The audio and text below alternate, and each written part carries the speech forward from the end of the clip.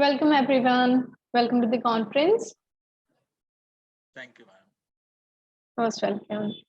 I request everyone to please keep your cameras on.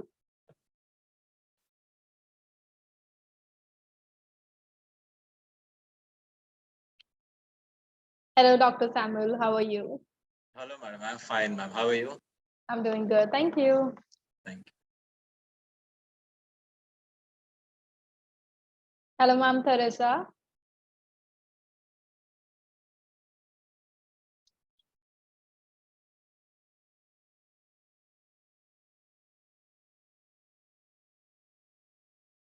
Hello, Ma'am Nicole.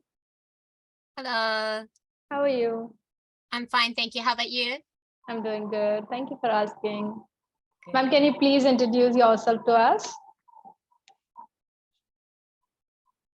From me? Yeah. Oh, okay, so my name is Nicole Sonobe, and I'm a lecturer at Nishikyushu University in Japan. I'm really happy to be here today. Thank you. Thank you so much. Most welcome. Dr. Samuel, can you introduce yourself to us? Good morning, everybody.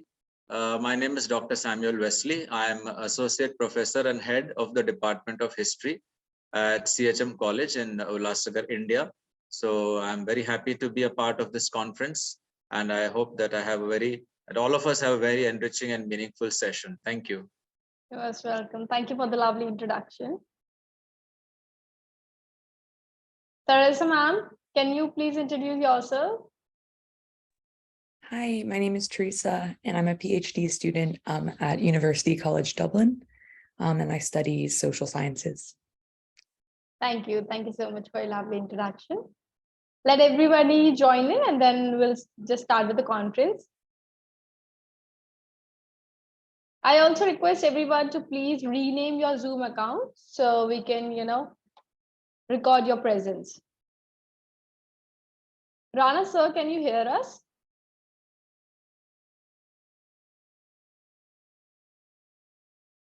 Okay, they might be facing some glitches.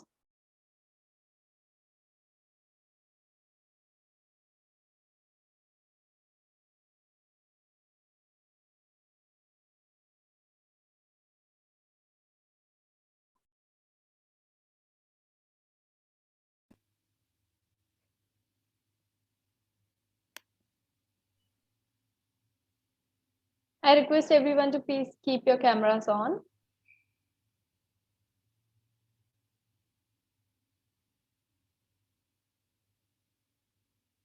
All right, then we'll just start the conference now.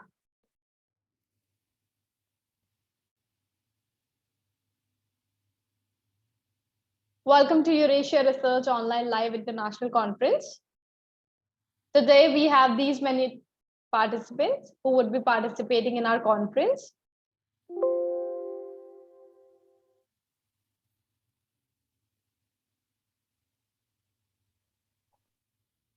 Today we have presentation and participants from 12 countries around the world. That is Poland, Malaysia, Turkey, Japan, India, Kenya, Canada, China, USA, Ireland, Indonesia, Pakistan. We are broadcasting this conference on Facebook Live on multiple pages of Eurasia Research. The links for the live sessions are shared in the chat box. Please allow me a moment to introduce Eurasia Research to you in a nutshell. With over more than 1 million satisfied members and associates spread across the globe, Eurasia Research is a scholarly association who have been working nearly a decade. Eurasia Research has organized several successful international conferences, workshops, and training programs at various reputed institutions and growing venues. Eurasia Research has been tirelessly working for research world and have not stopped their endeavors even during COVID era, and have presented research community with online platform, which was safe and convenient method to continue their passion. We are an international community of researchers, practitioners, students, and educationists who aim to bring together worldwide researchers and professionals, encourage intellectual development, and to create opportunity for networking and collaboration. These objectives are achieved through academic networking, meetings, conferences, workshops, projects, research publications, academic awards, and scholarship. We provide scholarship to deserving candidates to promote students and research scholars to participate in the international conference. Young researcher scholarship is provided in the form of full registration fee waiver. We have vast experience of publishing paper for more than 7 years. Our associated journals publish original papers, review papers, conceptual framework, analytical and simulation models, case studies, empirical research, technical note, and book reviews. We cater to more than 30 plus teams in the area of teaching and education and have registered ISSN and have following re-own indexing, Google Scholar, cross-check, authenticate, cross-ref, the Keepers Registry, Script, Portico, Roar, Directory of Open Access Scholarly Resources, OAI, PMH, Registered Data Provider, PKP Index. We will soon be applying for Scoopers too. We have a wide network of 100 plus internationally acclaimed keynotes across the globe who share their knowledge and guidance with our participants with open hands. We have a large number of committee members and advisors who support us and guide us through their opinions and decision-making capabilities. We couldn't have thought of reaching here without them. We also encourage our participants to connect with more than 15K followers on our social media platform, where they can share their research and interest, join our Facebook group, and be a part of discussion by researchers and academicians. We also have several collaborations with universities, colleges, and institutes to better serve all interested and like-minded intellectuals. With a great enthusiasm and pride, we would like to announce our latest project, which is Terra Fellow Program in Education. The program offers an opportunity to learn the key concepts and latest trend in the teaching industry from the academic stalwarts. We would like to share some of our past participant experiences with you. Thank you for your patience and valuable time. Moving forward with the conference now.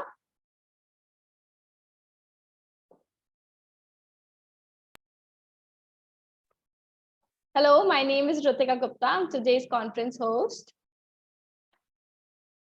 So we have our SRA president, Professor Marek Matejun, Department of Entrepreneurship and Industrial Policy, Faculty of Management, University of Lodz, Majiki 2216 PL19, Lodz, Holland. Let's just see what he needs to say.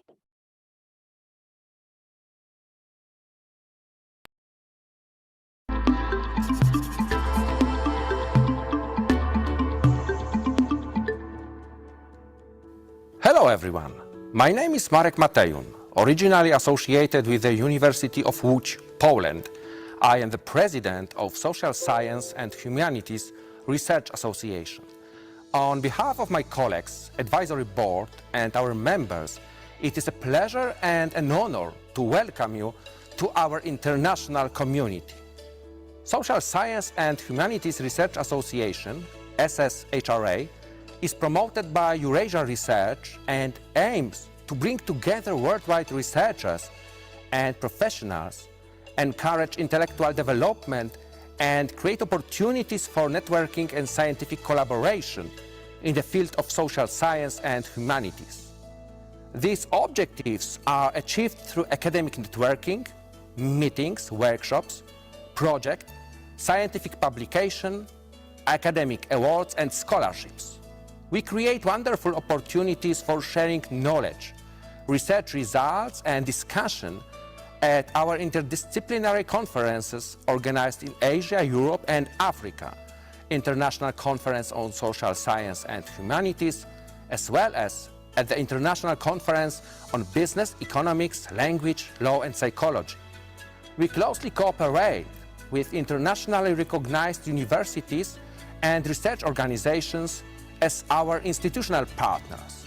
For our members, we offer inspiring scientific events, team-building activities, strong social media platform for networking, young researcher scholarships, as well as opportunities for publications in international journals.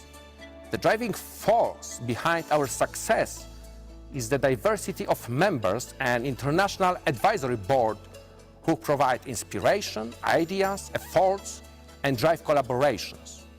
Scholars, researchers, professionals, academic teachers, and students are warmly invited to become a member of SSHRA and join our ever-growing network, working for the benefit of research and society with the spirit of knowledge sharing, mutual respect, and growth. Following these values, we kindly invite you to join our community and collaboration with us. As a member of SSHRA, you will be a part of progressive, comprehensive research association and play an absolutely essential role in helping us to enrich our scientific activities, maintain our long-standing commitment to the development of social science and humanities, and enhance our global impact. Thank you, and welcome to SSHRA International Community. Connect, collaborate, and co-create an outstanding future with us.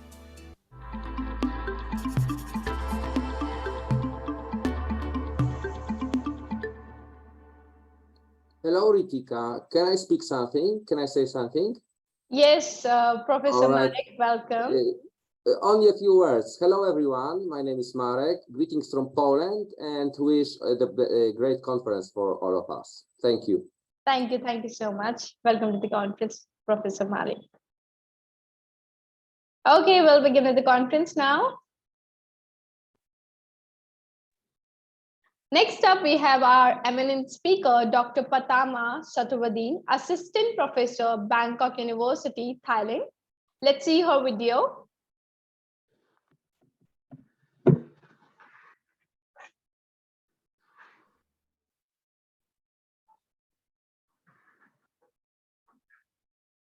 My name is Assistant Professor Dr. Patama Satuvadin. I'm from Bangkok, Thailand.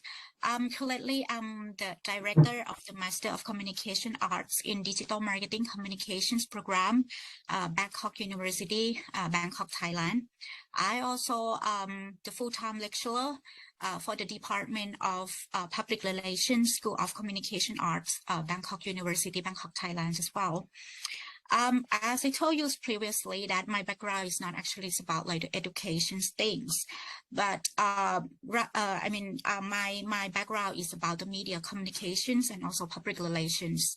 I received my bachelor's degree in public relations from Chulalongkorn University, Bangkok, Thailand, and also I obtained like the scholarship. I received a scholarship from Bangkok University to pursue my master's degrees and also the doctorate degrees at the Leicester of University, the United Kingdom.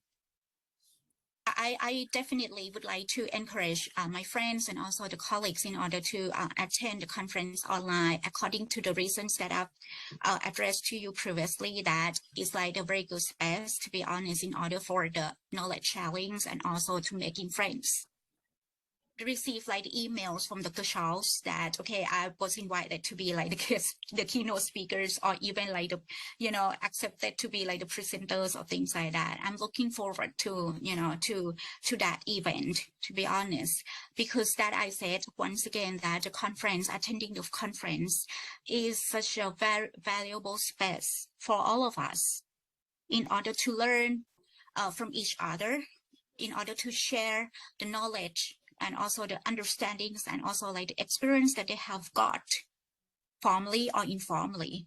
And also attending the conference could be like a good space to make friends, like the academic friends, and for the professional friends, for sure, for further academic and professional collaborations and friendships. And I would like to leave, my intros today, maybe with this statement that I believe that you have heard this statement, and I really think that this is true, even using through like the platform of the conference. So I would say that the conference can be regarded as like the friendship beyond frontier.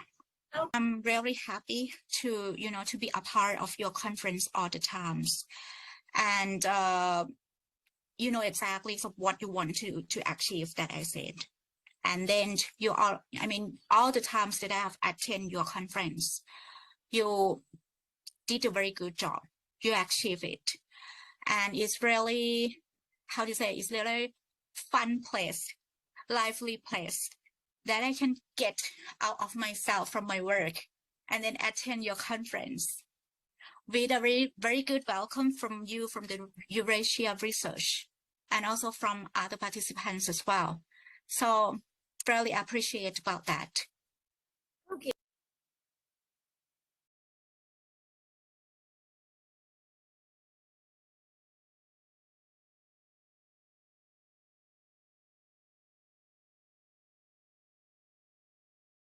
Ritika, your mic is muted.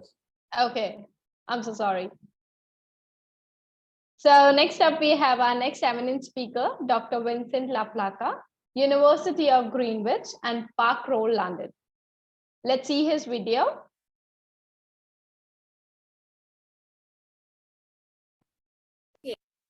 I'm Dr. Vincent LaPlaca. I'm an Associate Professor of Public Health and Policy at the University of Greenwich in London. I'm a Senior Fellow of the Higher Education Academy in the UK and an Honorary Fellow of Terra. I have a PhD in psychology and social sciences, and I teach at the University of Greenwich. As I said, I'm an associate professor for public health and policy, and I teach on a number of modules. For example, research methods, public health and health policy, theoretical concepts and approaches to health and well-being. I teach undergraduates and I also teach postgraduates, and I supervise some PhDs as well. But I also do quite a lot of research. So, for example, we have a book coming out we might want to talk about a bit later, which has been co-edited and co-written with another author. So I've got quite a big background in both research, writing, and teaching. I would encourage friends and colleagues and people at the university to attend Eurasia Research activities and similar activities.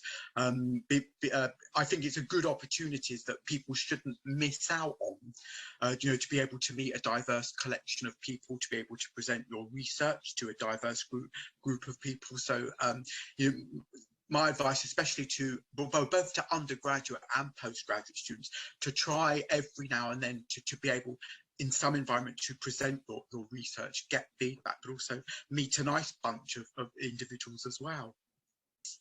And there seemed to be lots of good interaction, and I think people left with a good experience, having learned something new from somebody or learned something new from a different presentation, and overall came away with a very positive experience. Thank you, Dr. Vincent, for your wonderful words. We'll be moving forward with the conference. So now we have our conference schedule. That is, session 1 will be a keynote talk. Session 2 will be a team activity and photo session. And session 3 will be a technical talk. Also, please rename your Zoom account with your full name in English. This will help us to record your presence. You may ask your question related to the presentation in the chat box while the presentations are going on. All the certificates, receipts, and proceedings will be sent to the participants within a week on their mail IDs. Moving ahead with the publication process, the publication process starts once the registration process is complete. The author needs to send their papers, consent forms, and reviewer detail on the email ID convener@eurasiaresearch.info. The review reports will be sent to the author once the review process is over. The final stage of publication starts after receiving the revised papers from the authors. Also, please note that the publication process takes around 50 days after the conference dates if all the editorial guidelines are followed within the given deadlines. Moving forward, today we have our first keynote speaker, Professor Marek Matejun, Department of Entrepreneurship and Industrial Policy, Faculty of Management, University of Lodz, Maciejki, Lodz, Poland. His topic is entrepreneurial opportunities and innovation performance in small business survey result.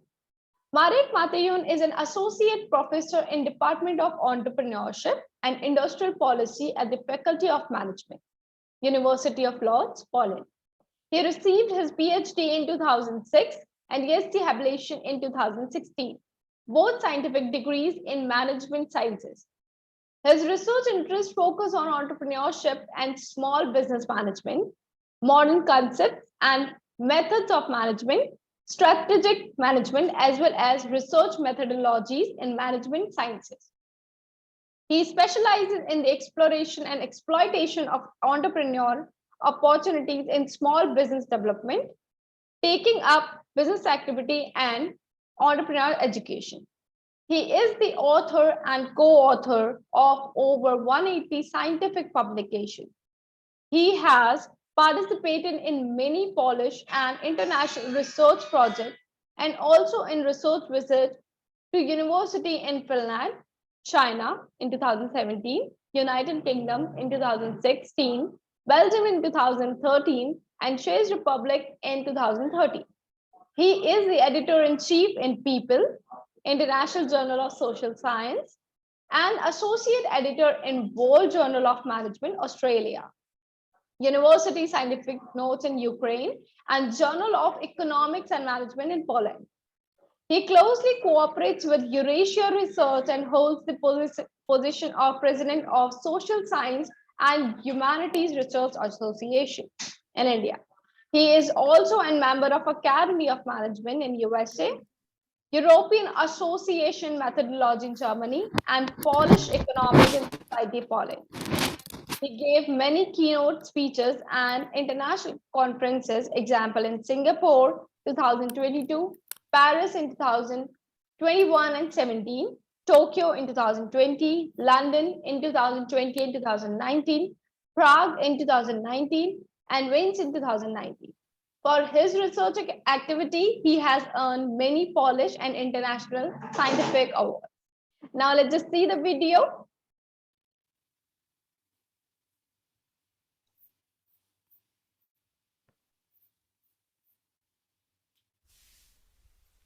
Hello everyone, my name is Marek Matejun and I am very happy and proud to present keynote speech at another SSHRA Scientific International Conference. Before I start, I would like to briefly present my country and my university. As I was introduced by the conference host, I am from Poland. My country is located in a very interesting place in the Central Europe, eastern part of the European Union. Our neighbors are Germany, Russia, Lithuania, Belarus, Ukraine, Czech Republic and Slovakia. Capital of Poland is Warsaw and I represent University of Łódź, which is located in Łódź city in the center of Poland. My university was established in 1945 and is one of the biggest universities in Poland. It consists of 12 faculties and I work in the Department of Entrepreneurship and Industrial Policy at the Faculty of Management. On this photo you can see the building of my faculty, which is very modern, quite new and very convenient for research work. Besides my university work, I am also engaged in cooperation with Social Science and Humanities Research Association and Eurasia Research. Our Our cooperation started in 2017 from Bali conference in Indonesia, and since then is very extensive and fruitful. Now I am honorary president of SSHRA and member of International Scientific Board for conferences organized by our association. I also invite you to cooperate with us. Please visit our website for further information. You can also become a lifetime member of our affiliated associations and take part in our scientific conferences around the world. Now we can move to the main part of my speech, which aim is presentation and evaluation of the use of a process approach to the exploration and exploitation of entrepreneurial opportunities in improving innovation performance in small business. The presentation consists of 7 parts. I will start with literature review and present a process approach to the exploration and exploitation of entrepreneurial opportunities. Then I will describe research model and formulate research hypotheses. After that, I will present methodological foundations of my research and its results. In the final part, I will formulate conclusion. The presentation should take about 20 minutes. Well, entrepreneurial opportunities are interesting, important, and still developing concept, especially in the field of entrepreneurship and strategic management. In literature, we can find many different approaches to definitions and understanding of entrepreneurial opportunities. The most influential division involves 2 theoretical approaches. First, opportunity discovery or recognition, and second, opportunity creation. Entrepreneurial opportunities are also very important for small business, which is the backbone of the world and European economy. In this case, opportunities are foundations for the introduction of innovative product services into the market, translated into competitiveness of micro, small, and medium-sized enterprises, SMEs. However, using these possibilities requires an appropriate approach to exploration and exploitation of entrepreneurial opportunities in small business practice. In scientific literature, we can find many different process models of and conceptual approaches to exploration and exploitation of entrepreneurial opportunities. However, their weakness is lack of direct connections between opportunities and small business innovativeness, which justifies research gap of this study. On the basis of these models, I formulated my own proposal of the process of opportunities exploration and exploitation in the development of SMEs innovativeness. This model consists of 2 phases. First, exploration, and second, exploitation, with 5 specific stages in each phase, which gives 10 stages in total. Exploration phase expresses actions related to defining, seeking, and developing opportunities, which are then used in the phase of exploitation in order to implement innovation and achieve specific innovative effects and market benefits. In this approach, exploration phase is more subjective, associated with creativity and focus on initiating innovative solutions. On the other hand, exploitation phase is more objective and analytical, concentrates on the development and commercialization of innovations based on explored opportunities.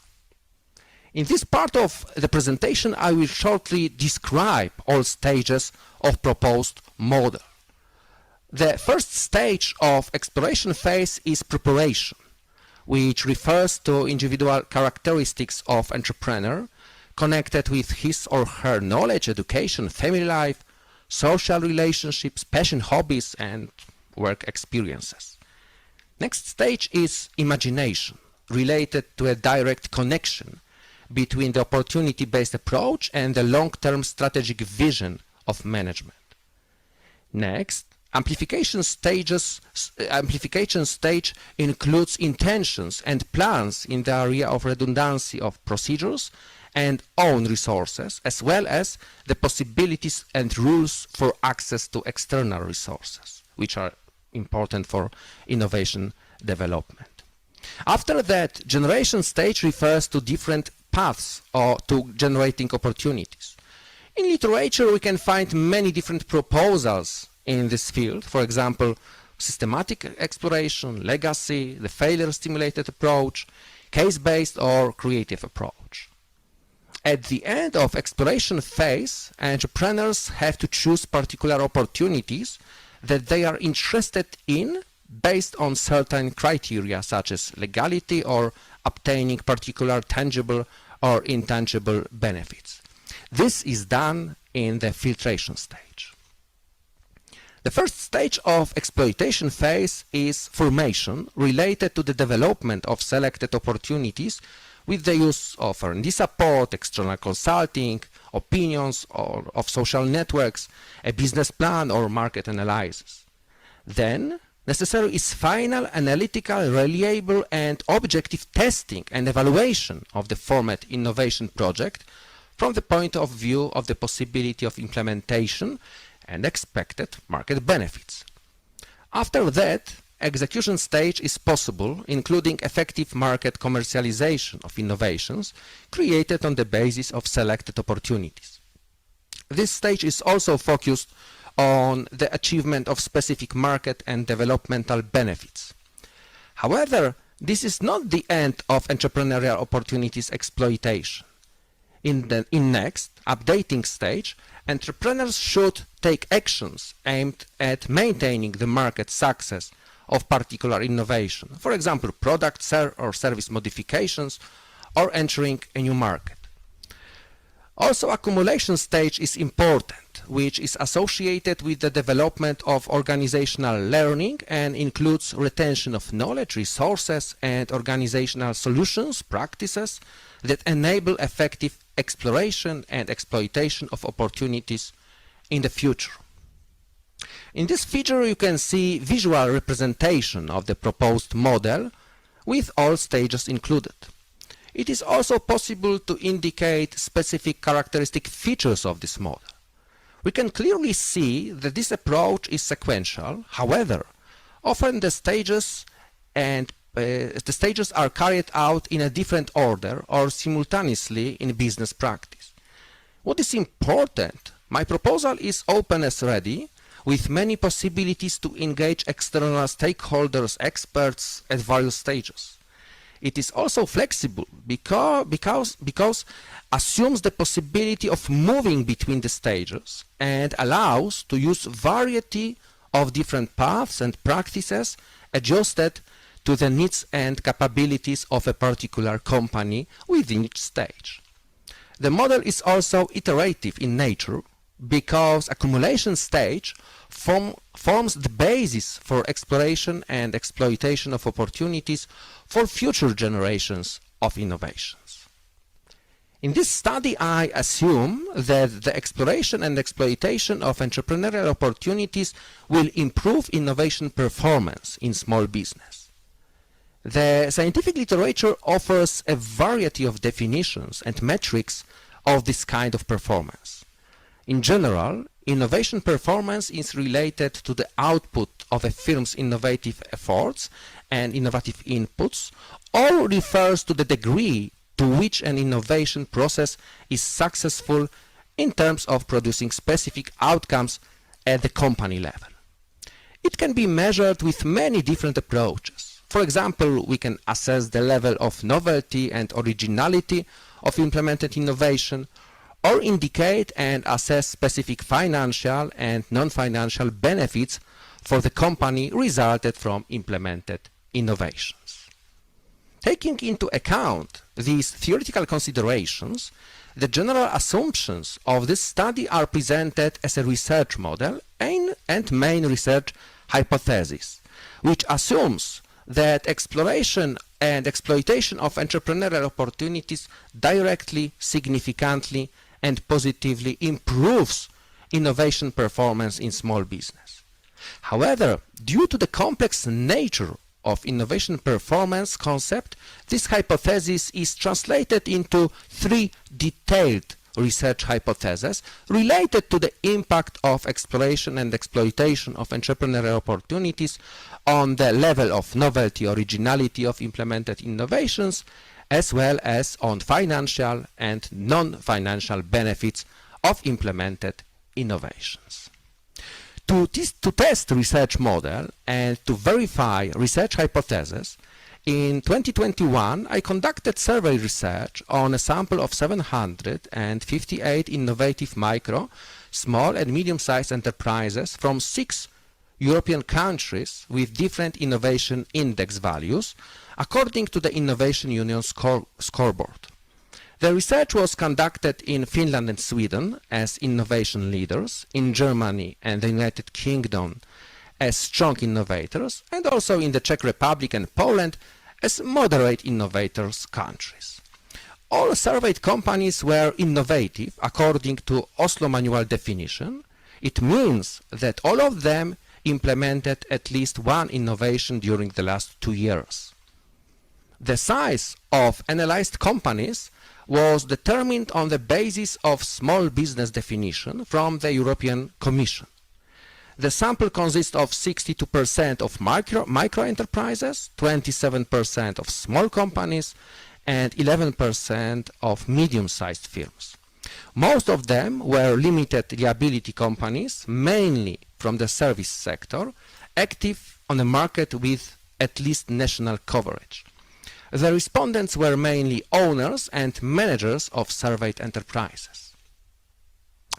The theoretical constructs in the research model are complex and latent. Because of that, I use synthetic variables to measure these constructs and analyze relationships between them.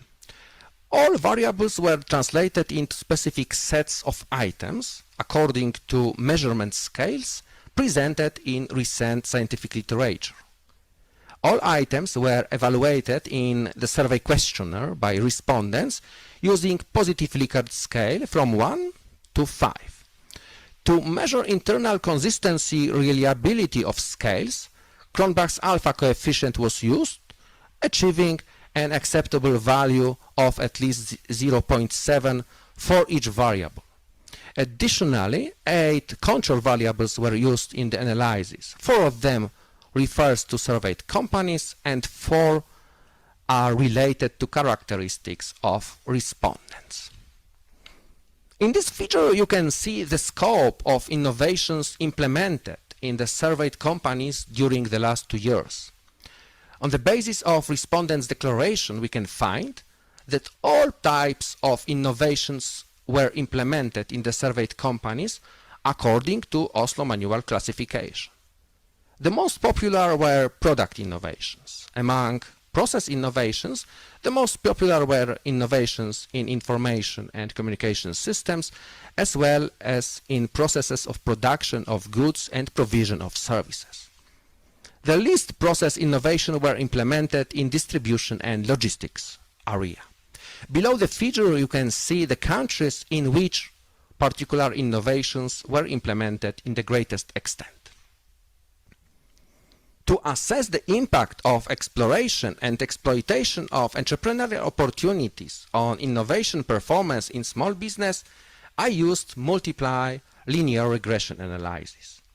Each innovation performance dimension was analyzed in a separate model. As we can see in model number 1, exploration and exploitation of entrepreneurial opportunities directly, significantly and positively improves the level of novelty, originality of the innovations in surveyed enterprises, which confirms hypothesis RH1. In model number 2 and 3, such an impact is indicated in relation to financial and non-financial benefits of implemented innovations, what confirms hypothesis RH2 and 3 respectively. What is also important, each model explains at least 20% of variability of each innovation performance dimension, what means that exploration and exploitation of entrepreneurial opportunities is significant positive factor for innovation success in small business. The results of this study indicate that exploration and exploitation of entrepreneurial opportunities directly, significantly, and positively improves innovation performance in small business, which confirms main research hypothesis. It means that it is important for small entrepreneurs to take a specific approach to exploration and exploitation of entrepreneurial opportunities to increase innovation success. My proposal of such an approach consists of 10 stages model divided into an opportunity exploration and exploitation phase. The proposed approach provides both activities focused on creativity and initiating innovative solutions, as well as on the development and commercialization of innovations based on entrepreneurial opportunities.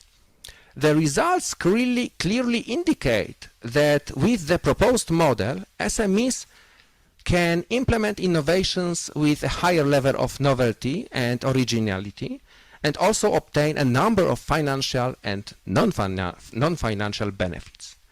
The strengths of the proposed model are its open nature, flexibility to adaptation to the needs of a particular company, as well as its iterative nature that forms the basis for exploration and exploitation opportunities for future generations of innovations.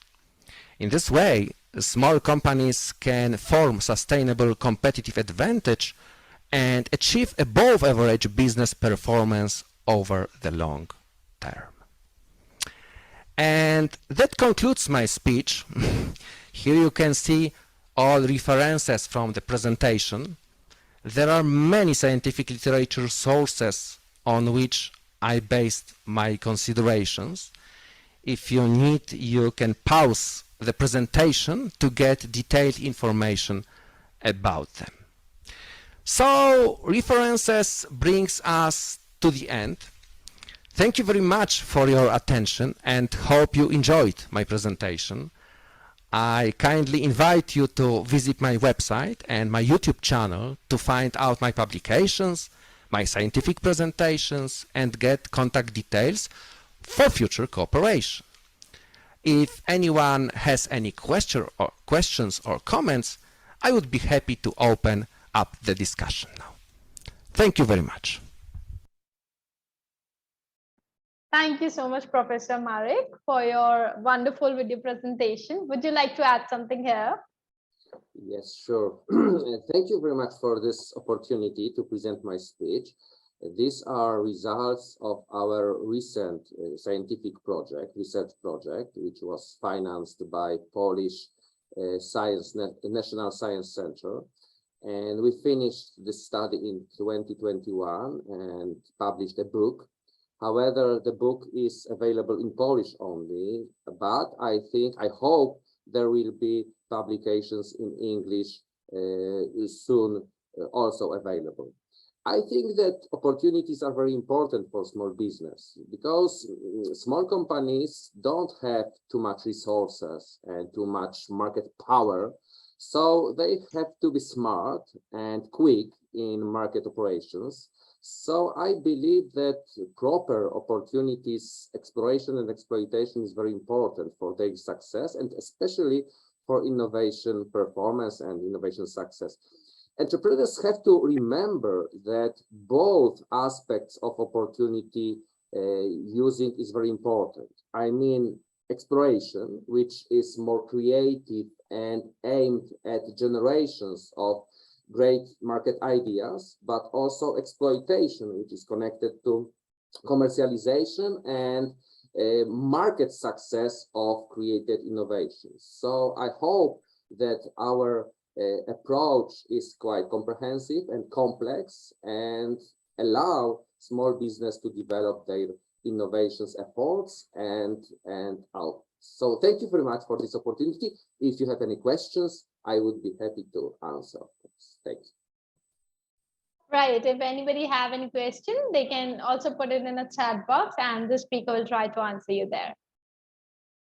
So now we'll be moving forward with the conference.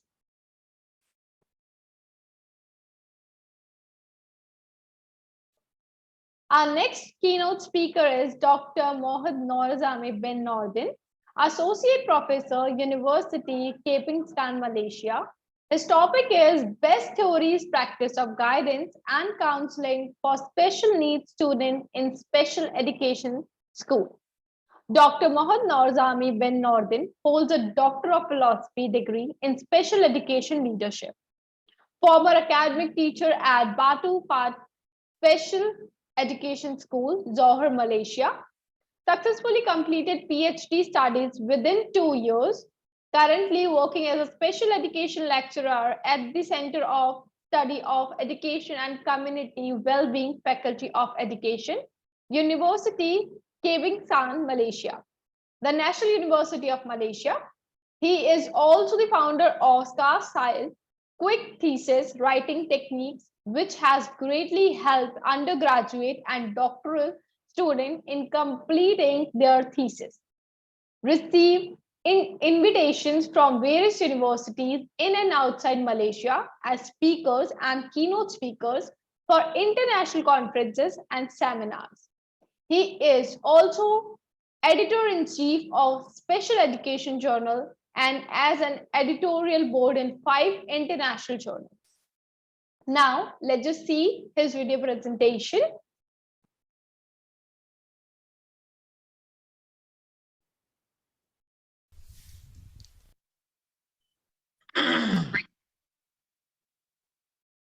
Hello, a very good morning to all of you here.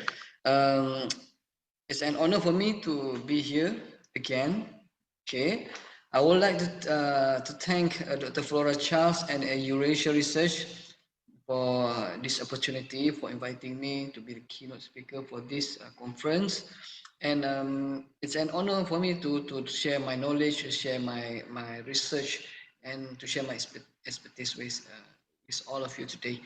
So I'm Dr. Mohd Norazami bin Nordin, here from Faculty of Education, University Kebangsaan Malaysia, here in Malaysia. So again, I hope you are in good health, and I hope that you enjoy, you're happy to be here to this conference, and I hope you're comfortable with your condition today. So it's an honor for me to represent my faculty, my university, and also it's an honor for me to represent special education. So for not who are not familiar with special education, special education is this education service that we provide to students with disabilities, which we have here in Malaysia. We have 3 core categories. One is the visual impairment category, visual impairment students category, and we have a hearing impairment students, and the third one we have learning difficulties students. So these 3 core categories we have here, and we provide them special educations, and then we are grooming them to 3 core service, 3 core programs. The first one we call as special education schools. In here, in special education school, we train teachers to teach special needs students. Normally, we groom here the visual impairment students and also hearing impairment students, which is the specific schools. We have special education school for hearing impairment and special education school for visual impairment. So what you can see here in my back, that's what we call a braille. This visual impairment students use for writing.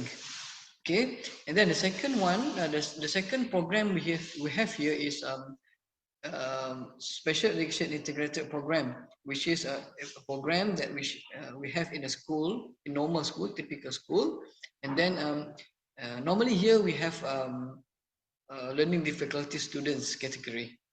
So here also the teachers will train to teach the students, and also we have the third one. We have inclusive education program, which is we bring special needs students to mainstream school, and then we have we teach together with typical students. So this is that's some of instruction for special educations to which who is not familiar with special education. So today in a 6th Prague International Conference on Social Science and Humanities 2022, I would like to share with you my my research, my brief research on the best practice for special the best practice of guidance and counseling for special needs students in special education schools. Okay, so before this I note that we have 3 core programs here in Malaysia for special education. One of them is special education schools. So this brief study or this review I made in special education schools. So again, I'm Dr. Muhammad Razmi Menondin, special education lecturer here in Faculty of Education, University Kebangsaan Malaysia, or in English we know as National School of Malaysia, National University of Malaysia. Okay, so this is my faculty, Faculty of Education. So here we have the 3 main program, which is a special education, sports and recreations, and also teaching English as second language. That's all. So for introduction for my my study is guidance means the process, because I'm carried study for guidance and counseling guidance in for the special needs students. So which is the best practice that I can suggest to whom who will deal with special needs students for guidance and counseling. Okay, so guidance means the process of driving or showing the way to individuals in need so that they can achieve the set targets. So and then meanwhile for counseling is a systematic process. Guidance is the process you show that individuals to set the target, but the counseling is this systematic process to help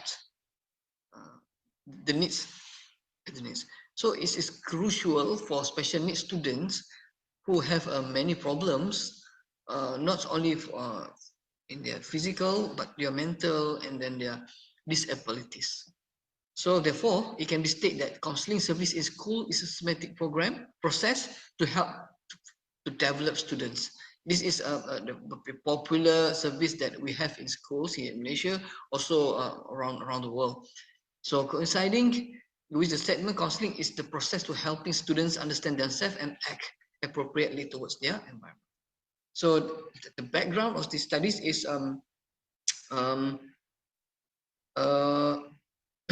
that we want to have which is the best practice that suits to special needs students, because guidance and counseling is to all peoples or all students can have can get this service, but the crucial part is which is the best practice guidance and counseling practice for special needs students.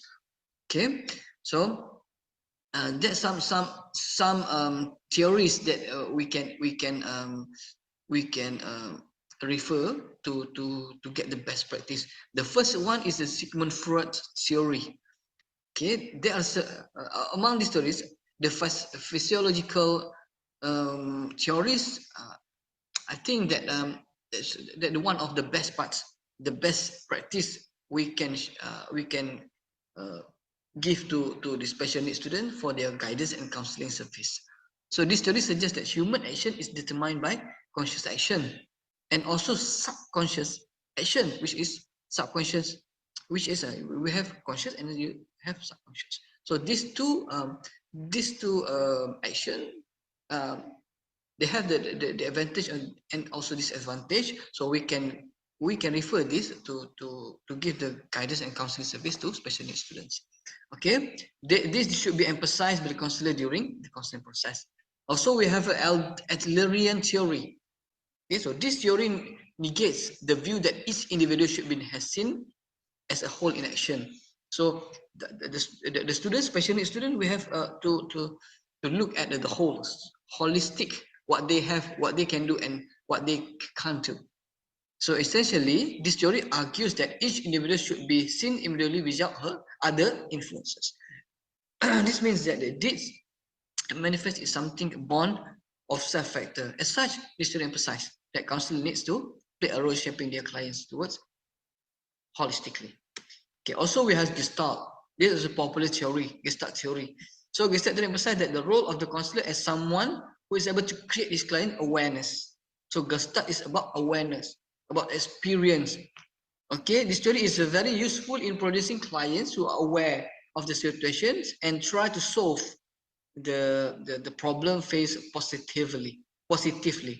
So Gestalt is emphasized for the awareness and the experience, and make the students or the client or the students think positively about their self, about herself or himself. While other theories are adaptation of the theories of behavior introduced by Skinner, Pavlov, even Bandura is also the same way that we see the individuals also for special needs students. So the finding is that counseling has 5 basic stages.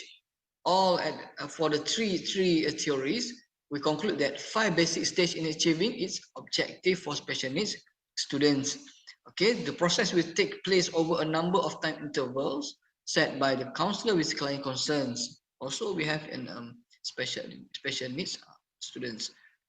The 5 process is relationship building, problems assessment, goal setting, counseling intervention and evaluation, termination, and referral. All these phases is carried out each time by the counseling process is underway. Only the client and situation may be changed. So this is the 5 process. So relationship building is very crucial parts to that we have to do between the guidance or the counselor to the special needs students. Okay, we have them to sit down and learn something, and we give our appreciations to the students special needs. They want the attention. So as a counselor, as a guidance, we have to give the attentions so that they can feel comfortable with us as a guidance, as a teacher, as a guidance, or as a counselor.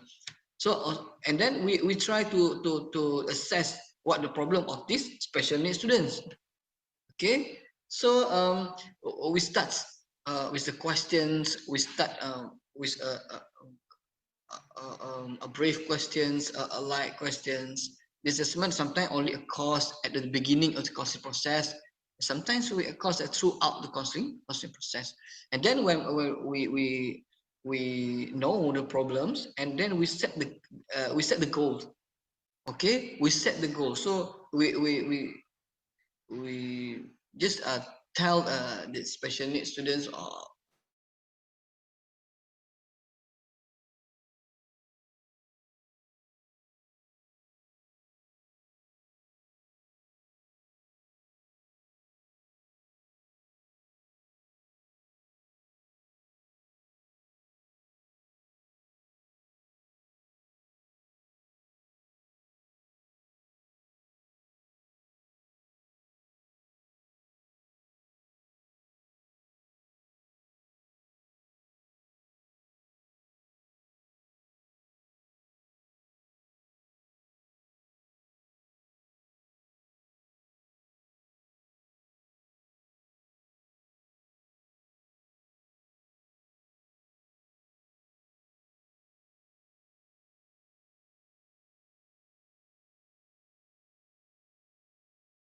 for the special needs students, we have more period, more time to settle or to achieve the goal that we have set with the special needs students or our like.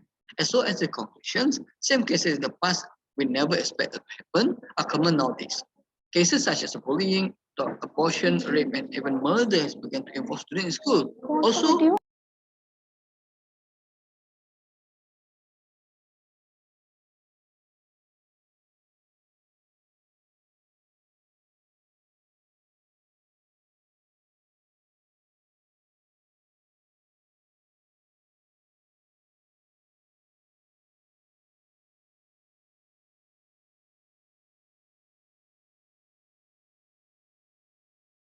the core point is the crucial.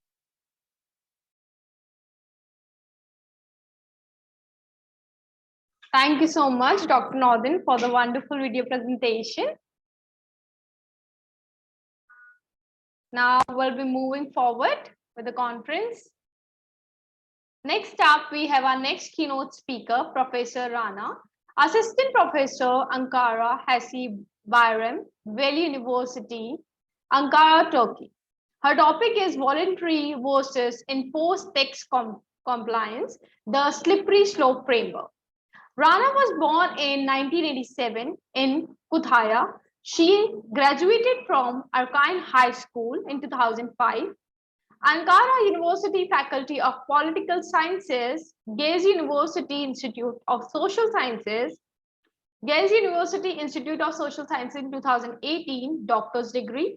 After nearly 2 years of experience in the sector of audit, which she started working in 2019, she started working as a research assistant at Gazi University in 2012. After completing her doctor's degree, she completed her postdoctoral research at the University of Exeter, United Kingdom in 2019.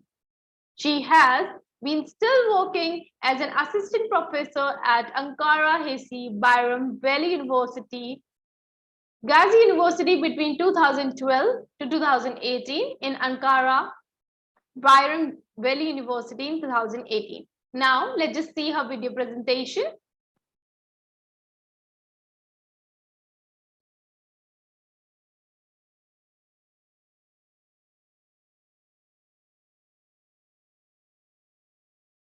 I am Rana Dayıoğlu Erol from Ankara Hacı Bayram Veli University from Turkey. My topic is about tax compliance, and the title of my study is Voluntary versus Enforced Tax Compliance, the Slippery Slope Framework.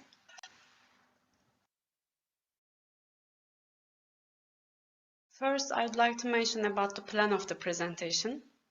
First of all, I will talk about the determination of the tax compliance and the slippery slope framework, then the features of the slippery slope framework. Then I will talk about the determinants of tax compliance and the slippery slope framework. And finally, I will talk about the results of the analysis of the slippery slope framework, which I applied for survey in this study.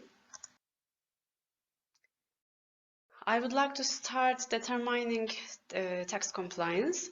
Tax compliance involves being aware of the taxpayer's non-resistance to tax, their acceptance of tax, and their compliance in paying the tax.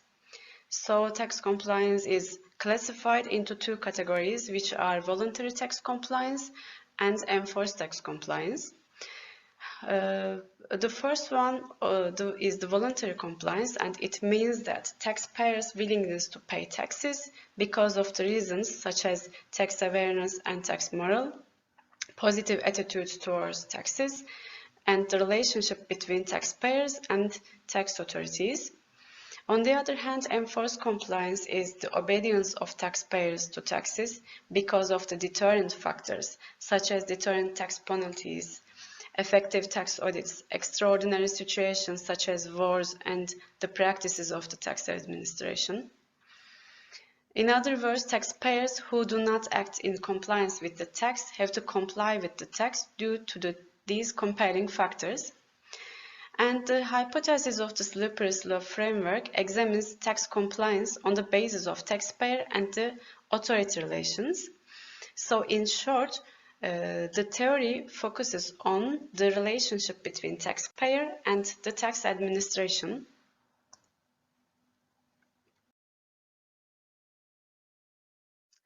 In this chart, we can see the theories of tax compliance. These theories examine the economic, social, and psychological variables of tax compliance. For instance, the first theory from Allingham and Sandma in 1972 examines the economic determinants of tax compliance, while prospect theory focuses on cultural, social, and psychological factors. And the other three theories that are tax compliance behavior model, the slippery slope framework, and fiscal connection and optimal tax compliance model, check all the psychological variables.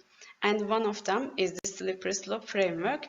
So this figure is important for understanding the slippery slope framework among the all compliance theories. Here we may see the details of the slippery slope framework. When trust and cooperation between the parties is ensured, trust in authorities and power of trust in authorities will be high, and voluntary tax compliance will also be high.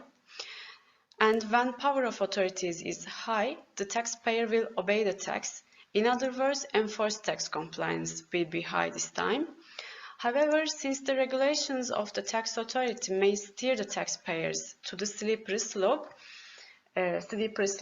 is the shaded area which we may see in the figure, by directing the taxpayers to tax evasion. And it is necessary to increase the voluntary tax compliance by establishing an environment of trust in the taxpayer relations with the taxpayer. Therefore, the slippery slope model, power of authorities, in a sense increases enforced tax compliance, and trust in authorities increases voluntary tax compliance. In short, the slippery slope framework hypothesis is trust in authorities and power of authorities explain tax compliance, and these two variables are the main variables and the main assumptions of the slippery slope framework.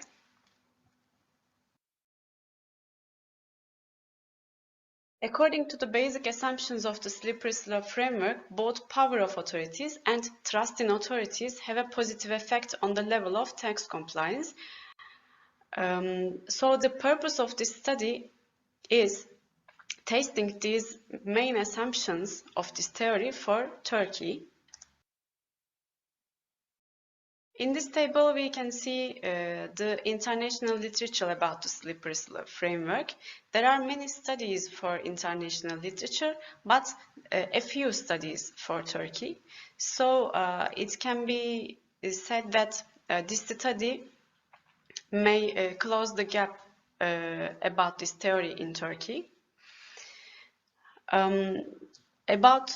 In these studies, there are different methods are used, such as experimental method, survey, linear regression method, structural equation model, and panel data analysis. Trust in authorities, power of authorities, voluntary tax compliance, and enforced tax compliance are the main variables in all studies. And in some studies, some social, cultural, and psychological factors are added in the studies, such as perception of justice, social norms, age, gender, education, and income level. And nearly in all the studies, the main assumptions of the slippery slope framework are confirmed. If we come to the method and sample, first I would like to say that an imaginary country of life was created as a country located at the same place and size as Turkey. And the characteristics of this country were distributed to taxpayers with 4 scenarios, such as low trust, low power, low trust, high power, high trust, high power, and high trust, low power. And it's expected that taxpayers imagine that they are a citizen of the country of life. For instance, in the case of low trust, trust in authorities in the country of life is low, and the authorities do not show a taxpayer-oriented approach. In the high trust model, it's stated that trust in the authorities is high due to the taxpayer-oriented approaches of the authorities. On the other hand, in low power models, the authority is insufficient to detect tax evasion and tax audits are ineffective. Tax audit rates are very low and tax penalties are not heavy enough. And in high power situation, it's stated that the authority has an effective power to detect the tax evasion. And the method is survey. I mean, I applied for face-to-face interviews to take more effective results. And the sample is chosen self-employed people, 240 taxpayers, because self-employed people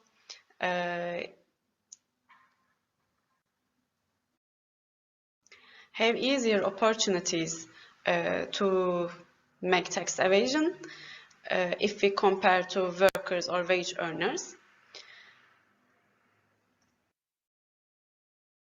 And the questions asked to be answered by the participants started with demographic variables such as gender, age, graduation status, professional experience, and monthly income level. And these questions are classified into some categories. And then the variables of trust in authorities and power of authorities are divided into two as voluntary and enforced compliance and directed to participants in an increasing scale from 1 to 7. Here we may see the variables of the study. We have two dependent and two independent variables. Voluntary tax compliance and enforced tax compliance are dependent variables, and trust in authorities and power of authorities are independent variables. And we have, for example, both three questions to reflect voluntary compliance and enforced compliance. For example, the questions are like that: in the land of life, I willingly pay my taxes. Paying taxes in life is a moral responsibility that must be voluntarily accepted by all citizens. To pay my tax provides an advantage for all citizens. These three questions reflect the voluntary compliance, and we have 10 questions total to reflect the other all variables. Here in this chart, we may see the multivariate test results. In the analysis of data obtained in line with the survey results, the MANOVA test was applied because there was more than one dependent variable. The multivariate test result table gives information about whether the model is generally or completely meaningful or not. In low trust, low power scenario, the independent variable of trust 2, power 1 and power 2 have a significant effect on voluntary and enforced tax compliance variables. And these effects are 59, 74 and 76%. And in the second scenario, which is low trust and high power, the dependent variable of trust 1 has a significant effect on the dependent variables of both. The effect is 51%. In the third scenario, which is high trust and high power, all the dependent variables have significant and meaningful effects on the independent variables. And in the last scenario, except for trust 2 variable, all the variables have positive and meaningful effects on tax compliance variables. This table shows the impact test results for the low trust, low power scenario, which is the first scenario. Accordingly, the power 1 and power 2 independent variables have a significant effect on the enforced tax compliance dependent variable. And these effects are 70% and 77%. Therefore, in cases where both the trust in authorities and the power of authorities are low, the variables representing the trust have no effect on tax compliance, and the effects of power are more dominant. This table shows the impact test results for the low trust and high power scenario. This is the second scenario.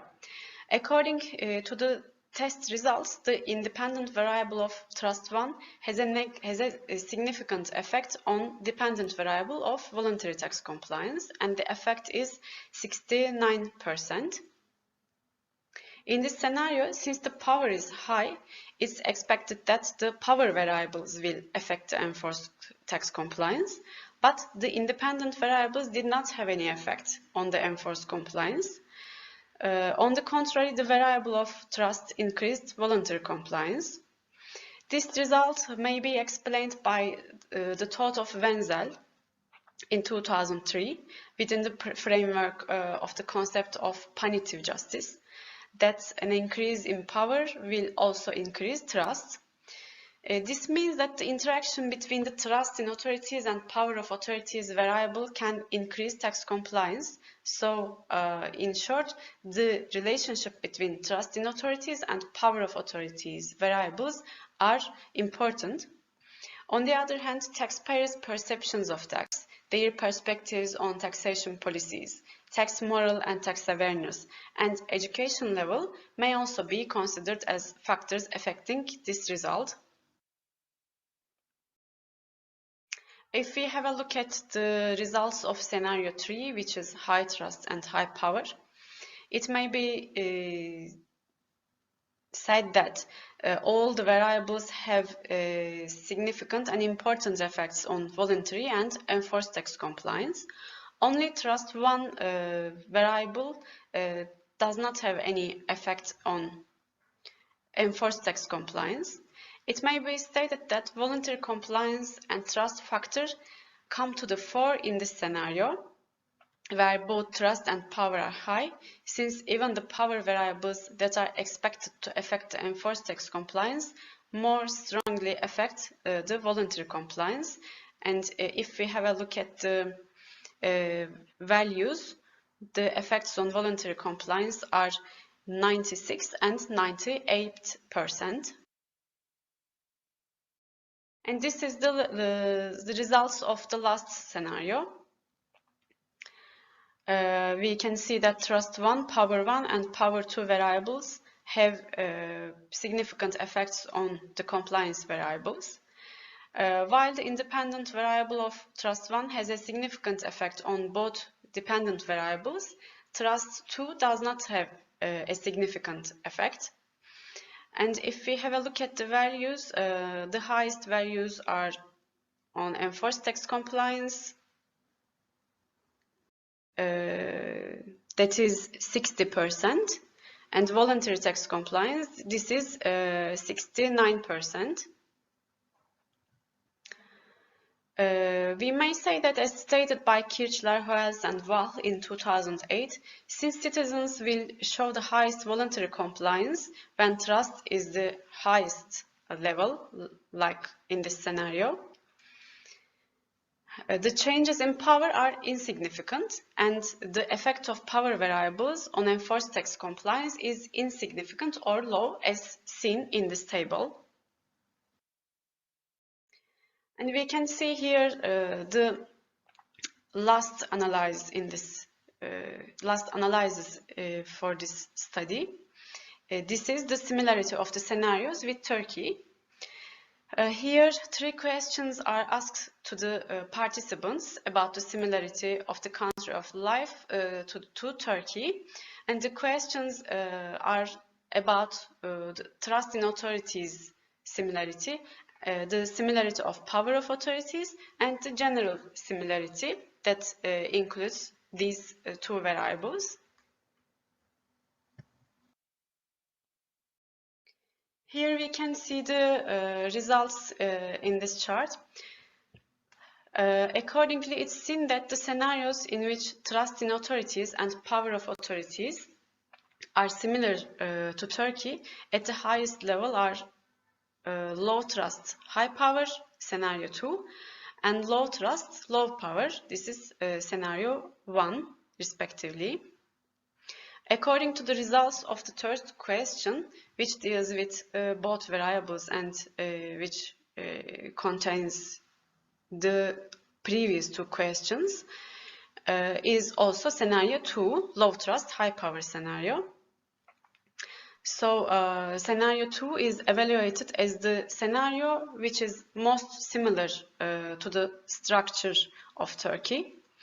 Therefore, it may be stated that taxpayers consider that the authority implements policies to direct taxpayers to enforce tax compliance with strict controls, with tax penalties, with effective tax audits, rather than a taxpayer-oriented approach.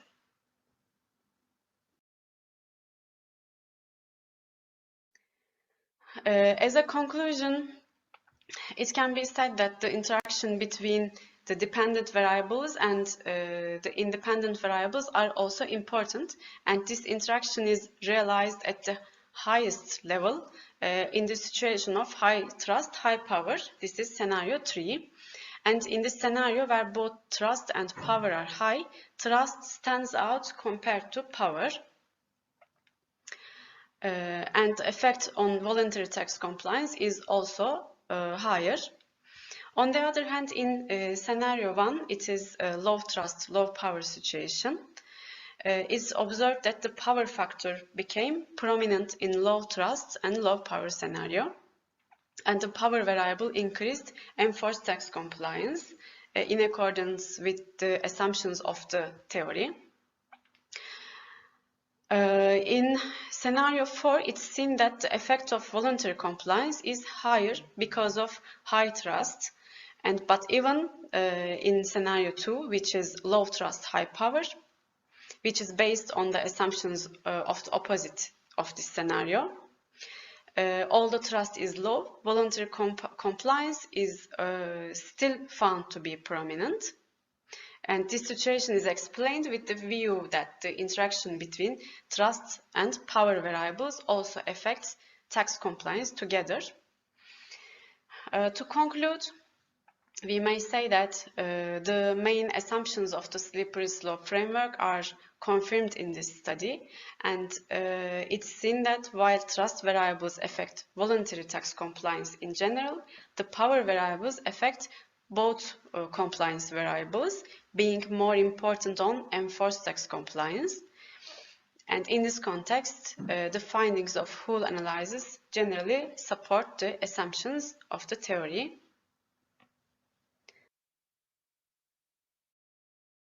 Thank you so much, Dr. Rana, for your wonderful video presentation. Ma'am, would you like to add something here? Thank you, Ritika.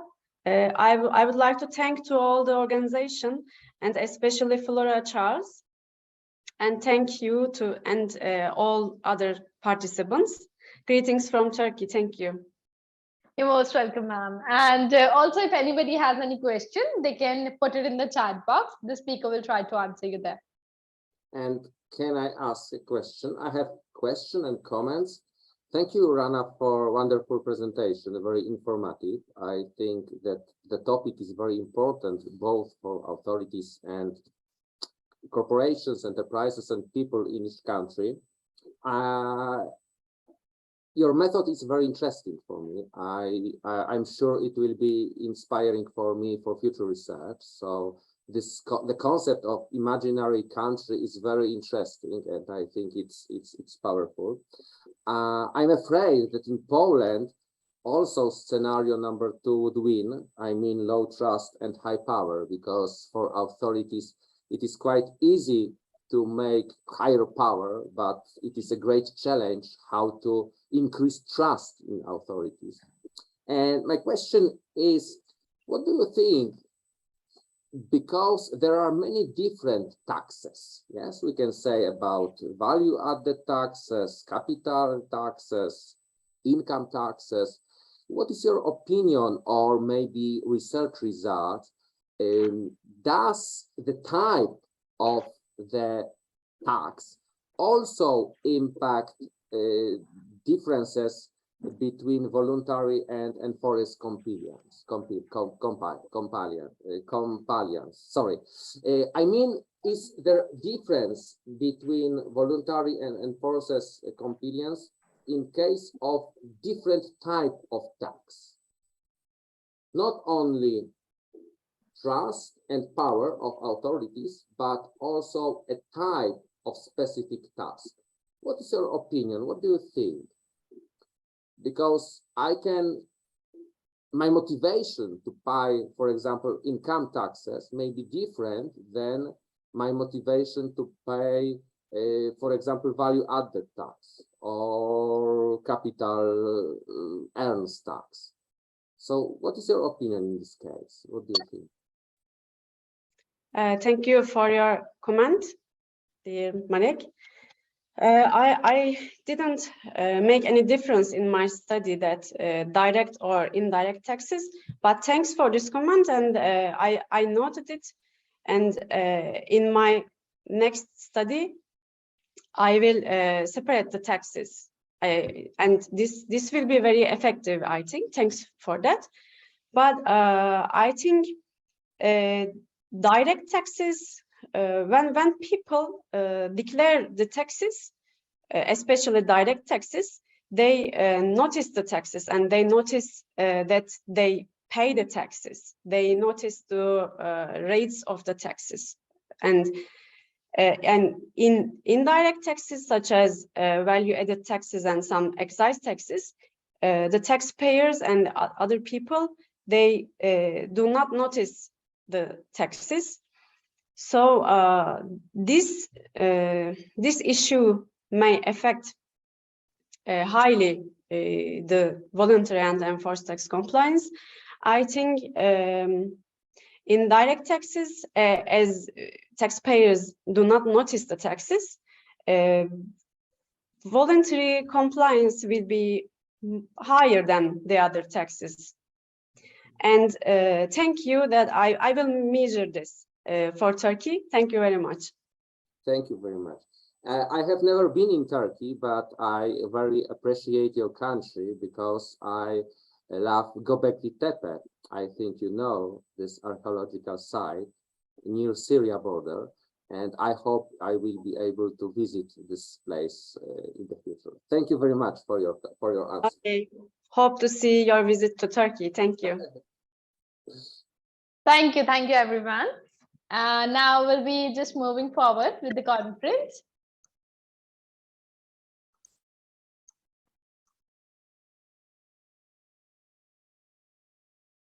Our next keynote speaker is Nicole Sonobe, ma'am, Vice Director, Department of Health and Nutrition, International Exchange Center, Nishikushi University, Japan.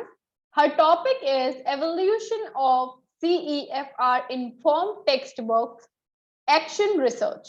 Nicole is a Vice Director of the International Exchange Organization at Nishikushi University, Japan. In addition, she is a lecturer in the Department of Health and Nutrition Sciences. She is currently researching for foreign language education, focusing on pluralism, multilingualism, and bilingualism to promote language acquisition for EFL learners. Her work includes overseeing study abroad short-term and long-term program exchanges, as well as supporting exchange students and international students studying on campus. Her work extends into the community where she is active in projects involving international youth exchange, global understanding, multiculturalism. Recent grants include a Japanese government grant for rural education changes in France. Now let's just see her video.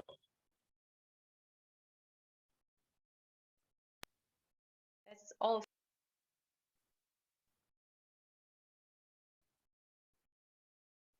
Hello, everyone. I'm very excited to meet you all here today. I hope that we have a great conference, and I'm looking forward to meeting you and hearing your presentations.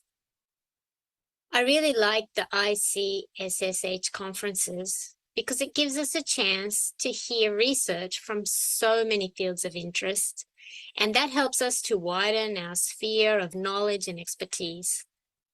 Please allow me to share some of my most recent action research in the field of linguistics. The title is Evaluation of CEFR-Informed Textbooks, Action Research, and it is being conducted by myself and Jack Bauer.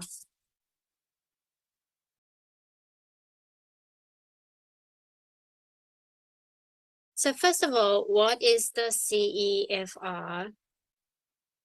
The philosophy behind CEFR is based on over 30 years of research, finding its roots in promoting plurilingualism, an emphasis on the learning of the mother tongue plus 2 other languages, and based on the research associated with the threshold level, which were originally designed to support adult education of migrant workers.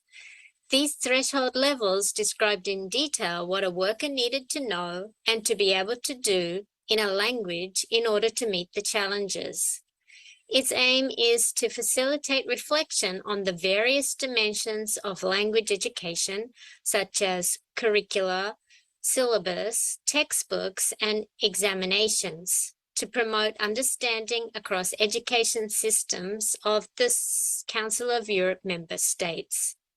The 3 core elements of the comprehensive learning system, which was added in 2020, are 1, curriculum, 2, delivery, and 3, assessment.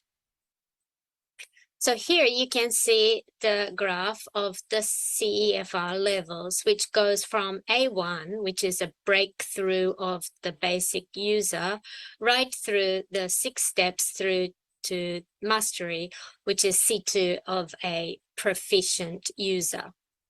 It is not a test-based level achievement like the TOEIC test and so on, but rather gives descriptions and can-do statements about what a learner at that level should be able to achieve.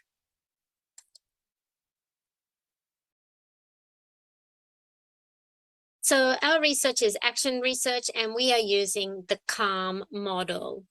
The CEFR-focused AR action research model is designed specifically for action research that intends improvements in practice following the CEFR philosophy and core concepts, such as coherent alignment of curriculum, teaching, learning, and assessment, the action-oriented approach, and learner-teacher autonomy, and utilizing global scales, self-assessment grid, and illustrative scaled descriptors. So with the CALM model of action research, at stage 1, there is the plan, stage 2, the action, and then stage 3 is a critical review. So first of all, let me give you some background information about English language teaching here in Japan. The Ministry of Education, Culture, Sports, Science and Technology, MEXT, has introduced a reform of English language teaching in Japan as part of a revision of the course of study in 2020. So this reform has 3 major changes. 1 being the introduction of English as a subject at primary school. 2, the use of a coherent framework for benchmarking proficiency levels throughout the primary, secondary, and tertiary levels. And 3, the reform of entrance examinations into university. All these plans have been influenced by the CEFR's widespread influence around the world. The plan to introduce English into primary school was made on the assumption that this will make it possible to attain B1 competence by the end of upper secondary school. So B1 is in the middle of that 6-level scale. The transition from primary and secondary to tertiary education will also be designed based on the CEFR. Hence, our research into textbooks was initiated as both of our universities are planning to change the curriculum to be based on the CEFR, and we are currently looking at possible textbooks. Finally, the MEXT encourages the use of CEFR-based 4 skills proficiency tests in place of the existing university entrance exams, focusing mainly on listening and reading.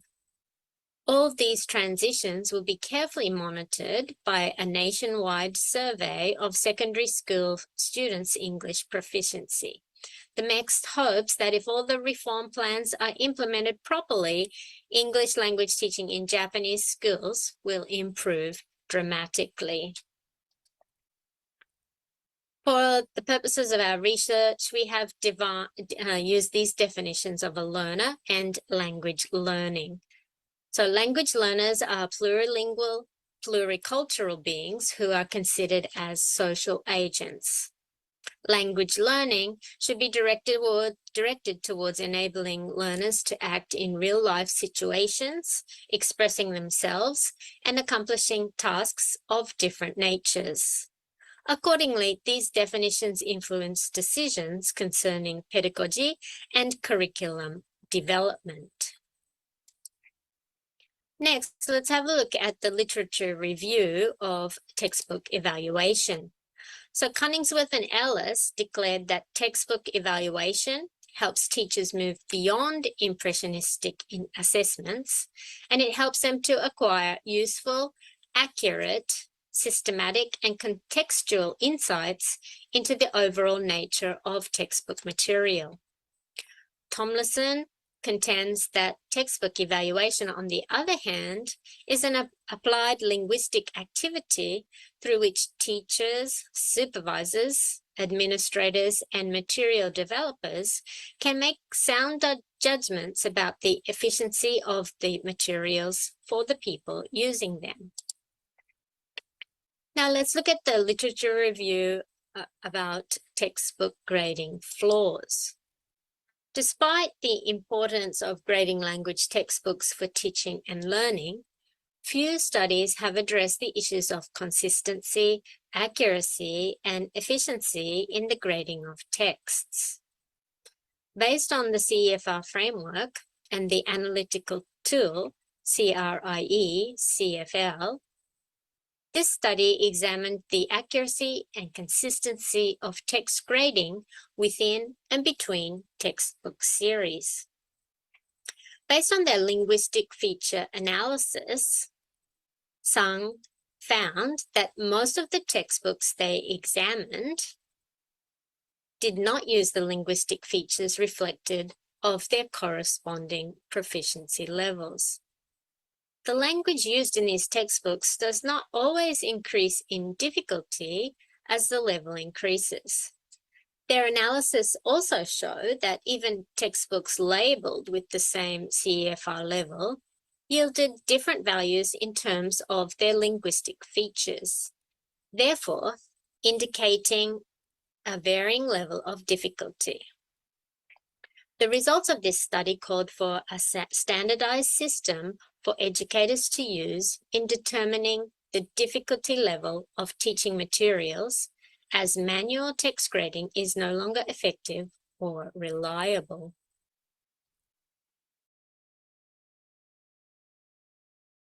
Let's look at the theoretical framework of textbook evaluation. It is important to check whether the coursebook aligns with the language inventory in terms of language items it contains, and with the CEFR descriptors in terms of skills and sub-skills. So there are 3 stages, the first being pre-use stage of evaluation, and this is more difficult since it involves subjective judgments, and these often differ from teacher to teacher. For this reason, group evaluations are often useful. In the second stage, the in-use evaluation involves the strengths and weaknesses. And finally, the post-use evaluation. We are currently at the in-use evaluation stage. So what are our research questions? So first of all, in the first step of the CALM model, we are at the plan stage. And our questions are, what criteria are suitable for choosing CEFA-informed textbooks? Number 2, what weighting should be given to each textbook selection criteria? And the third, what textbooks are being sold on the market for typical Japanese university English courses? And for the action, we determined that we would evaluate suitable textbooks according to the selection criteria.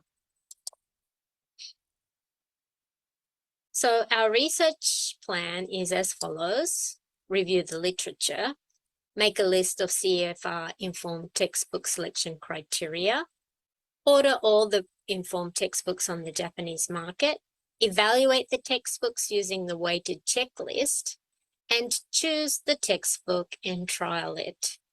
And following that, we would like to get feedback from students and then finalize it with a final evaluation.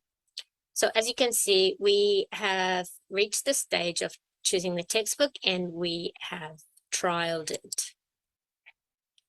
So what are the criteria that we determined best for our research question? So this is part 1 of the checklist criteria, and part 1 consists of 12 questions, and these are more basic questions, not particularly related to the CEFR. For example, the cost, the content, the organization, appeal to both teachers and learners, and whether there is any support. We evaluated all of these on the 5-point Likert scale with 1 point each.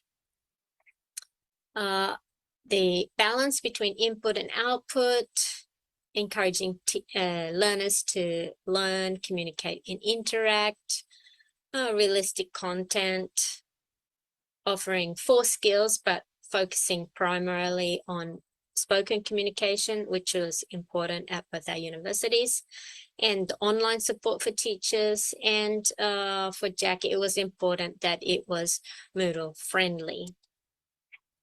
Part 2 of our checklist criteria contains questions from 13 to 17, and these are rated again on a 5-point Likert scale, but we had 2 points for each item. And this looks at the evidence of the CFR alignment, can-do statements, vocabulary lists, online activities for student autonomy, and sections towards goal setting and reflection. So these days, many textbooks now have a TOEIC level or CFR level stamped on the book. So from our checklist criteria, we went into more detail to check the claims made by the publishers. Reception, production, interaction, and mediation are the modes of communication that the CFR levels are based on. North likens the CFR levels to the color of the rainbow, as each color is a continuum with an almost infinite variety of shades. We cross-referenced the modes of communication after we originally set up the criteria, because we felt that the CFR-informed criteria needed to be more substantial.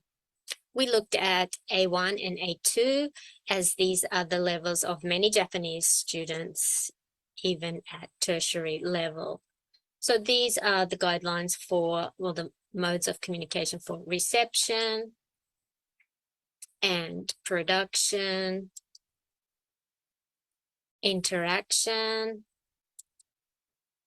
and finally, mediation. So these are the guidelines for a student what they can do at each level. So we chose over 40 textbooks, we reviewed them, and these are the top 6 according to the highest scores. So we have the Startup 1 and 2, 4 Corners 1 and 2, Smart Choice 1, and Smart Choice Starter. And in the end, we chose a smart choice because of its high score and also because of its Moodle friendly status.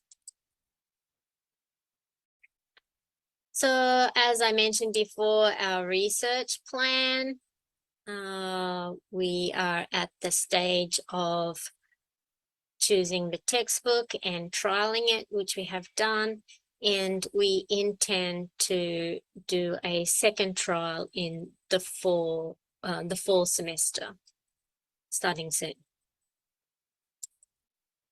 So as for our interim conclusions, the findings show that some publishers provide insufficient information to support their textbook CEFR alignment claims, and we had to do some digging on their website to check their claims. Also of interest is that ultimately the practical features such as the usability of the textbook with low motivation students, the textbook price, and availability of supplementary resources ultimately outweigh the importance of CEFR alignment. Ellis states that a textbook is only a tool and that teachers should use it accordingly without aiming to let the textbook take over. So whichever the textbook, teachers should supplement as necessary. And these are some of the references that were used for our research. So this is the end of my presentation. If you have any questions or any comments, I'm waiting for them. Thank you very much. Thank you so much, Ma'am Nicole, for the wonderful video presentation.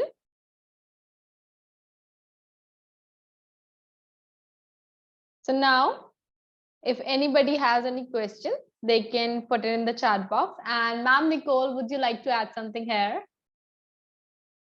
Thank you very much for having me here today. I'm coming to you from Japan, and it's in the middle of the afternoon, early evening. And I'm originally from Australia, but I have been in Japan for almost 30 years. And I'm very interested in how our Japanese students will finally progress on their English language journey. We're way behind the rest of the world, but I'm doing my best to help them along their way. So thanks very much for joining today. Thank you. Thank you so much, ma'am. Thank you so much. Also, if anybody has any question, please put it in the chat box. The speaker will try to answer you there. Now we'll just move with the forward with the conference.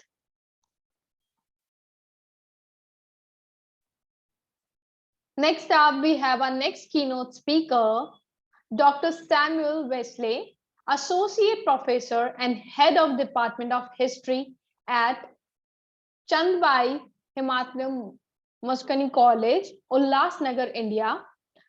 His topic is Contribution of Education in Contemporary India. Dr. Samuel Wesley is an Associate Professor and Head of the Department of History at Chandibai Himatmal Mansukhani College, Ulhasnagar, India. He is also the in charge of foundation of course dealing with the contemporary issue and the coordination of travel and tourism add-on course. His doctoral dissertation was titled Pandita Ramabai, Anandbai Joshi and Tarabai Shinde, a comparative study. He is a member of the Global Research Development Services. He has presented papers at various national and international seminars. He has completed 3 minor research projects dealing with certain facets of theoretical history in India, as well as a gender history. He has been teaching undergraduate and postgraduate students and is as recognized as PhD guide as well. Let's just see his video presentation now.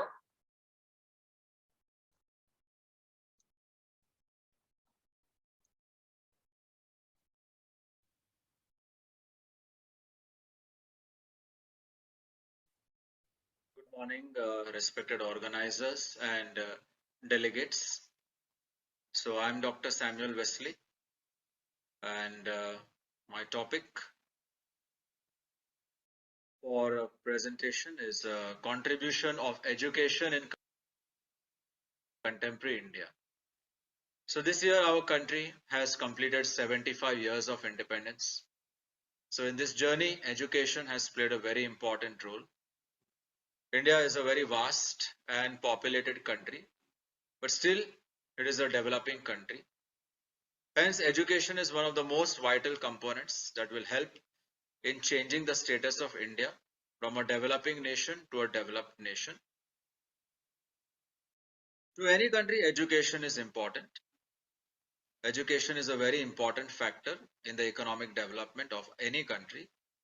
India, since the early days of independence, has always focused on improving the literacy rate in our country.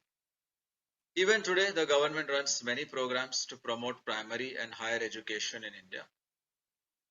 Education raises people's productivity and creativity and promotes entrepreneurship and technological advances. In addition, it plays a very crucial role in securing economic and social progress and improving income distribution. Even to the present day, our government is conscious about the importance of education in society, as in the words of our Prime Minister, Mr. Narendra Modi. A society that does not give importance to education cannot progress. Let there be any government, it must have a vision to make India shine in the field of education. This is quoted by Prime Minister Narendra Modi. If there is a growth in education, that country will develop. In the same manner, in our country, from the beginning, after our independence, we have given much importance to education. There are many people who have sacrificed their entire life for education, before independence as well as after independence. Still, the struggle continues to give education an important role. Government is trying very hard to make children educated. So many individuals are working very hard. Recently, there have been many examples in our country. Poor children still go to work with their parents in the field, but individual teachers are trying their best to go to rural areas and teach children and make a difference in their lives. They even bathe the children and keep them clean. Still, our literacy rate has not reached that much, but in the last 75 years, India has achieved a lot, because in a populated country, it is difficult to reach every corner. Now, education under the British rule, British colonial rule brought with it the concept of a modern state, a modern economy, and a modern education system. The education system was first developed in the three presidencies, Bombay, Calcutta, and Madras. Then in the early 1900s, the Indian National Congress called for national education, placing an emphasis on technical and vocational training. Pioneer efforts were made by women like Pandita Ramabai. Pandita Ramabai started a home and school for child widows. Pandita Ramabai was the first to start a kindergarten system of education in India, as well as vocational training for her girls. She had to face a lot of opposition and ridicule. So due to such efforts, today women have entered every field with great success. First Prime Minister Nehru's vision for education. Nehru envisaged India as a secular democracy with a state-led economy. Education for all and individual development were seen as crucial tools to unite a country which was divided on the basis of wealth, caste, and religion. After independence, the school curricula was imbued with the twin themes of inclusiveness and national pride, placing emphasis on the fact that India's different communities could live peacefully side by side as one nation. So the legacies of this Nehruvian approach to education are notable in the entrenchment of the pluralist secular perspective in the minds of the Indian people. Subsidized quality higher education through institutions such as the IIT, that is Indian Institute of Technology, IIM, that is Indian Institute of Management. They formed a major contribution to the Nehruvian vision of a self-reliant and modern Indian state. and now they rank among the best higher education institutions in the world. It has been argued that access for some marginalized communities continues to be limited. But still, there is some positive discrimination, and Dalit and tribal households, they have received state patronage, and it has helped them, and it has created roles that help democracy survive in India. Kotari Commission was established, and education for modernization, national unity and literacy, drawing on Nehru's vision. Kotari Commission was set up for a coherent education policy for India. According to this commission, education was meant to increase productivity, develop social and national unity, consolidate democracy, modernize the country, and develop social, moral, and spiritual values. And to achieve this, the main pillar of Indian education policy was to be free and compulsory education for all children up to the age of 14. Other features included development of the languages, equality of educational opportunities, prioritization of scientific education, research, eradicate illiteracy, provide adult education. And India's curriculum prioritized study of mathematics and science. This was actively promoted by Kotari Commission, which argued that India's development needs were better met by engineers and scientists than historians. So several efforts were taken. And in 1986, Prime Minister Rajiv Gandhi introduced a new education policy to prepare India for the 21st century. So this policy emphasized need for change. Education in India stands at the crossroads today. According to the new policy, 1968 policy goals were achieved. More than 90% of country's rural population were within 1 kilometer of schooling facilities, and modern states had adopted a common education structure. But some change was required. There was a need for change. So the National Program for Nutritional Support to Primary Education provided a cooked meal every day for children in classes 1 to 5 of all government aided and local body schools. And in some cases, grain was distributed on a monthly basis, subject to minimum attendance. District primary education program emphasized the decentralized planning and management, improved teaching and learning materials. Movement to educate all in 2000 aimed to achieve universal primary education by 2010 through micro planning. Then many laws are there under Article 21A of Indian Constitution, Fundamental Rights. It involves provision of free and compulsory education, a basic right for children between 6 and 14 years of age. Other schemes targeted the marginalized groups such as disabled children, and there were some incentives targeting parents also within scheduled castes and scheduled tribes. So in 1992, when the policy was re-examined, they wanted to take India forward, the education system, and the targets and reformulations were undertaken for adult and elementary education. And now they focused on the expansion of secondary education and focused on education for minorities and women. Some individual initiatives, case studies are there. Arthi Kanwar. When I, along with other members of Bal Panchayat, went to convince the people of Banjara community, they shouted at me and forced to leave. However, we did not give up and continued to pursue the children and parents.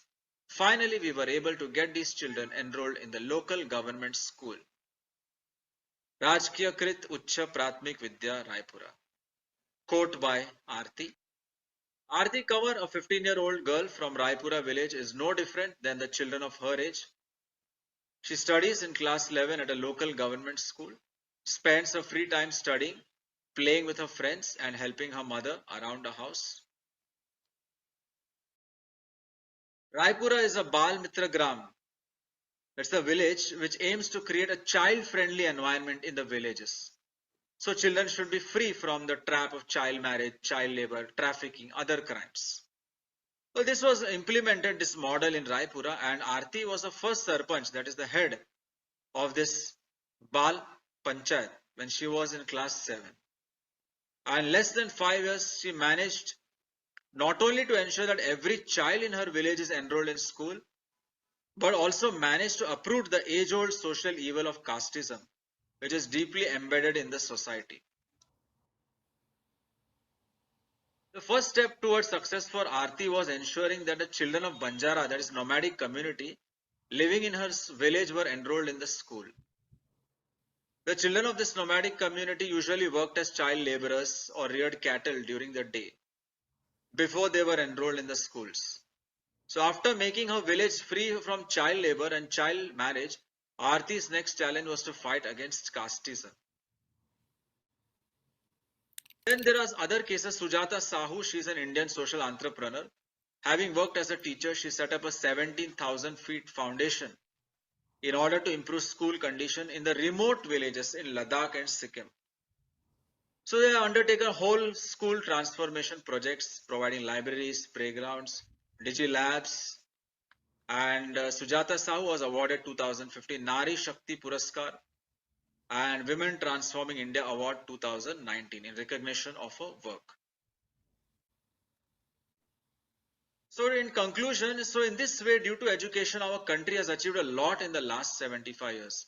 It is a very vast and populated country, so it is difficult, but because of education only, so far our country has completed 75 glorious years. Recently, Government of India and World Bank signed $500 million strengthening teaching, learning and results for states program, that is STARS, to improve the quality and governance of school education. India, which has now become an impactful country globally, has grown a lot since it got its independence from colonial rule. But just like everything else, different people have different opinions about it. While some think that it has witnessed immense growth, others are of the view that its growth is slow as compared to what it should be. So despite these contrasting views, the fact remains that the India we see today is different than what it was during independence.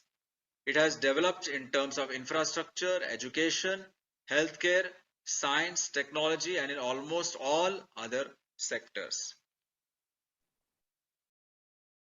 These are a few images. Importance of education, the role of education in Indian society and national development. Thank you all for patient hearing. It has been my privilege to present this paper to you. Thanks once again to all the organizers and to the delegates. Thank you all. Thank you so much, Dr. Samuel, for the wonderful video presentation. Would you like to add something here? Thank you, madam, and thank you, organizers and President Marek Matajun sir is here. Thank you for giving me an opportunity to present, to make my presentation, and to all the delegates. Yes, I've tried to trace the trajectory of the education in India since independence. And it is due to independence that we have completed, as you all know, our country has completed 75 years of independence. So because of that, we could reach this landmark. Still, a lot has to be done. And there are teachers, individuals who are going into the villages and motivating the children. And when they are transferred, the children are in tears to leave them. So, of course, on one level, we have reached, we have super smart universities, but still in many rural areas, there is need for every child to be included in the education system. So much needs to be done, but in the last 75 years, we have achieved much, and still there's a long way to go. Thank you. Thank you. Thank you so much, Dr. Samuel. And also, if anybody has any question, any suggestion, they can just, yes, Professor Marek. Yeah, thank you very much. Samuel, thank you very much for your interesting presentation. And I completely agree with you that education system is very important for every country. And I'm very happy that India has such a progress in this field. Education is our future. In Poland, for many years, we have a problem, great problem with low salaries of teachers. Teachers are just not paid well. So they are not motivated to teaching, they are not engaged in teaching, and in recent years, it is even difficult to find appropriate teachers to teach in schools. And how do you assess salaries and economic status of teachers in India? Is it proper? Is it enough? What do you think about salaries and economic status of teachers in your country? Thank you, sir, for your observation and for your comment and for your question. Yes, sir, very right. Situation in India is similar to what you mentioned in Poland. Education is not very remunerative. The salaries of teachers is not very remunerative. And if you are in a government aided institution, there your salary is better, it is slightly better. But nowadays you have lots of unaided institutions which are coming, which are not funded by the government. So there nowadays the teachers are appointed on a clock hour basis. So they are just appointed on an hourly basis. And what they get is very, very less. It's a pittance compared to what the established teachers are getting. So as you have rightly mentioned, salaries are a matter of concern. And as you mentioned that the best talent is not coming. They prefer to remain unemployed rather to come here and just for a few hours get a peanuts or a pittance. So that is a problem which is there. Yes. All right. Thank you. That's right, that we lose many talents who could teach and inspire our kids. Thank you very much for your answer. Thank you, sir. All right, then we'll be moving with the Just a quick comment. I like to that Dr. Wesley has his little assistant next to him listening carefully. The future of India. It's lovely to see. Thanks for joining us. Thank you. Yeah, that's my daughter, Joanna. Thank you. Thank you. Yeah, she's really cute. Hello. Hi. All right, then we'll be just moving with the conference now.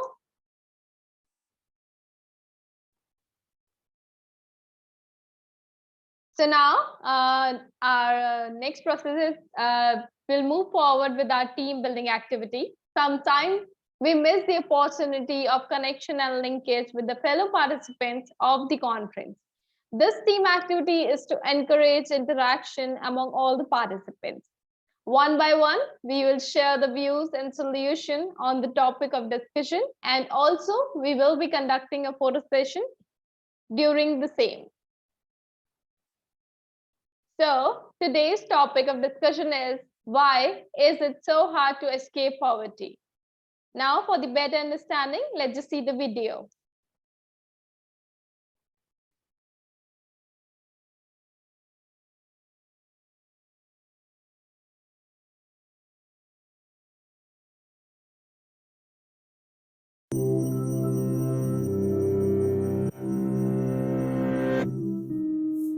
Imagine that you've been unemployed and seeking work for months.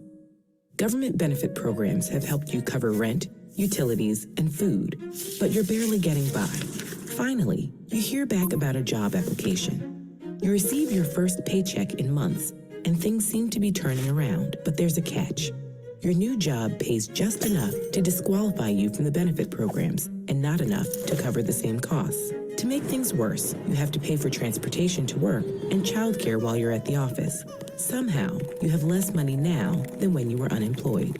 Economists call this demoralizing situation the welfare trap, one of the many different poverty traps affecting millions of people around the world. Poverty traps are economic and environmental circumstances that reinforce themselves, perpetuating poverty for generations. Some poverty traps are tied to an individual's circumstances, like a lack of access to healthy food or education. Others can affect entire nations, such as cycles of corrupt government or climate change. But the cruel irony of welfare traps in particular is that they stem from the very policies designed to battle poverty.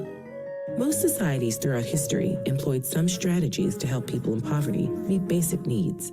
Before the 20th century, religious groups and private charities often led such initiatives. Today, these are called welfare programs, and they usually take the form of government-provided subsidies for housing, food, energy, and healthcare. Typically, these programs are means-tested, meaning that only people who fall below a certain income level are eligible for benefits.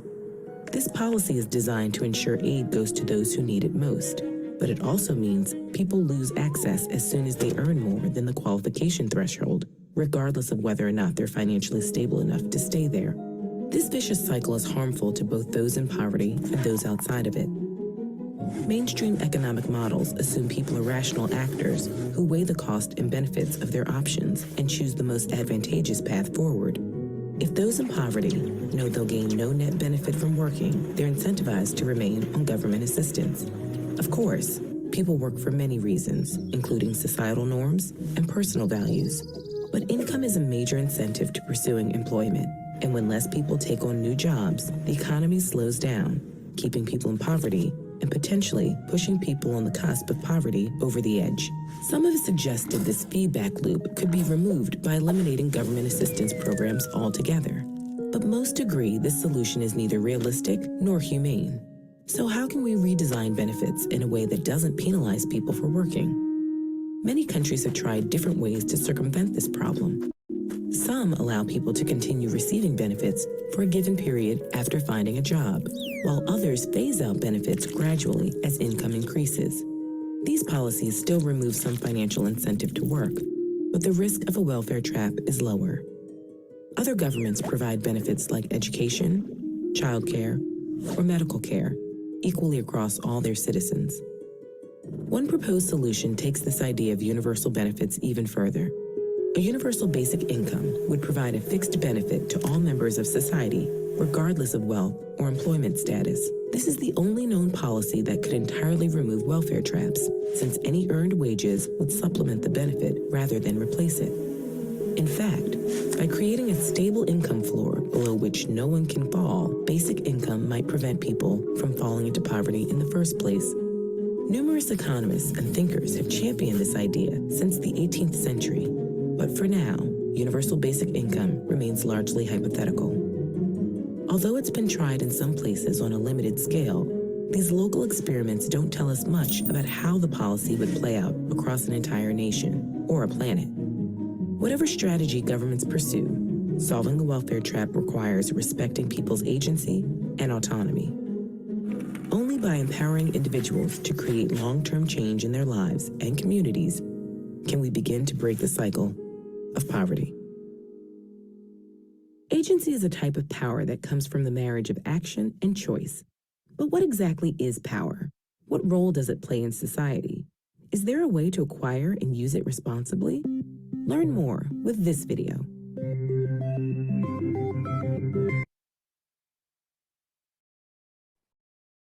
Thank you everyone for watching the video. So now I just would like to know the views of everyone. So we'll just start with Professor Marek. Would you like to share your views? Thank you very much. I think that the topic is very important but difficult. Why is it so hard to go out of poverty? I think there are many reasons. I would like to mention about some political aspects. I noticed that in many countries, governments, authorities strongly develop many different social programs that should help poor people to survive, not to develop, but just to survive. For example, in Poland, a few years ago, we started a social program 500 plus, which gives 500 zlotys. It is about 100 euro, $100 per month for a child. If you have a child, you get $100 per month. And this social program is quite controversial because, and other public programs are also quite controversial because, in my opinion, they rather stimulate people to survive and sometimes to do nothing.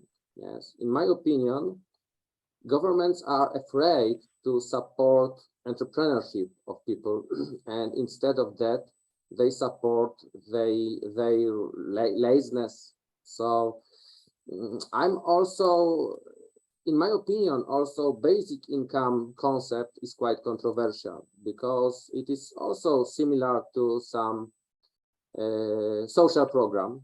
Yes, And in my opinion, the most important is entrepreneurship of people. If you can take a risk, if you can try to do something, you can work hard and then get some outputs, you can go out of poverty, in my opinion. Of course, it is difficult, I know, but to do that, education is very important.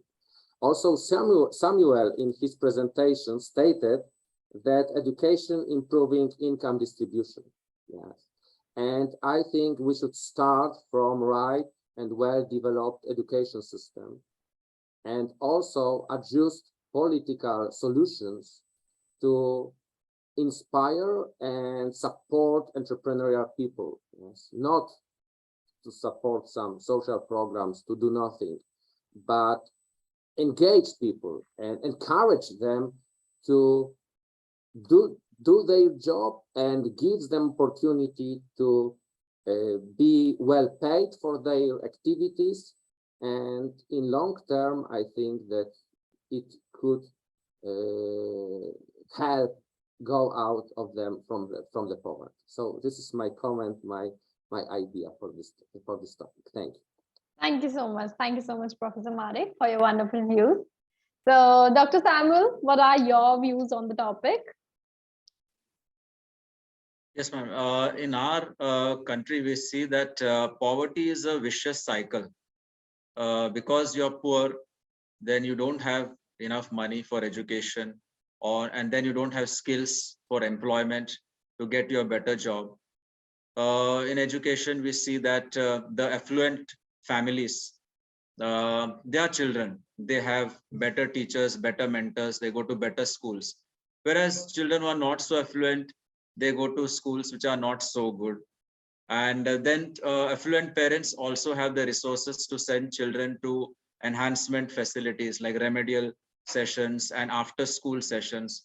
So that also helps the children to develop time management, critical skills, whereas other children, they lag behind in these important skills and they remain behind in later life, those who don't have access to these facilities. So that is one of the reasons for poverty. Even in our country, we have problem of child labor also. Many parents, they don't wish to send their children to school because they feel that a little more hands working is a little more income for the family. So because of poverty, they don't send their children also to school. They feel that a few extra hands, a few extra rupees will supplement the family income. So this, so as I said, it's like a kind of, and as your video also mentioned, it is a vicious cycle. It is a cycle which traps people. That is my opinion. Right, right. Thank you. Thank you so much, Dr. Samuel, for the wonderful views. Ma'am Rana, would you like to add something? Rana ma'am, can you hear us? Yes, I can hear. Thank you. I would like to add that poverty affects many things, such as the development, social and economic developments of the countries. For example, it also affects the health problems, I think, because as we experienced in the pandemic of COVID, in the countries that have the high poverty or we have the less equality, the people in the less developed countries, they received the vaccines according to the other countries. So the poverty also affects the health problems, and health problems are the most important problems in the world. So I don't know how we can do it, but the equality of, especially in health problems, is can be take the more important. So this is the issue that I would like to mention about. Thank you. Thank you so much, Ma'am Rana, for your views. Nicole ma'am, would you like to add something? Yes, thank you.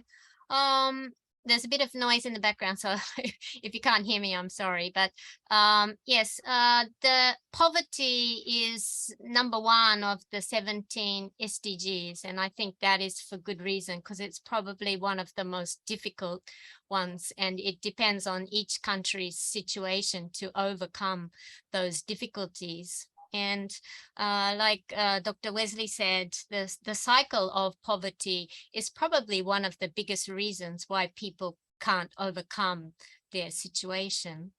But not only that, I think that child poverty, well, poverty amongst children is probably the most difficult situation. And I checked on the internet, and not only in low-income countries, that 1 in 3 children are faced with poverty. Children are faced in poverty, but even in high-income earning countries, 1 in 7 children are living in poverty. So just because countries have high incomes or low incomes, it really isn't. We are all experiencing levels of poverty that need to be addressed. And in my country, the video, the TED talk that you just showed us, one thing that really resonated with me as an Australian is that in Australia, we have very outstanding welfare services. But what comes with that is, you know, the vicious cycle that you receive welfare payments, and then if you get a job, then you lose all of that, and you actually come out with less disposable income than you would have had if you just received welfare. So I think from that perspective too, poverty is very difficult to overcome. But education and children, we need to focus on the future. The children are our future in education and everything. So that's my opinion. Thank you. Thank you. Thank you so much, Nicole ma'am, for sharing your wonderful views. William sir, can you hear us?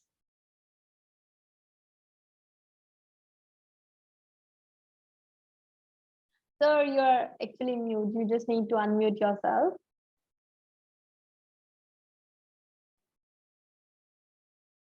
Am I okay? Yes, yes, you're audible now.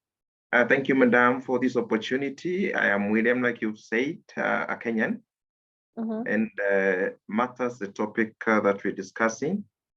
I want to cite that in Kenya, we are very particular about education because we believe this is what will bail us out of poverty. When we acquired our independence in 1963, poverty was identified as one of our key enemies. At the same time, education was also included in the same category. But through education, we are very confident that we'll get out of where we are. I am particular about the poverty of mind because this is what I see a key challenge in Kenya. You find among the pastoralist communities, you find one farmer, so to call him, with several herds of cattle, but still believes he's poor. He cannot take his children to school. And this is our concern. Clearing that mindset that people are poor, that's our concern. To alleviate the issue of poverty and to make sure that education reaches our people, we have rolled out several programs. Among them is mobile education that is common in pastoralist areas, where learners assemble at the watering point of their livestock and they are taught. We have also moved our schools to the villages so that in every village you come to in Kenya, you'll find a day school where our young people can acquire education. Thank you, Madam. Thank you. Thank you so much, William sir, for sharing your wonderful views. I just want each and everyone to please keep your cameras on. So Brian, can you hear us?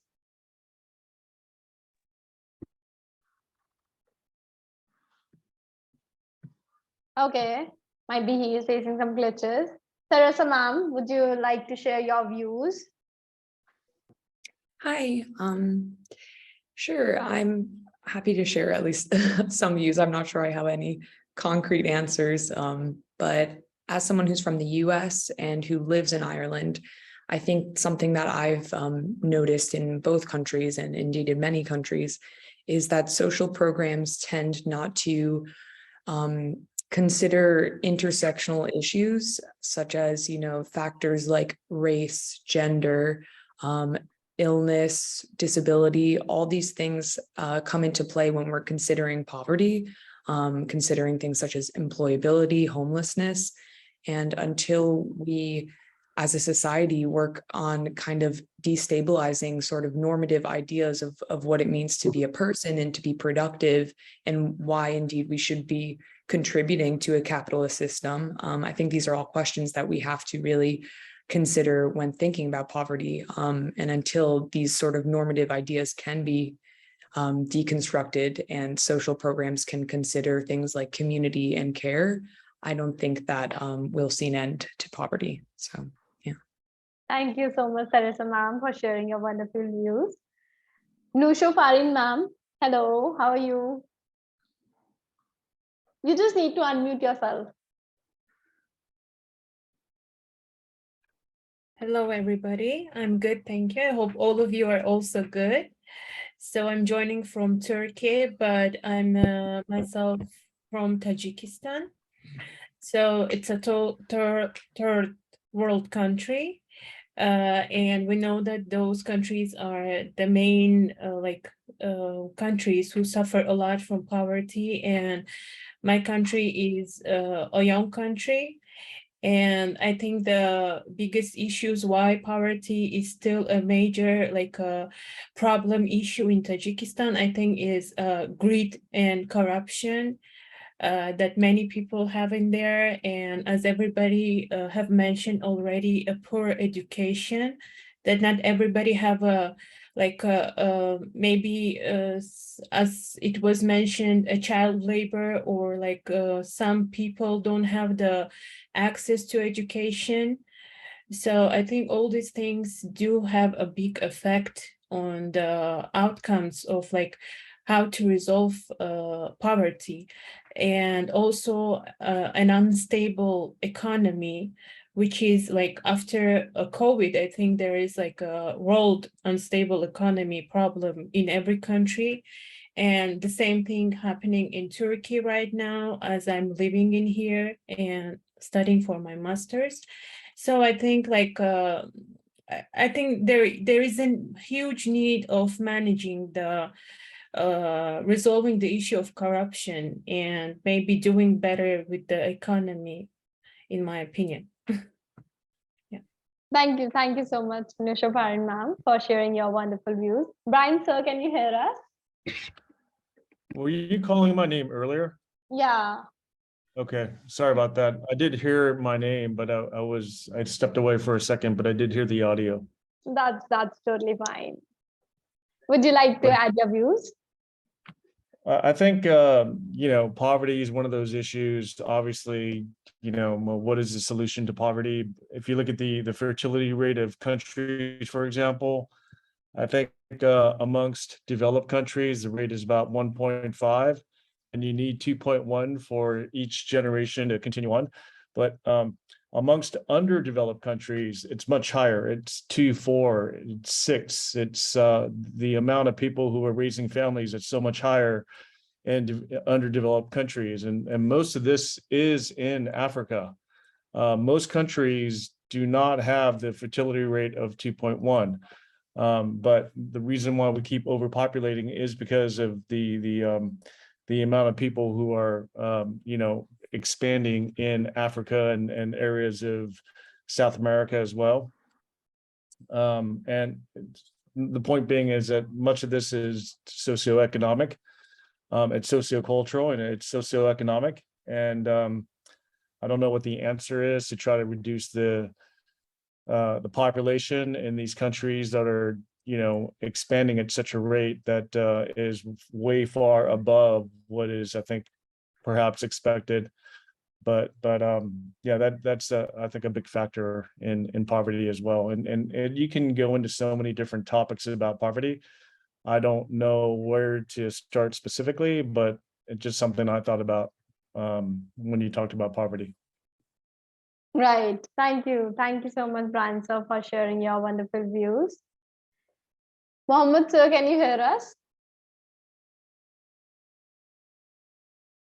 Mohammed Farzio sir, can you hear us? Oh, yeah, yeah. Is it me? Yeah. Can you Okay. please share your views? Sure, I would like to share, particularly maybe from uniquely my country, from Indonesia. I would say that the particular challenge we have in our country is the fact that we are comprising of multiple islands, and not only geographically, in terms of growth, we see that the Java island has more development in terms of infrastructure compared to other regions in Indonesia. We have other kinds of islands. I see those two are mainly the things that make it challenging, particularly for a complex country in Indonesia. But I see that the infrastructure is being developed now more and more.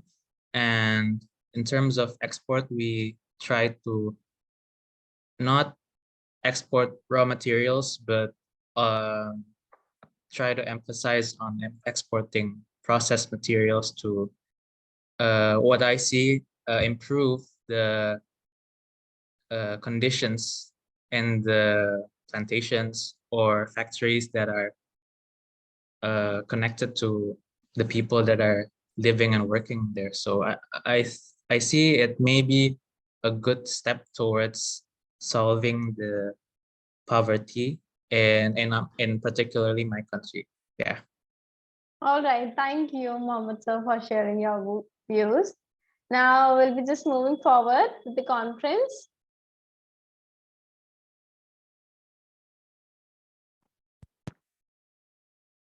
I welcome all the listeners of the day, Mohammed Faiz Khan, Women Welfare Foundation, Pakistan, Listen Liu Christina Kalaj, Clinical Psychologist, Limited Psychologist Service, Detroit, USA.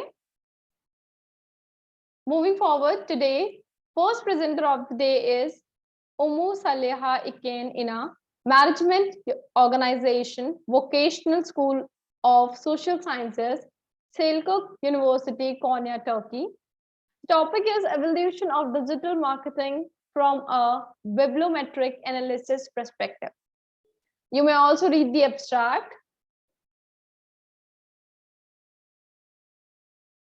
And now we'll just see the video presentation.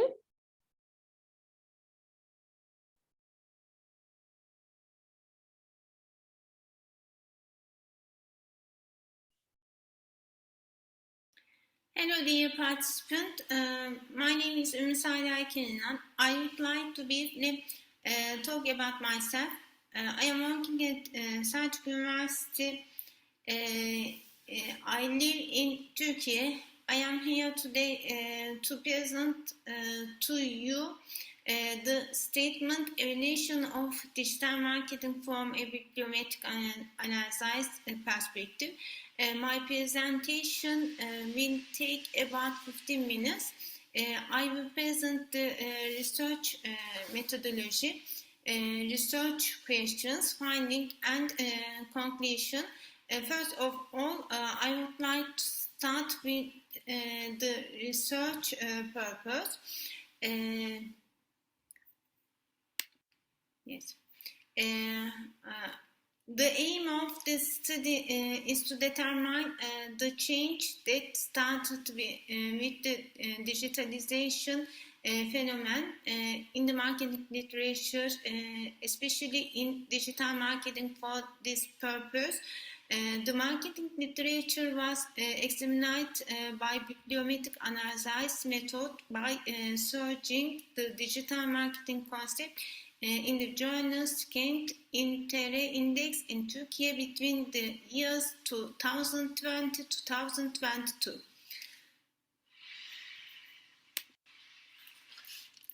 Explainability such as looking at the number of articles published by certain institutions and organizations in bibliometric research or evaluative, such as determining the level of influence of articles on subsequent studies, the analysis contributors to the literature.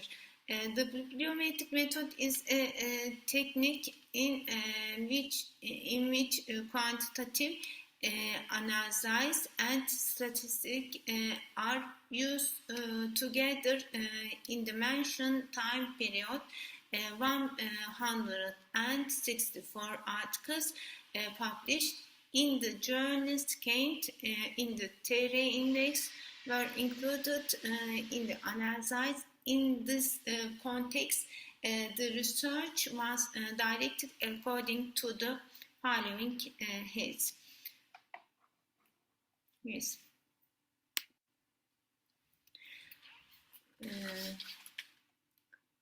This distribution by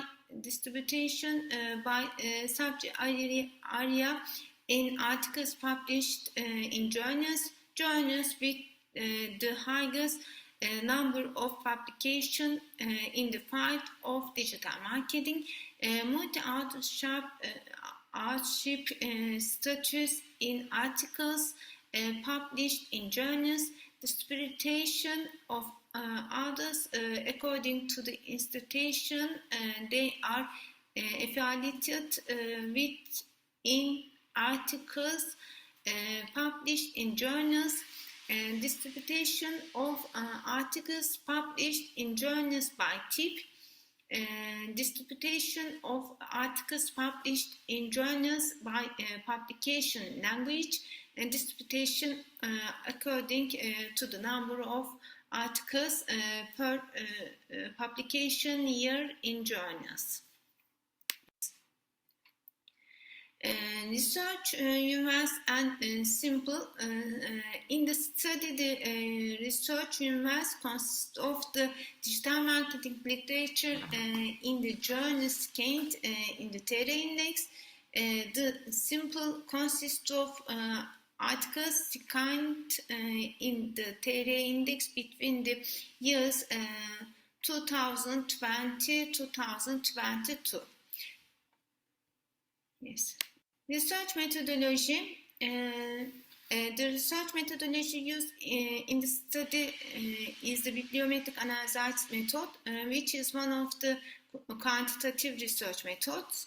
The preference to benefit from the bibliometric analysis method is from which university the other contributed the most to this article among the studies conducted in Turkey in the digital marketing literature to determine which journals published studies on this article and to ensure that the efficiency of these journals is taken into account in future studies.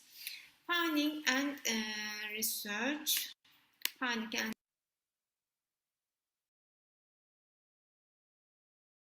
by journals, by articles journals, yes. In the study, when the distribution of articles contributing to the digital marketing literature according to the journals in which they were published was examined, it was found that there were 164 articles published in 75 different journals, and these findings are including to table 1.2. Yes.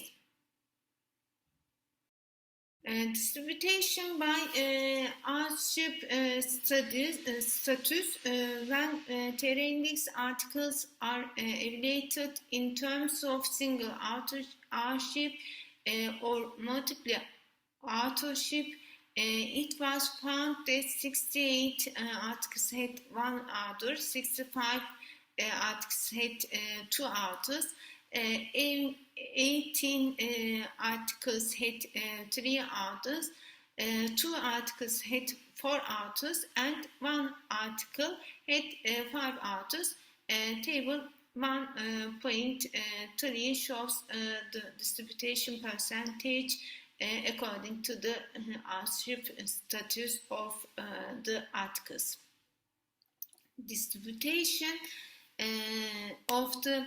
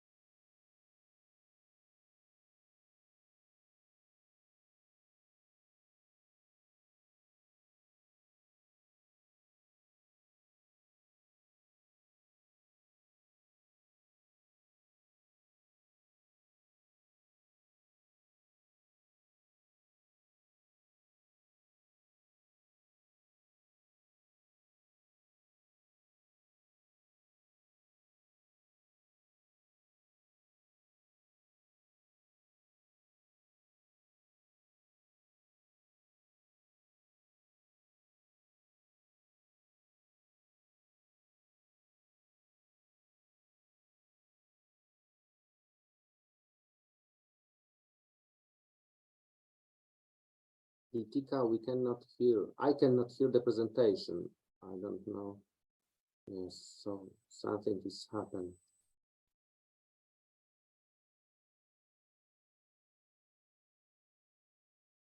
And distribution by articles type in the analysis made according to the type articles published in the journals.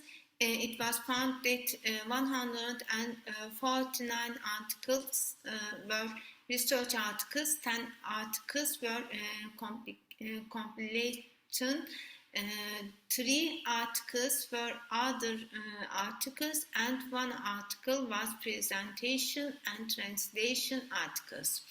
Distribution by article type yes. Yes. Distribution by article language consideration the distribution of the article published in the journals according to the language of writing, while the number of articles published in Turkish is 147, the number of articles published in English is 17. Yes. Distribution by number of articles per publication year. Yes. When the number of articles per publication year is examined, it has been found that the most publications were made in 2021. The study was based on articles published between 2000 and 2022. The number of articles published by years is shown in table 1.7. Yes. When table 1.7 is examined, 14 articles in 2022, 43 articles in 2021, 36 articles in 2020, 31 articles in 2019, 30 articles in 2018, 8 articles in 2017, 7 articles in 2016, 4 articles in 2015, 1 article in 2013, and 2013. It is seen that 1 article, 2 articles in 2012, 2 articles in 2011, 1 article in 2010, and 1 article in 2003 were published. Accordingly, it was concluded that there were no articles on digital marketing published in the journals claimed in the TR index in 2000, 2000 and 2001 and 2002.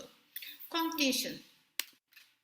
Yes, in the study which investigates the changes in the digital marketing literature in the last 22 years with the bibliometric analysis method, 164 articles scanned in the TR index are discussed. In this context, it has been concluded that there has been a significant increase in digital marketing literature since 2013.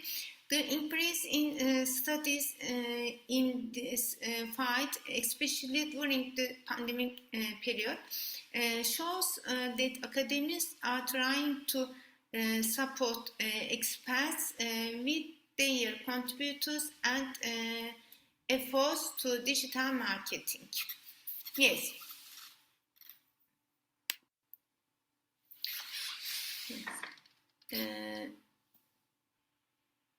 These areas are communication, economics, and public relations. After all, marketing is a discipline integrated with all social sciences. This study is a preliminary study for future studies. In future studies, publications on digital marketing scan in different databases and efficient journals and institutes will be tried to be data. The digital marketing part will consistently evolve. Yes, reference there. Yes. Thanks for listening. You can send an email for your questions and suggestions so that I can research it.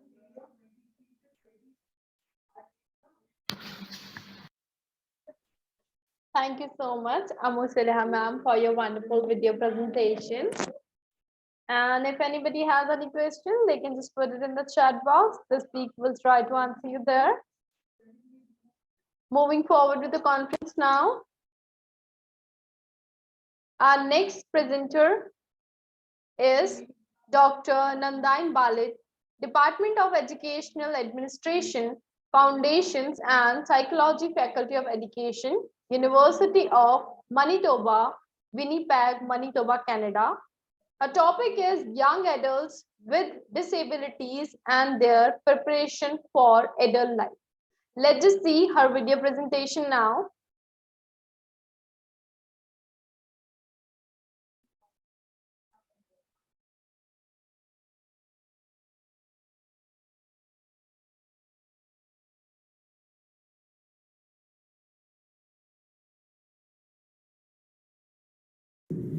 Hello, my name is Nadine Bartlett, and I am pleased to present my research involving young adults with disabilities and their preparation for adult life.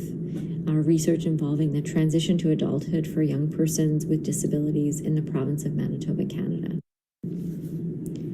Our research team investigated how young adults with disabilities were experiencing the transition process from multiple perspectives, from the perspective of young adults with disabilities as well as caregivers. And to preface our research, we looked at what were the outcomes like for young adults with disabilities in the province of Manitoba. and Canada more broadly. And what we found was that young adults with disabilities were disproportionately encountering negative outcomes in terms of post-secondary education, employment, and health, as well as other social outcomes in terms of more likelihood to experience poverty. And so this was a significant concern, and we know it's something that needs to be addressed more broadly, not just in our Canadian context, but certainly in an international context as well. And so increasingly, the transition to adulthood, the actual process that takes place, has been recognized as a key predictor to improving outcomes for young adults with disabilities. We know that if a young adult has a strong preparation for that transition, their likelihood of having better outcomes is improved. And so some of the key pieces that have been identified as indicators of a better outcome are, first and foremost, inclusion in regular education, so not being excluded from one's peers. Another key indicator is opportunities for paid employment. So having that experience for paid employment and work experience while in school is also a later predictor for likelihood of being employed after one leaves secondary. Also, being exposed to independent living skills, while not required perhaps for all individuals with disabilities, it is also regarded as a key predictor for later improvement in independent living. And so all of these factors play such a key role to indicating an improved outcome. But also a key indicator I should mention is access to transition supports. So having a collaborative team around an individual with a disability that's working together to support them is also a critical piece. And so the purpose of our study was to explore how the transition process was being experienced in K-12, so kindergarten through grade 12 plus, in Manitoba, from the perspective of young adults with disabilities or self-advocates, as well as their caregivers. We wanted to know what their experience was like, and we wanted to ground that experience using a well-known and established framework.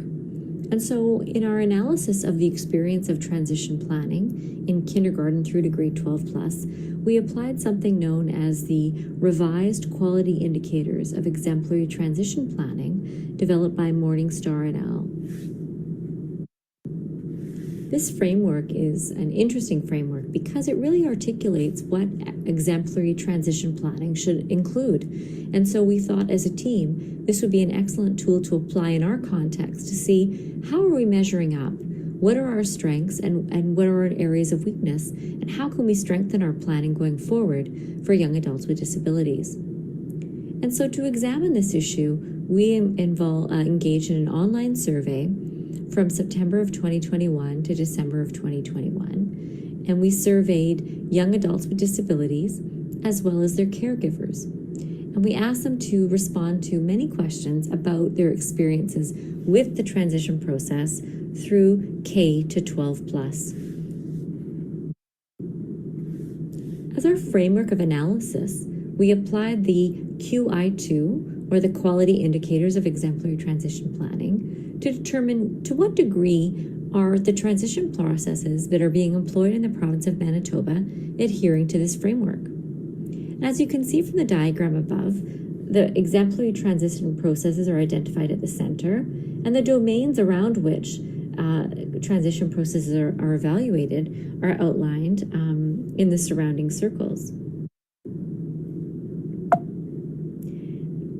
And so, in terms of our participants in our study, we had quite a diverse population. We had young adults with disabilities who were actually what I would describe as higher functioning. So they had disabilities, primarily autism or learning disabilities or mental health challenges. And primarily the caregivers who reported on their young adult children had a higher degree of incidence of intellectual disability and autism. Overall, the participants that the caregivers reported on had a much more complex and pervasive level of disability. This is interesting and something we analyzed later in our findings, knowing that we had a broad range of participants, those with very complex disabilities and more severe disabilities, and those who self-reported as having less severe disabilities. The average age for the adults who participated, the self-advocates, was 24, and for caregivers was 21. But it was interesting to note that most reported having 3 or more disabilities. So again, a very complex profile of need. So we applied the 7 domains that are outlined in the QI2, the Framework for Exemplary Transition Planning. And now I'm going to discuss how we performed in those 7 domains. In the first domain of transition planning, you can see by the bar graph on the left, only 64% of individuals with disabilities actually reported having an ITP, or Individualized Transition Plan, which is actually a low level given the percentage of individuals with disabilities in our study, whereas 88% reported that they had actually had that kind of planning in place. In terms of domain 2, transition assessment, we see a significant gap here. A transition assessment is considered to be a building block of a transition plan in adulthood. And what we noted was there was a significant unmet need in that many individuals reported a lack of a transition assessment in their planning process. And so if a transition assessment is meant to guide the plan, the fact that a transition assessment was not being conducted is quite worrisome. And so it's something that we really will note and we'll discuss later in our recommendations, as it seems to be a lack of really formalized transition assessment knowledge and planning in our current context. In terms of reviewing the ITP plan, we asked caregivers and their teams to what degree they were involved in transition assessment planning, or transition planning rather. And you can see here too, while it's slightly better than previous records, 60% and 64% is still a low level of caregivers indicating that they were involved in the transition planning. We know caregivers play a very fundamental role in the evaluation of transition planning. So slightly over half reported participating, and that's definitely an area that we noted as needing improvement. Domain 4 of the QI2 framework involves student voice. So the degree to which students have self-advocacy and they play a key role in their own planning. This was a relative strength. So of the individuals that we surveyed, those that indicated they actually had a transition plan, 75% of the young adults with disabilities or the individuals indicated they did have a voice. Caregivers reported slightly less. We need to qualify this result though by saying that it's 75% of those who had a plan. And we noted that, very few did actually have a plan. So what this tells us is those that are having the plan, perhaps they're adhering to this fundamental piece of student voice. But nonetheless, it doesn't negate the fact that many are not necessarily having a plan in place that's formalized, that plans their future to adulthood. In domain 5, we looked at curriculum and instruction, a fundamental piece to the transition plan. Here we looked at 11 different domains. We adapted the framework to incorporate these 11 domains because we wanted to look quite deeply at what actually is being instructed in the domain of independent living or curriculum instruction in transition to adult life. This perhaps was our most concerning finding, in that many domains were not being addressed. And this was reported by a majority of our respondents. So areas like self-advocacy, understanding one's accommodations at school and post-secondary, preparation for further education. You can see that 75% or more indicated those areas were not being addressed. We followed that question up with a follow-up. Do you think this was needed? We asked that question to identify unmet need, recognizing that some areas might not be necessarily appropriate for all individuals. And so this unmet need, the gap between did you receive it and did you think you needed it, was concerning because in spite of the fact that they didn't receive it, many reported they did actually think they needed it. And so these are critical areas. These 11 domains that I've identified here on the screen are areas that we have significant recommendations for going forward, identifying that they do need to be addressed as part of the young adult high school programming that's happening in our schools. In Domain 6, we looked at interagency collaboration, the degree to which agencies work together. And so we asked caregivers and individuals with disabilities, were they satisfied with how well different agencies work together to help to further their transition to adulthood? And you can see we have a significant number of dissatisfied, fairly large number of neutral responses, and a moderate level of satisfaction.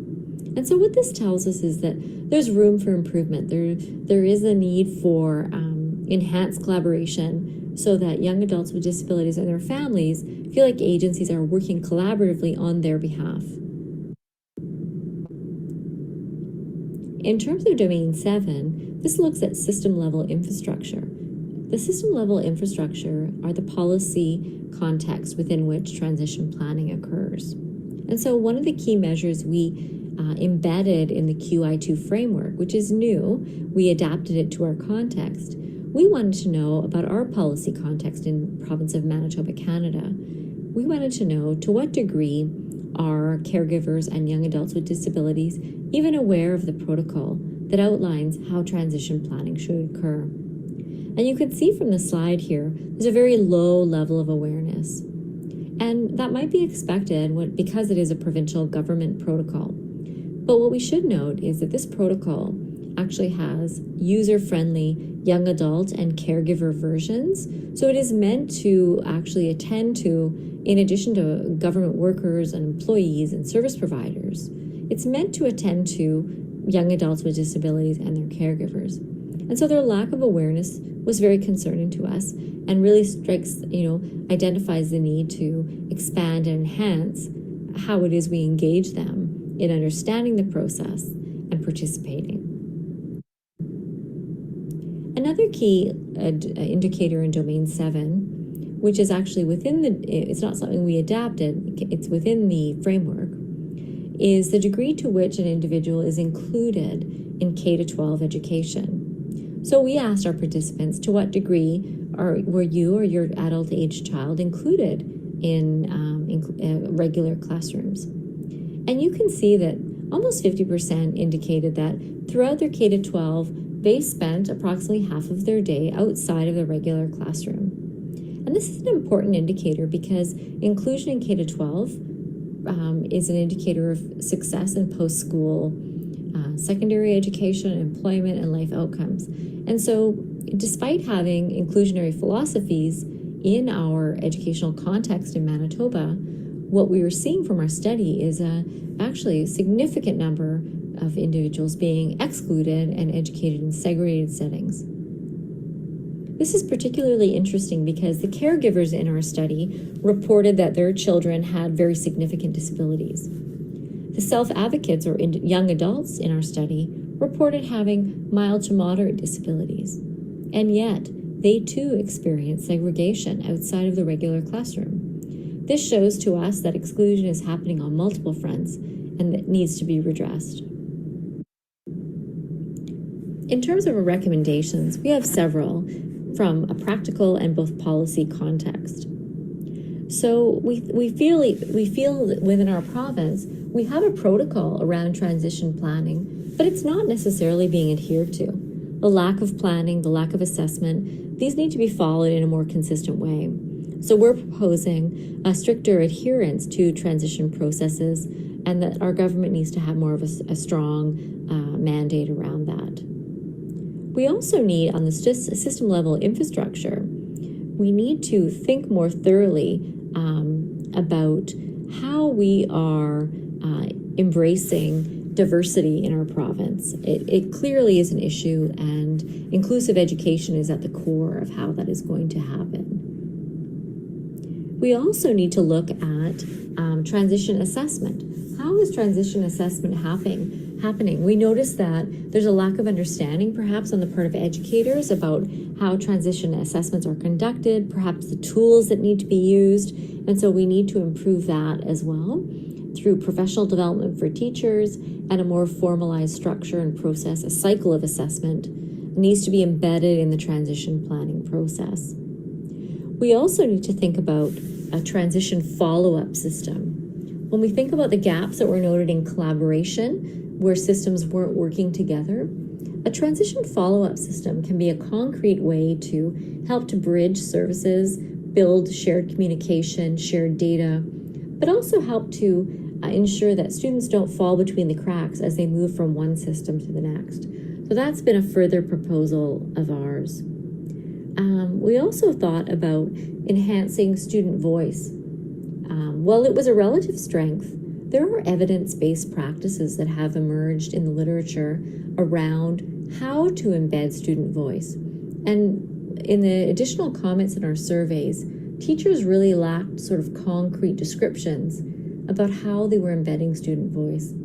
So we feel as though that could be something that could be strengthened in terms of a curriculum and more focused attention to how it actually is operationalized. Moreover, the lack of attendance to the 11 domains that we looked at in terms of transition education, whether that be in independent living skills, self-advocacy, they were quite vague and limited.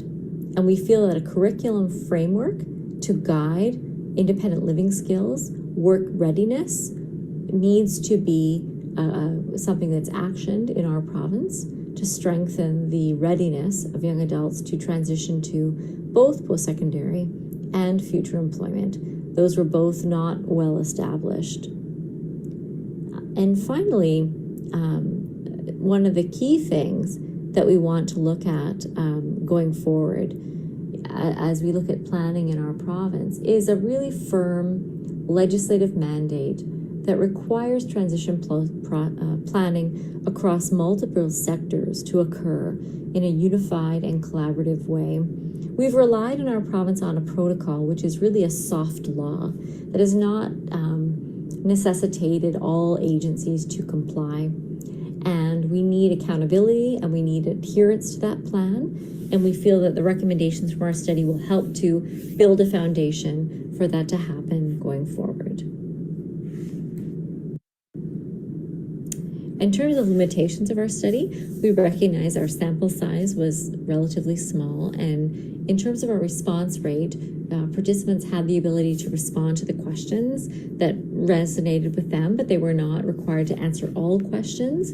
So some questions had a higher rate of response than others. And we would regard our use of the QI2 framework as exploratory. It is not a Canadian tool. We adapted it for our context, but nonetheless, we did feel as though, based on the expertise of our research team, that we had made appropriate adaptations, but we must still regard it as an exploratory framework of analysis. But overall, there's an urgent need to address the barriers that are experienced by young adults with disabilities and their families in transitioning to adulthood. And we really argue throughout our study and in our reports we've written since for a more cohesive and life course approach that looks at the longevity and the long-term planning. And so things like a transition follow-up system that we've recommended as an outcome of our research will help to facilitate that more longer-term planning, that the transition to adulthood doesn't start in high school. It really begins much earlier on in the life course of an individual. And so that's something that we're advocating for as well. We hope to do future study looking at the outcomes of young adults with disabilities once some of the recommendations that we have been recommending are enacted.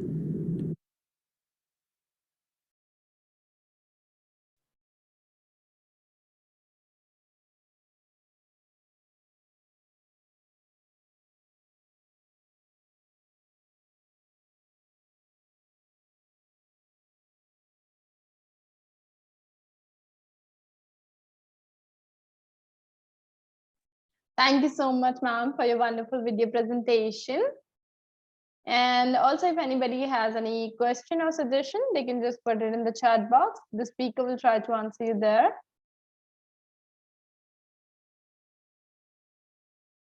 Moving forward with the conference, we have our next presenter, Guan Li Hu, Arts and Sciences, Olive Tree International School, henceforth China. Topic is unpacking the impact of COVID-19 pandemic on China's medical material manufacturing industries, evidence from online survey. You may also read the abstract.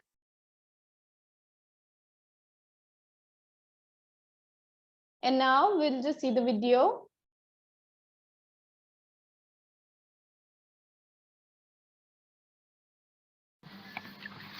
Hello everyone, my name is Greg Hu, and today I'm going to deliver my presentation, and my topic is the impact of the epidemic on China's medical protection industry. Okay, so now please take a look at the contents. There's 8 parts, and part 1 is the impact of the epidemic on technology, and the impact of the epidemic on raw materials. The epidemic has changed the way people work. The challenges of the epidemic for businesses, the impact of the epidemic on the recruitment of staff and how to recruit staff. And did you face a lot of competition from your peers during the epidemic, or is it more of a business opportunity? Has the rise of your industry under the epidemic affected or driven some other industries? And last one is the shortcomings of my interview. Okay, so now let's move to the first part, the impact of the epidemic on technology. The sudden outbreak of the epidemic has led to a substantial increase in the demand for protective products such as masks. The price of masks costing less than 1 piece reached 20 yuan at the beginning of the epidemic. Huge profits have attracted many factories to participate in the production of masks. This makes the demand for mechanical and electronic control also greatly increases. The prices of machines and raw materials related to the protective masks are increasing madly. Whoever has better machinery and better electronic control technology will make more profits. Therefore, mechanical manufacturing companies and electronic control companies actively update their products, and the huge profits make the mechanical and electronic control technology grow rapidly within 1 year. Oh, well, please take a look at the part 2, the impact of the epidemic on raw materials. And the epidemic caused foreign materials to be difficult to transport to the country. The global supply chain hit the press button under the epidemic, and the supply chain crisis erupted. In terms of raw materials, companies have increased the frequency of communication with some of their regular suppliers, working together to find ways to overcome logistical barriers and ensure the supply of raw materials. For some of the imported raw materials, due to the stagnation of international shipping, brought about difficulties that could not be solved in the short term. Okay, now please take a look at part 3. The epidemic has changed the way people work. The change from everyone working in one office before the epidemic to work online, where everyone communicates in front of a computer, has made some employees uncomfortable. But as the outbreak has come in waves, most employees have adapted to working online, and although it has been difficult, I feel that this new way of working has worked to its benefit, even after this epidemic has ended, helping to deal with things in the company even when you're not there, which makes for much greater efficiency. Okay, here's the part 4, the challenges of the epidemic for businesses.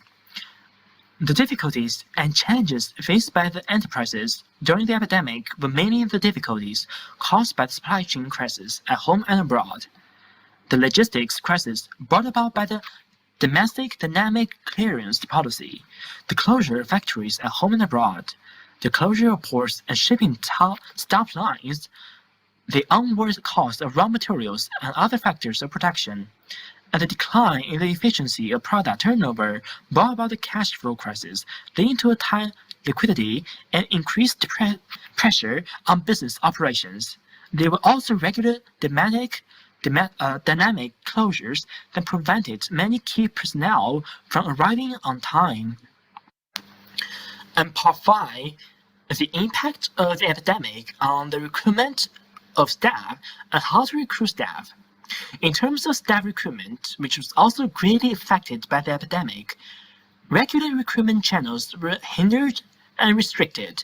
We increased our efforts to in-network recruitment and increased the proportion of local staff by using local government platforms to release recruitment information, so as to achieve rapid and effective docking and targeted and accurate recruitment.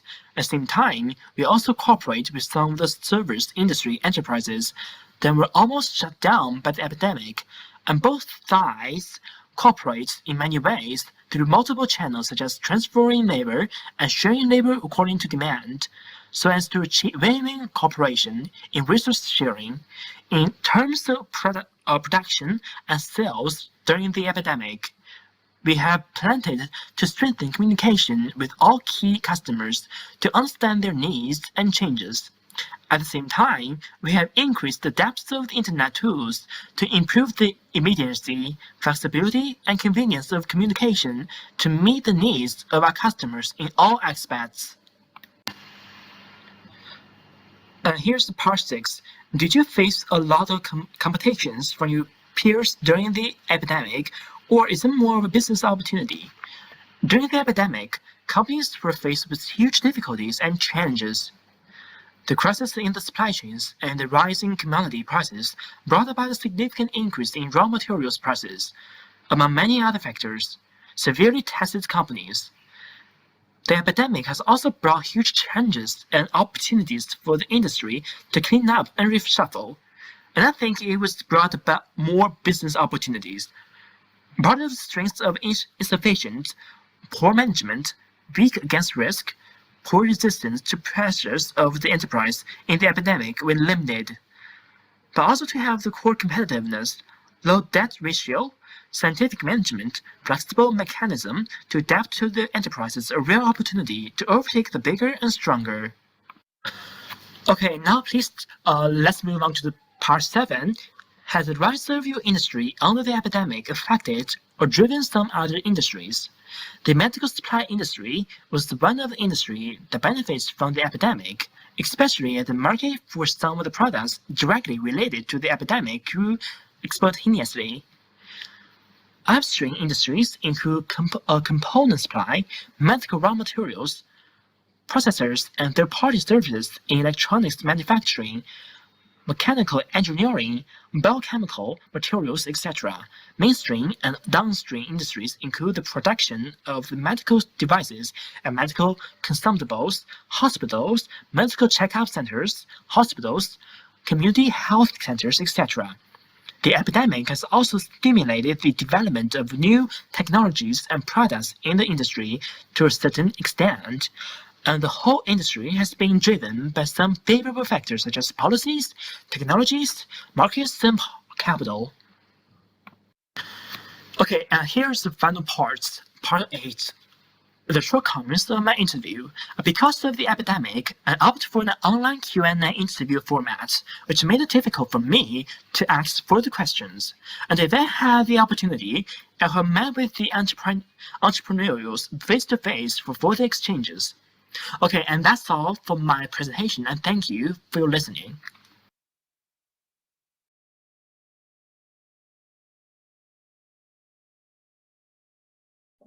Kritika, you have to unmute your mic.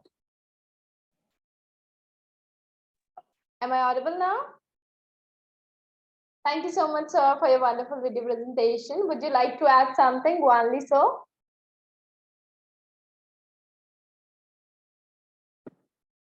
Am I audible? Okay, maybe he is facing some glitches. Then we'll just move forward with the conference. Our next presenter of the day is Brian Ha, EAP, Ekita International University, Ekita, Japan. His topic is comprehensive skills. What is the best way to absorb meaning? You can also read the abstract.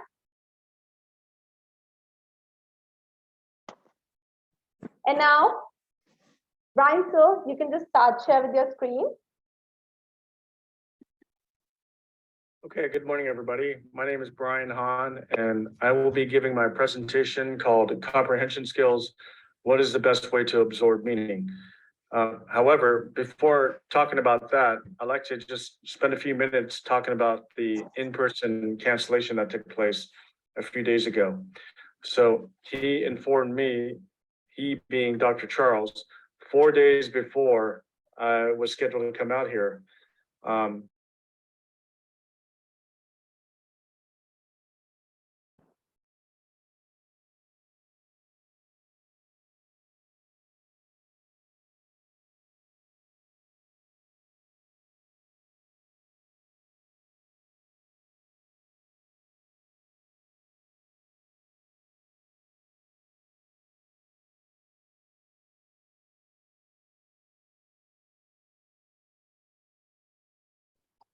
Ritika, I cannot hear the presentation. I think Yes, then, yes, Professor Marek, we are checking on it. all right. Me back, basically saying that, okay, we are not a scam, number one, and also that the reason why the cancellation did take place was because he didn't have enough participants. And I told him that, you know, you don't worry about how many people end up showing up. You just accommodate the people who are here. And that, you know, maybe the conference may not be a scam, but at the very least, it's a sham. And, you know, you got to consider the fact that all of us paid our conference fees. He never offered a refund, nor did he offer a discount of any type. You know, this means that this is a conference that can save all this money, not hosting a conference in Athens. You can go the cheap route and basically have it online. And again, I think it's a sham. I'm not going to recommend this conference to anybody that I know, any of my colleagues, nor will I recommend it to any of my future colleagues that I end up meeting. So this is just something I wanted to state for the record. So let me move on now to the agenda.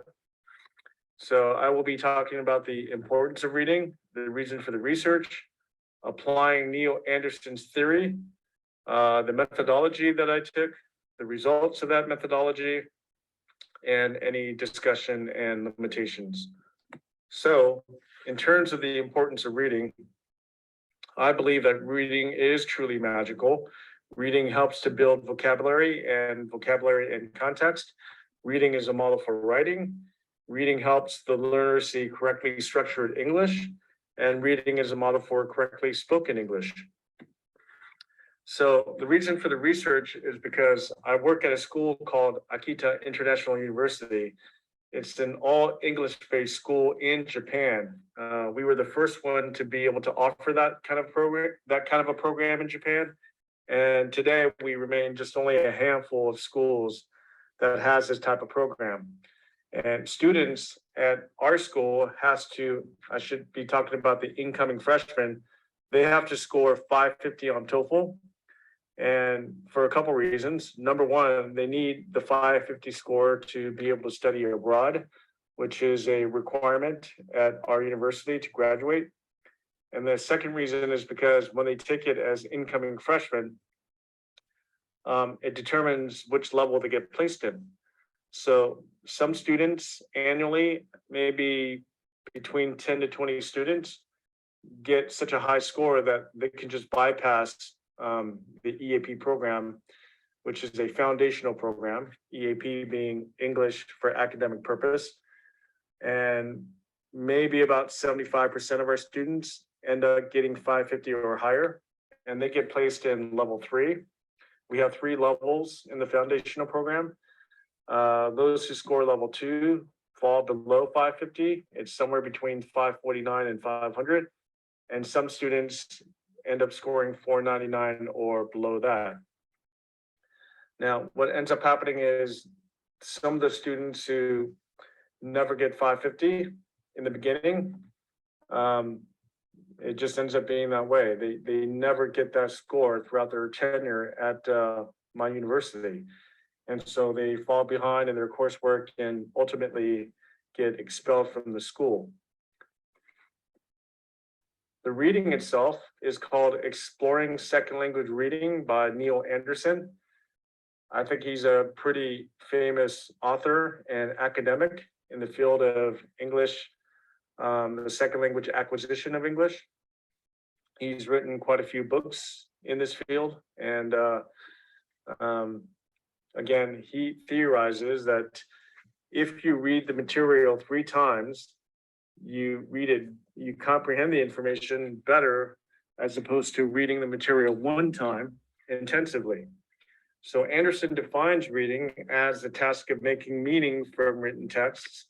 Much of this is based on the idea that students tap into their background knowledge and eventually understand the rules they learned to unravel meaning. So again, his theory was the focus of my research. The methodology: in spring 2022, there were 31 students who participated in this research, 18 of them on April 19th and 13 of them on April 20th. The 18 students ended up being one group, and the 13 students ended up being a second group. The first group read The Creators of Grammar 3 times and Robert Capa 1 time intensively. Both of these are sample TOEFL readings. And the second group read The Creators of Grammar 1 time intensively and Robert Capa 3 times. Each reading had 10 questions, and students were given 20 minutes to read the material and answer the questions. So it was per reading. And the results were analyzed using the independent t-test. So the first result, again, the first group that read The Creators of Grammar 3 times, and the second group that read The Creators of Grammar 1 time. The first group had a mean score of 53.88, and the second group had a mean score of 53.84. With equal variances assumed, there was no significant difference between the 2 groups. I did another test. The first group, again, that read The Creators of Grammar 3 times, and the second group that read Robert Capa 3 times. The first group had a mean score of 53.88, as mentioned before, and the second group had a mean score of 68.46. Again, with equal variances assumed, the results this time were significant with a p-value of 0.034. I did one last test. This involved the first group that read The Creators of Grammar 3 times and the second group that read Robert Capa 1 time. It ended up being that the first group had a mean score of 53.88 and the second group had a mean score of 82.22. With equal variances assumed again, the results again were significant with a p-value of 0.000014. So in the article that I wrote, I hypothesized that those who took Anderson's approach would perform better. Despite the significance, the results favor the second group. So it basically was opposite to Anderson's theory, and it showed that if students read the material 1 time intensively, they perhaps perform better. So it makes me wonder if Anderson's theory needs to be questioned. So here are the limitations. If students reread the same material 2 or 3 times, but are unfamiliar with the specific meaning, it doesn't help the student decode that meaning. So maybe for my students who read the literature were unfamiliar with the meaning of the word, and reading it 2 or 3 times would not have helped their circumstance. That's my research. Thank you for your time.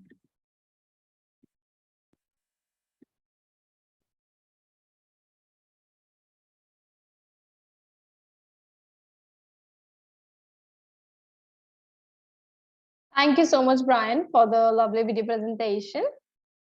Also, if anybody has any question, they can just ask, or they can just put it in the chat box. The speaker will try to answer you there.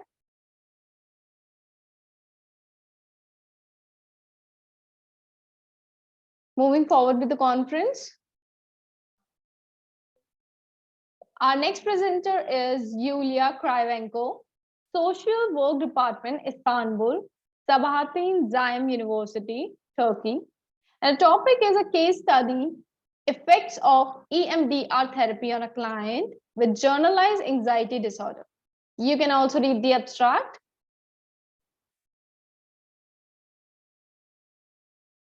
And now we'll just see the video presentation.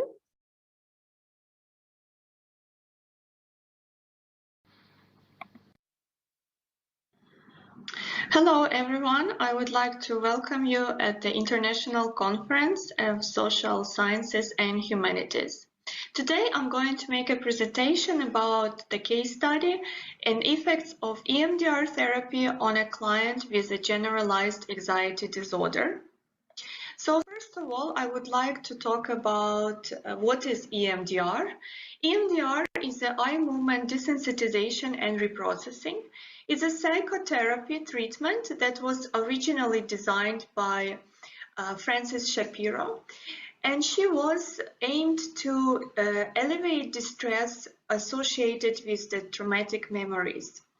So Shapiro's adaptive information processing model posits that EMDR therapy facilitates the accessing and processing of traumatic memories and other adverse life experiences in order to bring this to an adaptive resolution.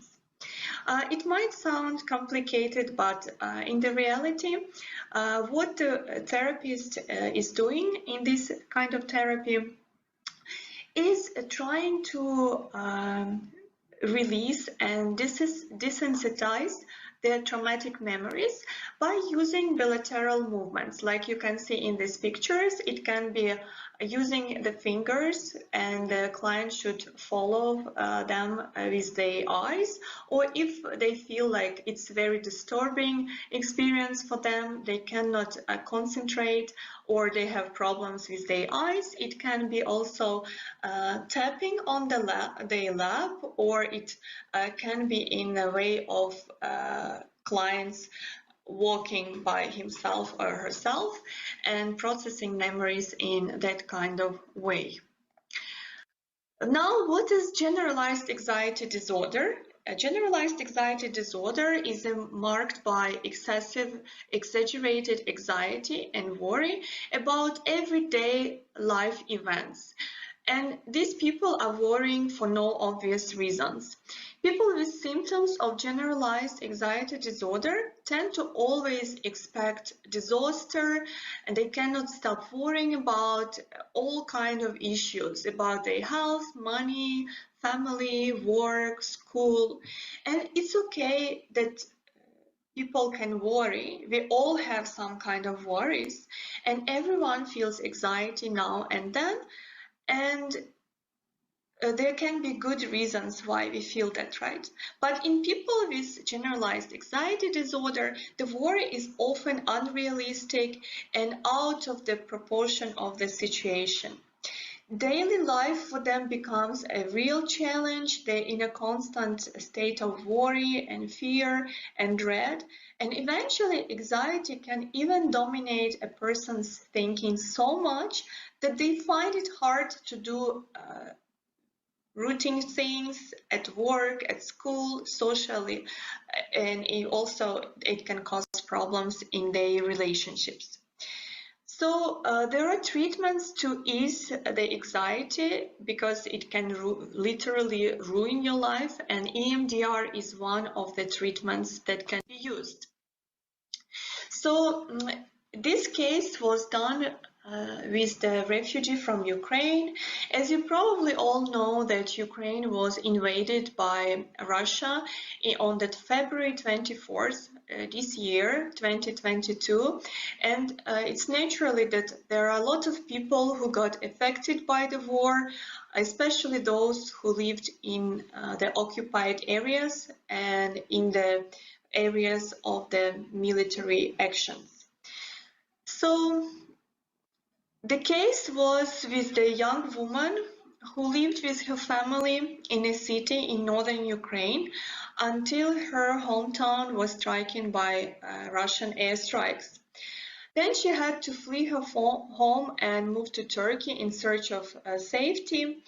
But before she could flee to Turkey, she had to endure 1.5 months of constant bombing and shelling of her hometown, and because of that she started to experience, and she had complaints such as feeling anxious, feeling insecure, having interrupted sleep and nightmares.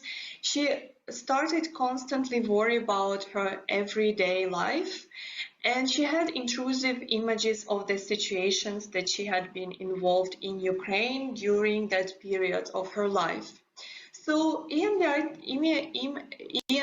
therapy was applied to her dysfunctional beliefs.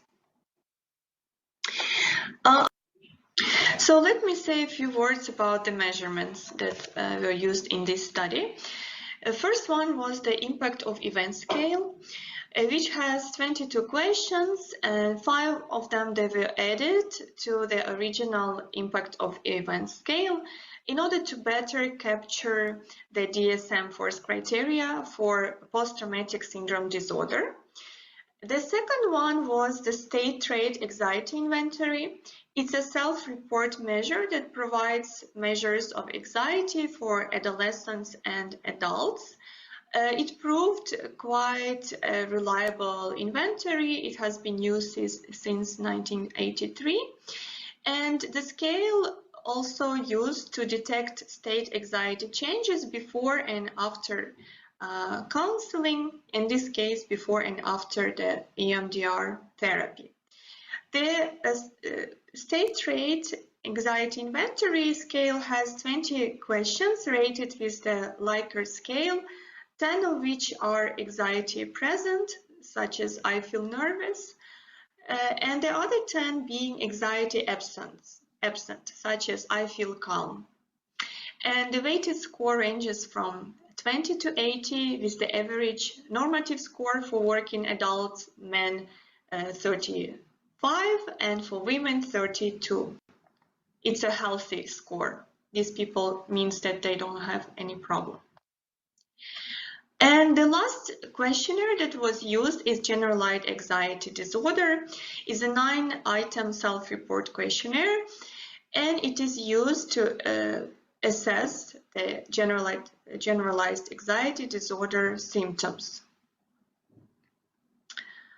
Again, it's a Likert type scale, and one of the yes/no items included whether the participants had been bothered by excessive worry for the past 3 months, and possible scores range from 0 to 12, with higher score representing greater generalized anxiety disorder symptom severity.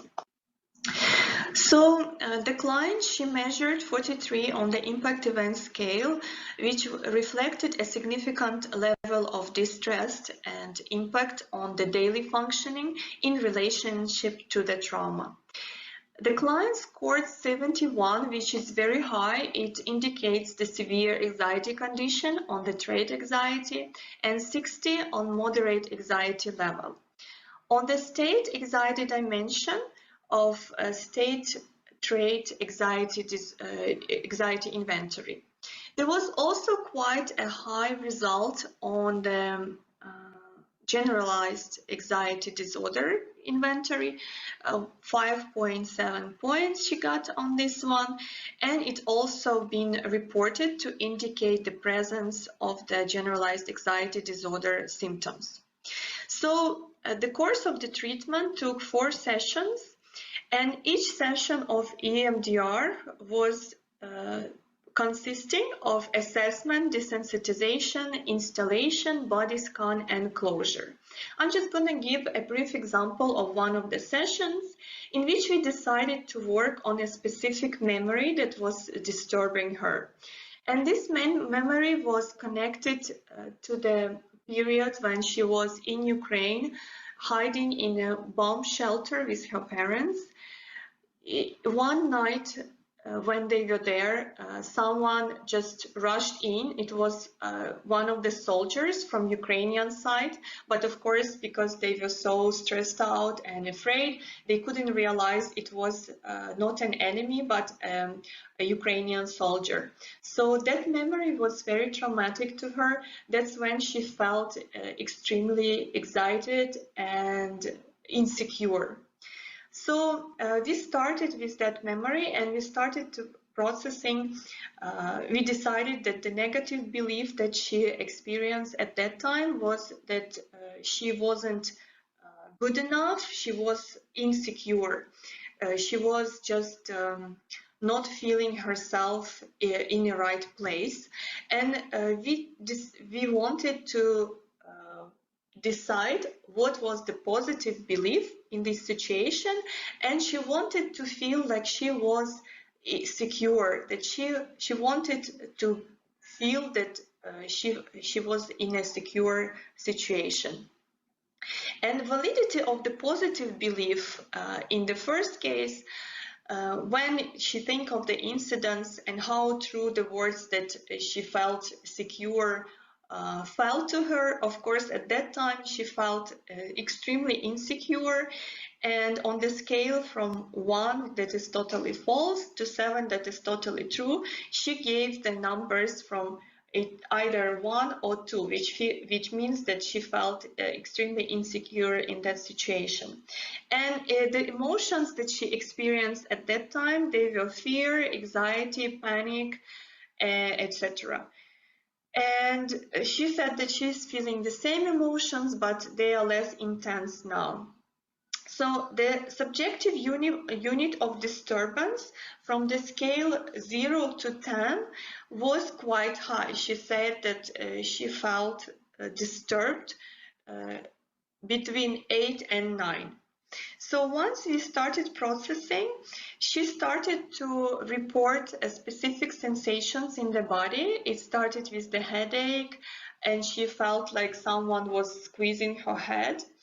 But as we continued with the bilateral movements, with few, like 5 times, she started to report that that sensation was going down her hands and her wrists, meaning that just in a 5 sessions of bilateral movements, this negative feeling started to go away from her body.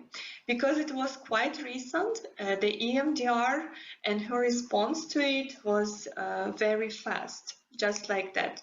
The brain responded with the release of this traumatic memory, and she started moving quite fast from that negative traumatic memory that she had. She moved to her memories that she had before the war, and they were quite pleasant ones. When she was going to the university, which places that she liked, she visited in the city, etc. So this is the example just of the 1 sessions. After we did all sessions, we completed them, we again made her answer the questions of those questionnaires, and you can see that the difference before and after, in all the cases, in all the questionnaires, the anxiety went down. And we can see that the difference between the initial and final subjective units of disturbance of the client during the desensitization stage also went significantly down, while the values of validity of positive belief went up, not down. It was the exactly opposite. So as we can see that after only 4 sessions of EMDR, the mood of the patient improved, not only her inventory scores, not only the questionnaire showed that there was an improvement, but also her anecdotal evidence said that her ruminations declined. She was ready to get a job and she became hopeful for the future. In this case, only a few sessions of EMDR, they led remarkable improvements on the generalized anxiety disorder. And indeed, as for the other trauma-related issues, EMDR therapy can be utilized on a generalized anxiety disorder and other traumatic or disturbing situations and on other traumas as well. So if there are colleagues who working in a psychology field or in a psychotherapy field, I think they can use it. They can try to use EMDR as it shows very good results. I think I already exceeded my time. I thank you for the attention, and I hope it was useful and informative for all of you. Thanks again. See you. Thank you so much, Ma'am Yulia, for the wonderful video presentation. Also, if anybody has any question, please put it in the chat box and the speaker will try to answer you there. Moving ahead with the conference. Our next presenter is Teresa Schützling, PhD candidate, School of Social Policy, Social Work and Social Justice, University College Dublin, Ireland. Her topic is that really me? Irish trans masculine individuals' engagement with offline media representation of trans identity.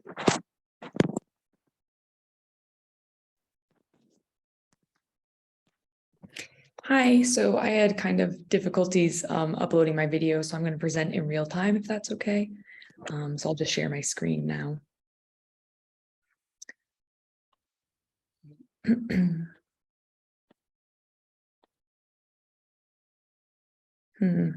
Sorry, having some technical difficulties. No issues, ma'am, take your time.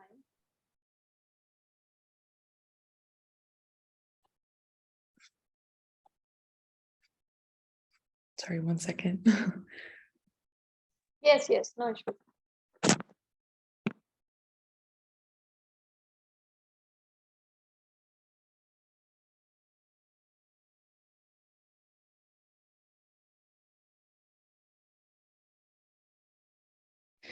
So unfortunately, it's not letting me share screen unless I leave the Zoom and come back for some reason. So I'll just return in a moment if that's okay. Yes, totally. All right, sorry about that. One second. We can just proceed with the conference and then you'll be presenting in the end. Will that be okay? Okay, sounds good. All right, then we'll just move forward and Ma'am Teresa will just take a while and then we'll just see the video. Our next presenter is Nushopari Norova, Political Science and Public Administration, Yildirim Bayezid University, Ankara, Turkey. The topic is marginalization in workplace in Tajikistan. Nushopari, you can now just start share your screen and you can just start with your presentation. Yeah, a moment.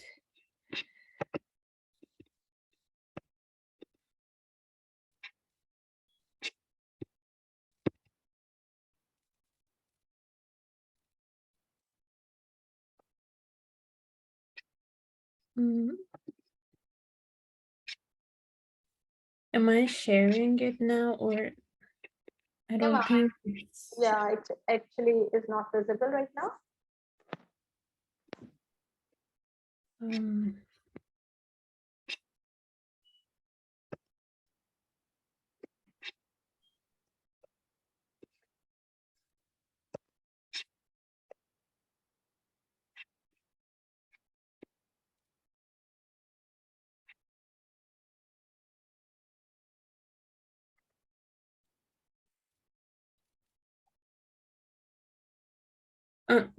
I have the same, like I have to quit the Zoom and then open it again. So okay, all right. Then we can we just move forward and yeah. Okay, all right, no issues with that.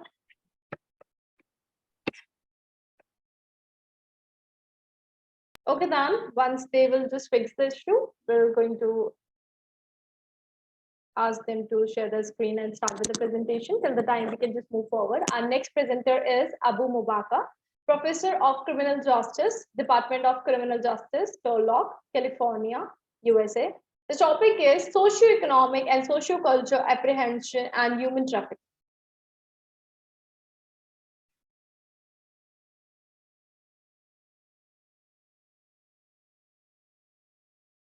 Okay, might be due to his prior engagement, he's unable to join us.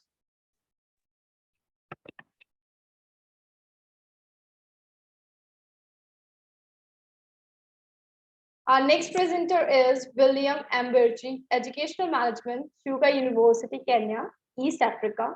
The topic is influence of 100% transition policy implementation on provision of adequate instructional material in public boarding secondary school in Upper Eastern Region, Kenya. You can also read the abstract.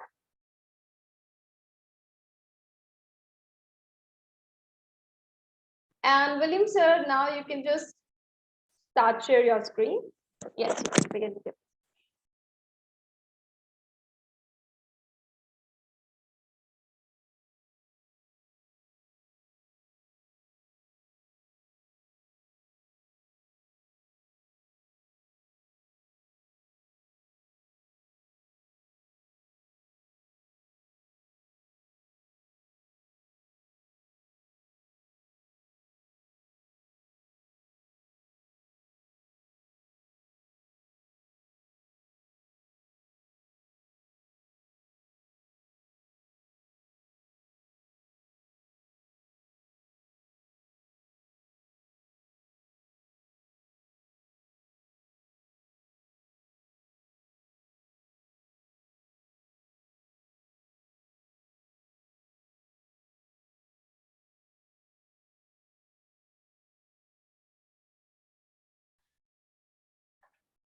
Hello. Yes, Hello. Yes, William, sir, we can hear you. Thank you so much. My name is William Birichi, an educationist working with the Ministry of Education, Kenya. And currently I'm serving as the County Secretary and Head of Public Service for the Tharaka County in Kenya.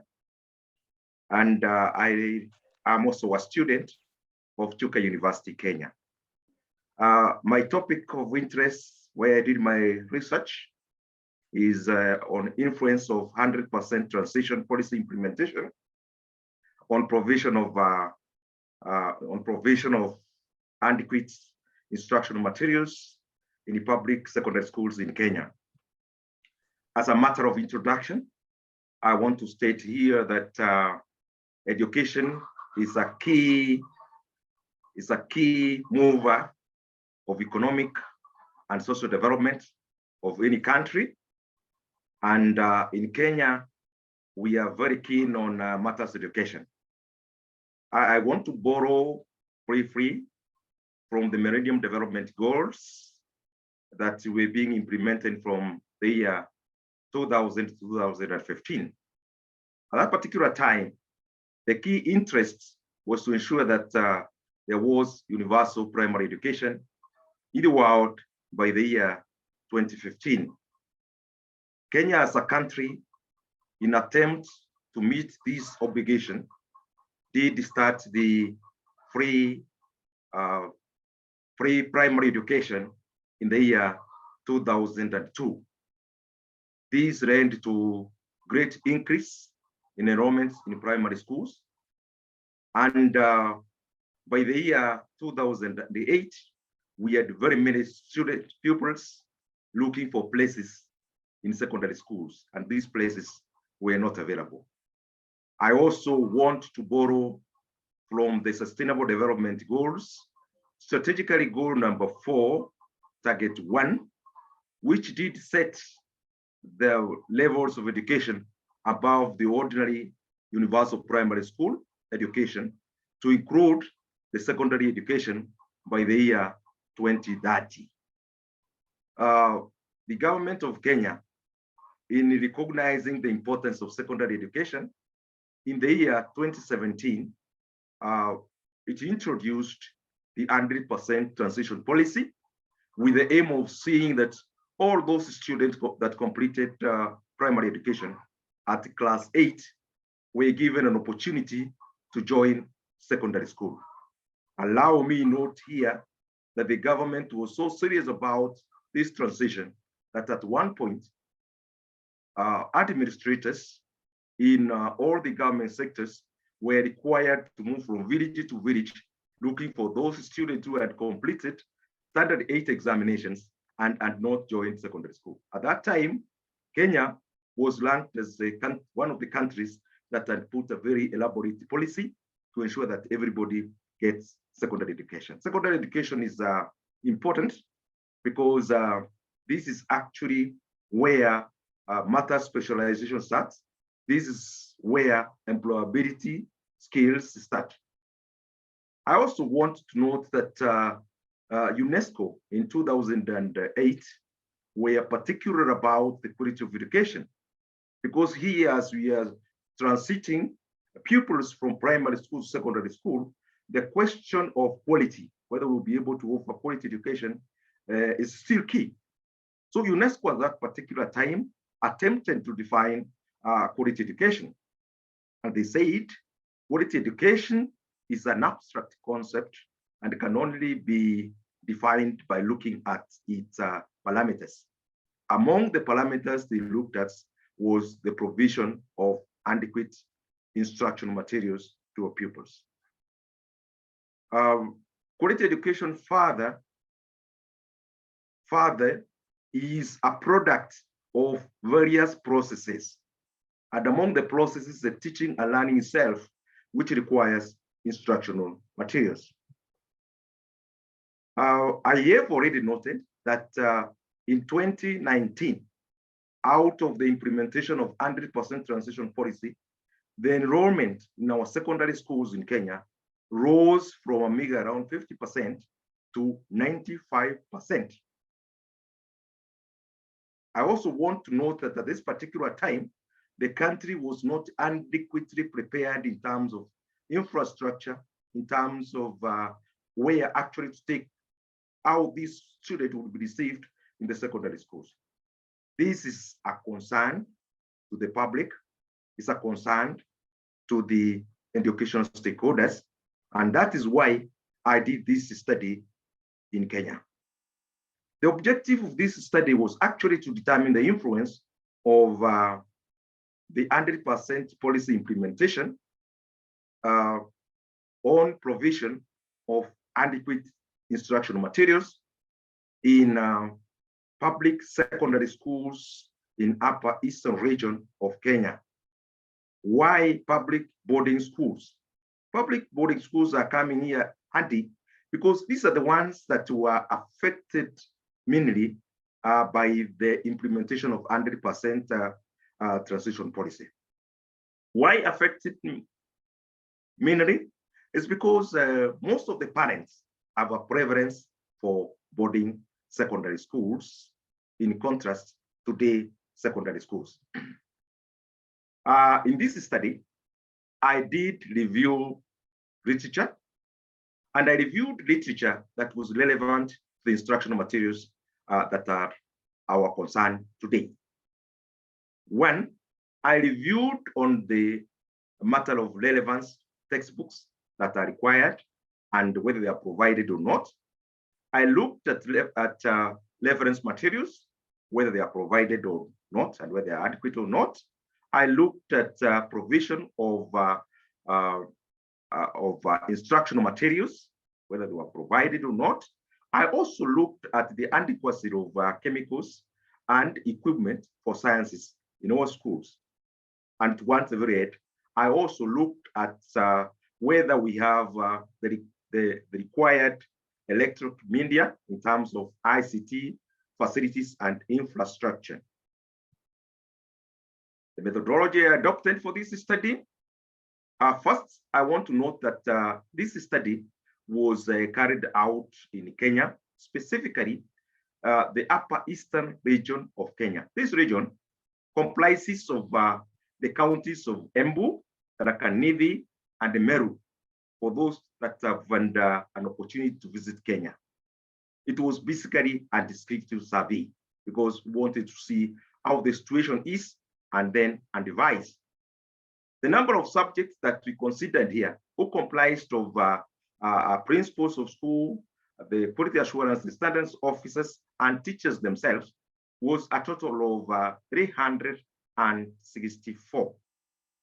The quality assurance and standards officers were 4, the principals were 8, each representing a school, and the teachers that we chose from the 18 schools were 341. We used a questionnaire for this study, and in our questionnaire, we were actually asking principals and teachers to rate various statements in relation to 100% translation and provision of instruction materials. In their rating, we gave them a Likert scale of 1 to 5, where 5 represented those that strongly agreed with the statement we gave, and 1 represented those that strongly disagreed with the statements we had given. The response rates were as follows. The principals, out of the 18 that we targeted, 18 of them responded, giving us 100% response rate. For the teachers, we gave questionnaires to 341. 340 responded, giving us a response rate of 99.7%. Findings from this study. The principals, like I've just said, they were given questionnaires to rate their levels of agreement or disagreement with the statement that we gave.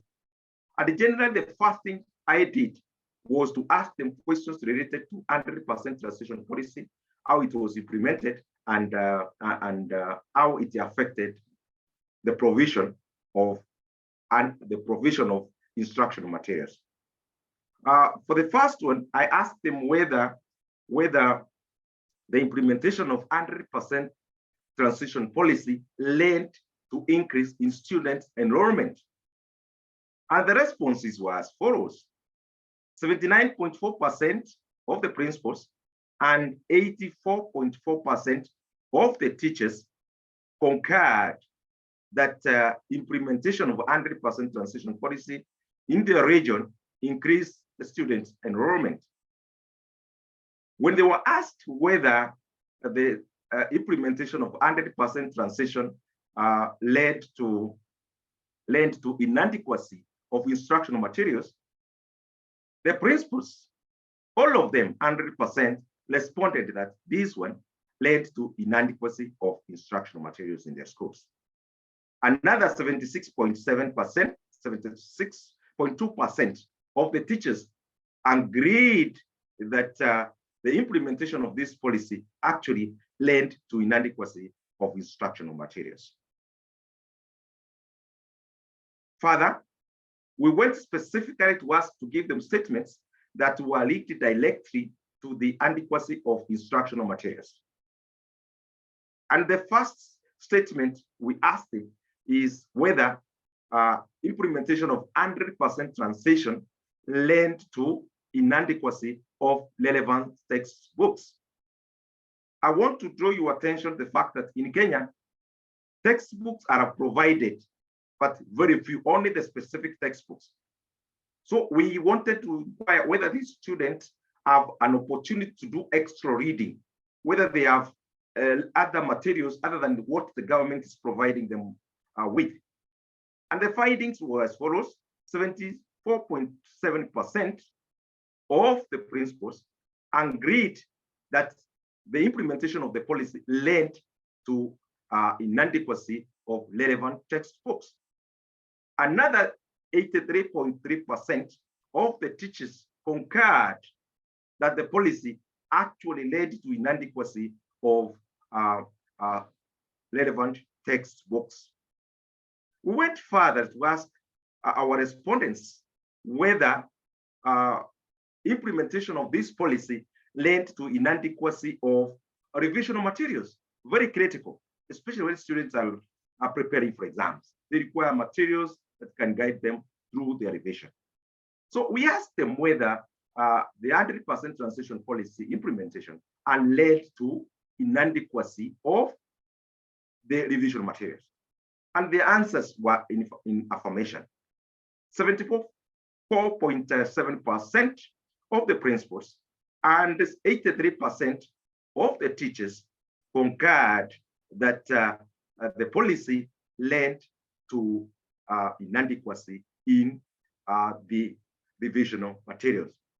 Further, we requested them to give their comments, their levels of agreement or disagreement in terms of whether the implementation of 100% transition policy in their schools led to inadequacy in laboratory chemicals and science equipment. I want to draw your attention that in Kenya's Vision 2030, we want to be a middle level income and an industrialist country by the year 2030. So it is very critical that our schools have lab-equipped laboratory chemicals and lab equipment for the purposes of sciences. When this question was posed to them, their responses were as follows: 87% or 6% of the principals and 87.6%, actually similar percentages of the teachers and the principals responded to the affirmation of the same. And further, we asked them whether the implementation of 100% transition policy led to inadequacy of the relevant materials, of the reference materials. Again, materials for extra reading, extra preparation. We asked them whether the implementation of this policy and an issue on that. And again, 87.6% of the principals and 83.6% of the, I beg your pardon, 87.6% of the teachers and 87.6% of the principals concurred that reference materials were inadequate due to the introduction of this particular policy. And finally, we are, as a country, we're in the process of adopting ICT, information technology in teaching, and therefore we are emphasizing on having electronic teaching media in our schools. So we asked them whether introduction of this policy in their schools led to inadequacy in terms of electric media for teaching and learning. And they were again categorical that out of all those that we interviewed or we gave the questionnaires to respond to, 72.3% of the teachers concurred, whereas concurred that 100% transition policy led to inadequacy of these materials. I want to again draw your attention that ICT equipments are expensive, and many of our schools we have found not to have adequate, and I will be discussing this as I get to summary. My dear panelists, in summary, 100% transition policy in Kenya has led to inadequacy reference materials, meaning our students are not able to do extra reading. The policy again has led to inadequacy of division materials. Students are basically referring to the books issued by the government. And at the same time, the policy has led to inadequacy laboratory chemicals and science equipment, which means then our intention to acquire, to become an industrialized country by the year 2030 may remain a mirage if this one is not taken care of. And finally, the policy has also led to inadequacy, warm-up, electronic media, and just to mention but a few. In conclusion, 100% transition, like said, has led to the inadequacy provision of instruction materials. This is basically because the enrollment in schools rose within a span of a very short period of time, and therefore most of the schools were not prepared for that. And my very final conclusion here is that if this trend is not arrested faster than immediately, then it may compromise the quality of education, which is our focus.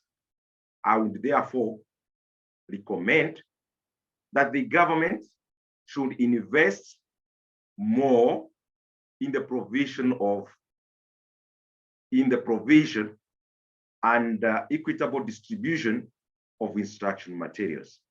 I'm noting here that while I was doing the study, you would find some schools, especially those next to towns, you would find them with adequate materials, relatively adequate materials. But when you go to other places, you find they are lacking even materials that are already in schools that are near town. And I'm also strongly recommending that the government should waive taxes on instruction materials so that they become affordable to schools, bearing in mind that this is a third world country, especially materials touching on information communication technology, materials touching on lab equipment. These materials, their rate, the importation should be zero rated so that the country and schools can afford this. And finally, I'm also recommending that the parents and non-state actors and education stakeholders and donors should complement the efforts of the government in providing adequate instruction materials. I am saying this with full information that Kenya is a very friendly country and we are always ready to work with our international community. Suggestions for further reading? What I've done may not be enough, and therefore I'm recommending that further studies can be carried to determine the impact of the management of teaching and learning activities on quality of education in other areas of the country and more so in Africa. I've given a few references, the others are in my full notes, and I wish to thank you very much for listening to me. Thank you and God bless you. Thank you, William sir, for the wonderful presentation. And if anybody would like to add something, they can add. Also, if anybody has any questions, they can just put it in the chat box. All right, then we'll be just moving forward. Our next presenter of the day is Mohammad Farizio Derajo, School of Business and Management, Bandung Institute of Technology, Bandung, Indonesia. This topic is loan sharks and financing alternatives for food micro small enterprises in Indonesia, a case study. Mohammed sir, you can just share with your screen and you can just start with the presentation. Okay, thank you. Let me try to share the screen. Yes, we can. Is it visible? Yes, it is. Okay. Before I start, thank you for this opportunity. I would like to thank Dr. Flora Charles as well as Eurasia Research. And this research, I'm from Bandung Institute of Technology. I study business management, particularly focusing on the finance discipline. And without further ado, I would like to start by explaining the background of why I chose this topic of financing alternatives. So I'm focusing the phenomena in my country, in Indonesia, and I found out that micro and small enterprises contribute to economy of Indonesia greatly, especially the food sector. It supplies our people with employment, and the high liquidity of the industry, because as we know, food is one of basic needs of people. It's highly liquid, so the circulation of money in this industry is good as well. And I'll be referring to this area of business as food sector micro small businesses, or FMSPIs. Now, the thing is, when these FMSPIs wants to finance, they do it because they want to expand, or they want to have some kind of extra financing for their personal life, such as financing their children to go to school, or maybe it's about starting a new business and they want to finance. So what they could do is to borrow from banks. They could apply for microcredit programs and other things that I've done research from initially before my study. And I found that these different choices of financing has different implications for them. And particularly loan sharks as a source of financing. So loan shark is a source of finance that I found out that is known to be an entity in this society that is easily accessed and gives the businessmen fast money to be used to finance their business. Those are the perks of using loan sharks. However, one of the problems that is notorious, that is known for loan sharks, is its high interest rates. It is risky for businesses to use it because the businesses tend to not calculate the interest rate good enough, or there are some gray area of the contract that could definitely harm the health of the business. So that's the problem that I targeted for my research. I would like to find out how are the businessmen perceiving the risks and returns of using loan sharks. So I want to know really what are the known financial sources, whether it's loan sharks, whether it's banks or other stuffs, and what are their reasons and motivations to using those kinds of financial sources. Before the actual study, I mean the actual data collection, I try to do some literature review. And these are like the initial categories of financial sources that I found out, as well as the well-studied areas of the financial sources that I found out to be extensively studied in my literature review. And here are some of the pros and cons of the financial sources that I found out from the literature review, which brings me to a hypothesis that I frame up to proceed to my research. So I just educatedly guessed that maybe they're aware of banks, relatives, borrowing money from relatives, and so on. So this is the proposition statement. Is kind of like a hypothesis for a qualitative research, because the research that I'm doing is more qualitative. The method for my research, I will do a semi-structured interview with a sample size of 10.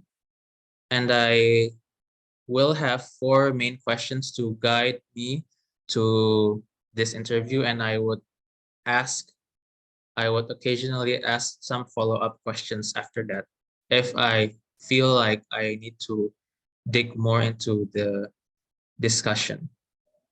And then I'll analyze by using a technique called content analysis.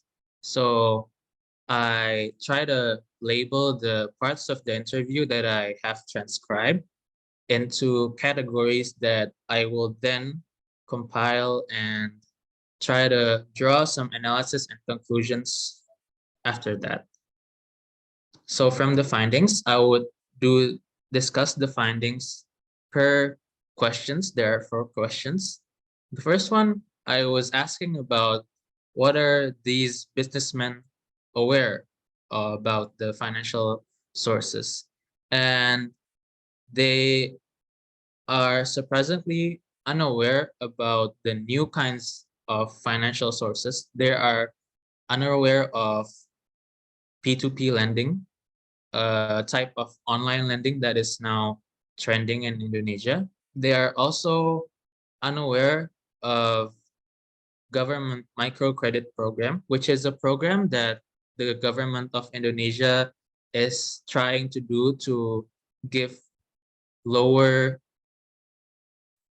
interest rates and lending for businessmen, and trying to eradicate loan sharks or money lenders, which is kind of a surprising finding for my 10 sampled respondents of my study.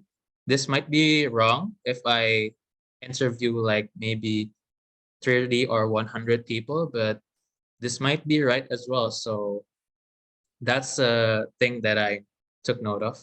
The second question I asked, it's similar to the first question. So I found out that they prefer to use non-borrowing financial sources. So they don't prefer to borrow from other entities in their financing because of their risk aversion. They prefer to use personal financing and retained earnings instead of relying on other entities. So that's another finding that I found. The third question is about the reasons. Similar to the finding of the previous question, the tendency is risk aversion. So they don't really want to take some risk to borrow money from other people. And the fourth question, hindering factors that you find from not using the financial sources. So I found out that they don't tend to borrow money from other entities, particularly banks, because it's tedious. It requires more management, more precise management, as well as credit record and things that is not really owned by micro and small enterprises generally. So that's also a reason why they don't want to borrow money from banks or other entities. So from all this data collection and connecting to the research question and proposition statement hypothesis that I formed, I will conclude that the key here, the key conclusion here that I would imply to my research is that the industry of the respondents, the targeted research that I do, has a culture that does not really want to borrow money from other people. Hence, the people are not really prone to loan sharks. So it moves me to suggestions to further research. I would like to suggest to future researcher to focus on other industries other than food related industry, because I feel like the other types of industry may have the actual struggles of facing financing from loan sharks. Because I found out that in food related industries, the tendency is they have high liquidity and thus they have a lower incentive to borrow or take risk. So they're not really dangerously affected by loan sharks. So yeah, the closing statement for future research, try to explore more on the industries that are low liquidity, that are more prone to the loan shark problem here in Indonesia, which is still a problem seeing from the news that I've seen. So that's all from my presentation. I'm highly open to discussions or questions. And other than that, thank you for listening. Thank you, Mohammed sir, for your wonderful video presentation. And if anybody has any question, please put it in the chat box. Yes, Professor Marek. Selamat malam for Indonesia. I love Malam. Indonesia. I was 4 times in Bali, and I hope I will discover other islands also. I wonder if you know that Poland and Indonesia have very similar flags, because your flag is red at the top and white at the bottom, and Polish flag of Poland, is reversed. We have white on the top and red on the bottom. Thank you very much for very interesting and important presentation. I have 2 questions. First, how you define micro and small enterprises in Indonesia? Because, for example, in the European Union, we have uniform definition of micro, small, and medium-sized enterprises. So it is interesting for me how you define these enterprises in your country. And the second question, what about social financing, especially crowdfunding? Do you think, do you indicate, is it popular in Indonesia, and is it suitable for food industry in terms of your presentation? What do you think about crowdfunding? Thank you. All right. So thank you. Firstly, about the defining which one is micro enterprises, etc. The way that we define, I stumbled upon 2 different ways of defining it. In my study, I defined it as the number of personnels or employees that are working. So micro enterprises is, if I'm not mistaken, 1 or 2 until 9, and small enterprises is 10 until 19. But interestingly, I found out along the way that there is another way of defining it, is through assets and gross profit, if I'm not mistaken. So there are the numbers. For example, micro enterprises, they have assets of maximum 300 million rupiah. That is maybe, I don't know how to calculate, but 300 million rupiah. And for example, small enterprises is from 300 million rupiah until 2 billion rupiah. So this time is defined by assets and gross profit. Okay, so, and for the second question about crowdfunding, crowdfunding is a very common term for us in Indonesia.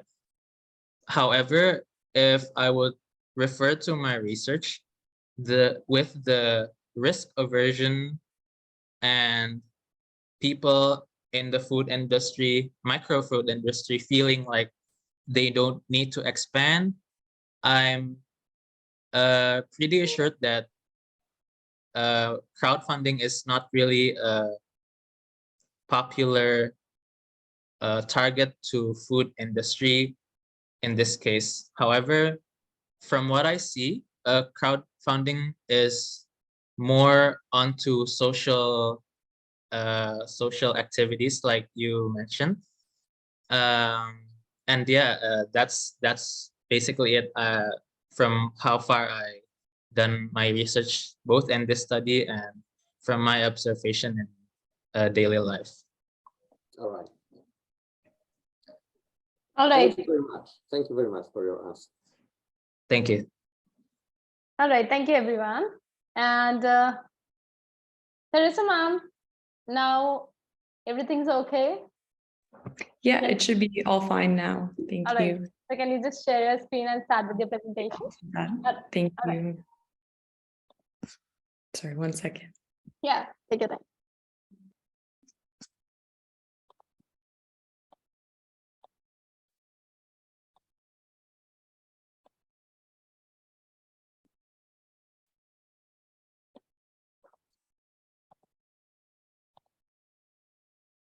Are you able to see that, everyone? Yes, yes, Okay. your screen is. Thank you. Okay, so today, my name is Teresa Schilling, and I'm a PhD candidate. And today I'm going to be presenting on my paper, Is That Really Me? Irish Transmasculine Individuals' Engagement with Offline Media Representations of Trans Identity. So the presentation will be broken into the following 5 sections: an introduction, theoretical underpinnings, methods, study findings, and conclusion. So just to begin, the research objectives of this study are to investigate the experiences of individual transmasculine people in Ireland through their engagements with offline media representations of trans identity, and to explore the impact that offline media representations of trans identity has on their senses of identity and expressions of masculinity. So just to begin, I want to go over some key definitions for the coming presentation. The first is trans, which is a deliberately expansive term to refer to individuals who experience gender non-normatively. As Susan Streicher describes, trans as a term allows for affinities rooted in movements across categories, and it avoids limiting itself to separate identity categories. In this paper, the use of trans involves the intersecting experiences of individuals who identify with such specific categories as transgender and transsexual. So this paper focuses specifically on the experience of transmasculine individuals. Transmasculine here refers to individuals who are assigned female at birth, but experience their gender as more masculine than feminine. In this paper, the transmasculine individuals identify with different identity categories, including trans man, genderqueer, and other related categories. Transmasculine operates as an umbrella term in this paper as it works to encompass the intersecting gender experiences of the different individuals interviewed. Next, to define what offline media means, while there is a lot of existing research detailing the ways that online media is a positive platform through which trans people form a sense of community and identity, there's few studies that focus on the effects of offline media, which here encompasses elements of popular culture such as television, film, radio, books, newspapers, and video games. And my decision to examine offline media representations was based on ideas of accessibility and passive consumption. So whereas queer community building online is a purposeful act, and representations of trans people on social media are often curated by trans people themselves, offline media often presents itself without being sought out, and representations are often structured in otherness. So even though today, with the kind of blurring between offline media and online media, we might actually consume things like television and film on online platforms such as Netflix, my project works to kind of encompass those sorts of traditionally offline media outlets as well. And then finally, representation, which can be understood as, according to Stuart Hall's definition, the process by which members of a culture use language, broadly defined as any system which deploys signs, any signifying system, to produce meaning. So in this paper, trans representation is a signifying system which seeks to symbolize and speak for trans people through the offline outlets I described. So now just to go briefly over the theoretical underpinnings of the paper. First, I just want to briefly go over some kind of concepts from gender theory. The first, kind of a simplistic statement, but gender is a social construct. So you may be familiar with the famous Simone de Beauvoir quote, "One is not born, but rather becomes a woman." De Beauvoir popularized a view of gender as being socially constructed in her work, The Second Sex. And this became an inspiration for the very famous gender theorist Judith Butler, whose theory on gender performativity introduced this idea that gender and sex are not something that are inherent in us or born in us, but rather are constructed by our performances of them, which in themselves are based around normative policing around things such as heterosexuality and cisgender expressions of gender. Also, it's important to note that sex itself is not binary, even from a biological standpoint. A biologist, Anne Fausto Sterling, was quite famous in her work for looking at the different kind of spectrums of sex within this sort of sexual continuum that kind of disproves the idea that sex is a binary and essential thing of man and woman, but actually the very existence of intersex and transgender individuals shows that sex is not binary. So next, I want to briefly talk about existing kind of works on trans representation. So as Stuart Hall explains, historically, marginalized groups have been misrepresented or stereotyped in popular media, which often utilizes essentializing, reductionism, naturalization, and binary oppositions to negotiate power and maintain a social and symbolic order. However, there has been a recent upturn in LGBTQ+ representation in the past few years. And while these representations do seem more fleshed out and nuanced, it doesn't necessarily mean that this is a step in the right direction. Sorry. As Gossett, Stanley, and Burton aptly describe, increased visibility can be actually a sort of trap door. They describe the ways that media representation is presented as the way forward for trans people to have livable lives, yet these representations are almost always renderings of trans individuals through a normative lens which complies with normative ideas of gender and sexuality. So queer, varied experiences of gender, and indeed of being trans, are still relatively invisible. Even so, research around transmasculine people in general is still kind of lacking. In fact, there is a notable lap in trans representation scholarship around masculinity as well. This paper, therefore, kind of wants to focus on this underrepresented transmasculine population.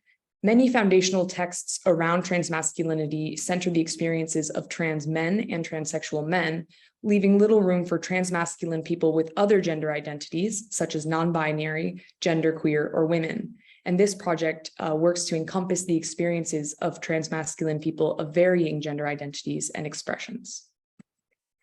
And just a final concept that will come up in the results is the concept of transnormativity. So transnormativity, as defined by Austin Johnson here, is a hegemonic ideology that structures transgender experience, identification, and narratives into a hierarchy of legitimacy. So this hierarchy basically privileges the binary medical trans experience, meaning when a trans person seeks gender-affirming medical care, such as surgeries and hormone therapy, to embody physical traits that are traditionally associated with a specific gender. This is an experience that not every trans person has, yet it is the experience that is most privileged and indeed most represented in media. So for example, here we have the actor Elliot Page, who recently came out as trans and non-binary.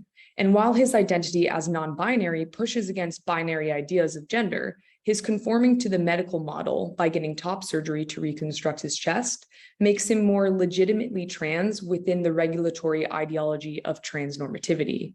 This ideology is perpetuated by media, as mentioned in the previous slide, because it shows a proper way to be trans that adheres with normative ideas around gender and sexuality. So moving on to methods, I just want to briefly go over those, starting with participants.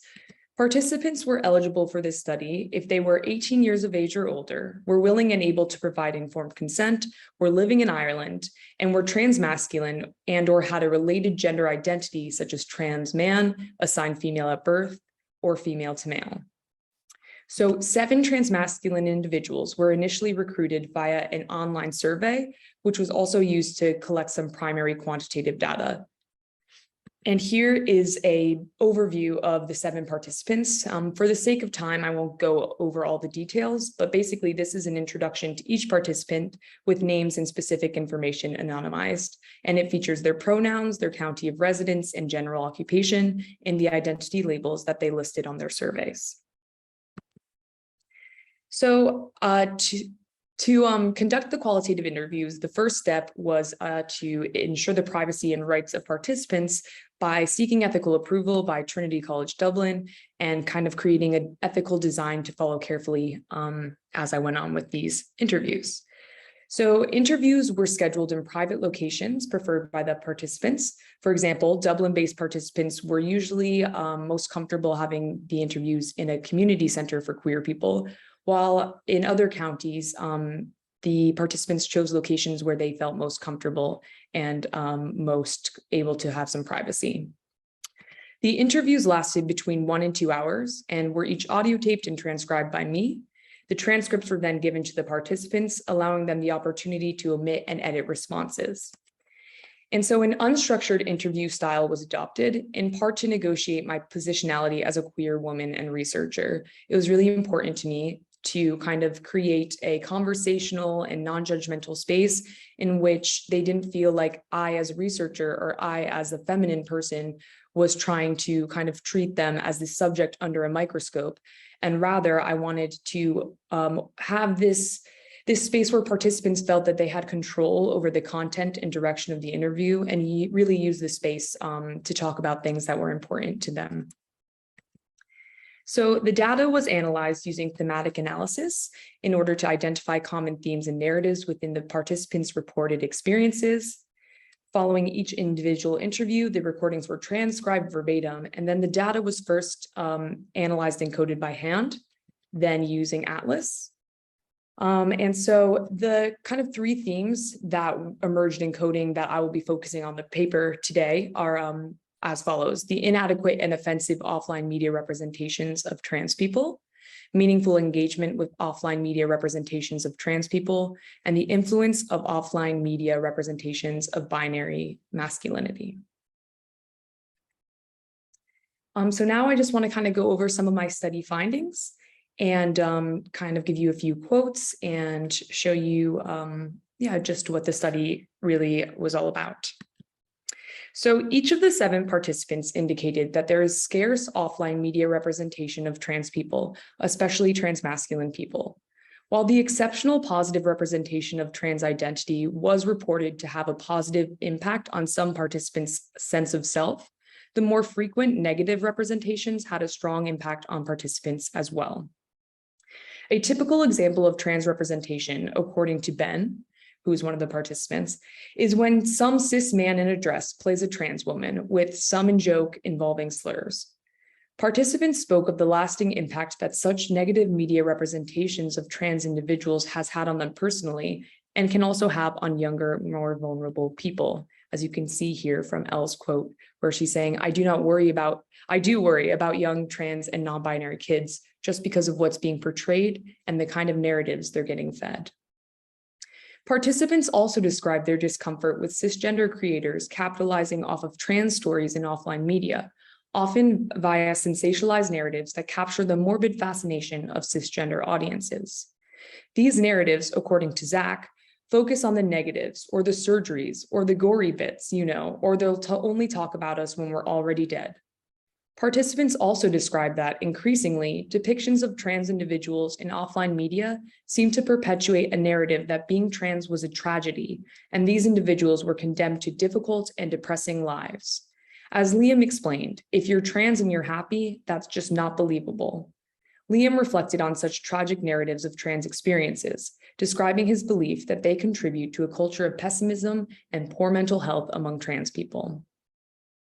Zach found that media depictions of trans lives as being plagued with hardship were actually very one-dimensional and devaluing of the positive aspects of his own experiences. And here he says, I'm the first to admit that there are things that I've experienced as a trans person that I wish I didn't have to, but I'm also so much happier for being a trans person and for having taken those steps to have transitioned. Participants also discussed their perception of offline media as lacking representations of trans masculinity in particular. As Ben put it, it seems to always be trans women, and it seems to always be hateful. When participants cited rare examples of more nuanced and authentic representations of trans individuals, they were often of trans feminine people. Although powerful encounters with positive representation were described, participants found these encounters to be infrequent. Most of the participants referred to a definitive lack of positive or high-quality transmasculine representation in general offline media and reported feeling driven to actively seek out representation in response. As you can see from William's quote here, sometimes I feel like queer people, we have this thing of like really enjoying shitty movies just because they have queer people in them. So the second theme that emerged was meaningful engagement with offline media representations of trans people. So these representations were understood by the majority of participants to have the potential to affirm trans viewers' senses of identity. Multiple participants expressed a wish for more positive representation and information when they were younger to aid them in early self-identification as trans. So Zach, for instance, said, I was stuck in this cycle of thinking how I felt was just how everybody else felt, and describes wishing that he had had some sort of language or explanation portrayed to him that he could have grabbed onto. Most participants described personal experiences of seeing themselves reflected through offline media representations and finding these experiences impactful. For Elle, for instance, the experience of reading about genderqueer masculinity in books about genderqueer lesbians helped her understand her own masculinity. Other participants emphasized the pleasure and validation they experienced in relating to on-screen characters when encountering trans storylines in films and television programs. And as William says, just because it makes you feel seen, obviously. And it makes me still feel like I still have that feeling of sometimes not liking myself for being trans. So when I see people, I'm like, it's okay. Like there are people out there who are like me. I can see it. It's not like I'm not wrong. So multiple participants also discussed the ways in which offline media representations of trans people could act as a platform for discussion with cisgender people, including their families and friends. Participants highlighted that for closeted trans individuals especially, engaging with others through offline media could initiate pivotal conversations. In some cases, this could be a way to generate more understanding, while in others, it could be a way to gauge others' opinions around trans individuals without, as William described, endangering or outing yourself. Many of my conversations with participants also explored the role that trans offline media representation can play in educating cisgender people. Such a representation was understood as beneficial for educating people about trans issues and lives, in turn creating safer environments for trans people, while also removing the burden for them to educate others about their identities. As you can see here from Oliver's quote, he used a book about a trans man to facilitate conversations with his mother, who didn't seem to understand his identity. And so finally, throughout the interviews, a topic that emerged as significant to all of the participants was the manner in which offline media represented gender in general, beyond a specific portrayal of trans masculinity. It appeared that media representations of masculinity within a binary gender system played a role in these transmasculine individuals' experience of gender identity. Participants described experiencing pressure to meet these cis-normative standards of masculinity in order to pass.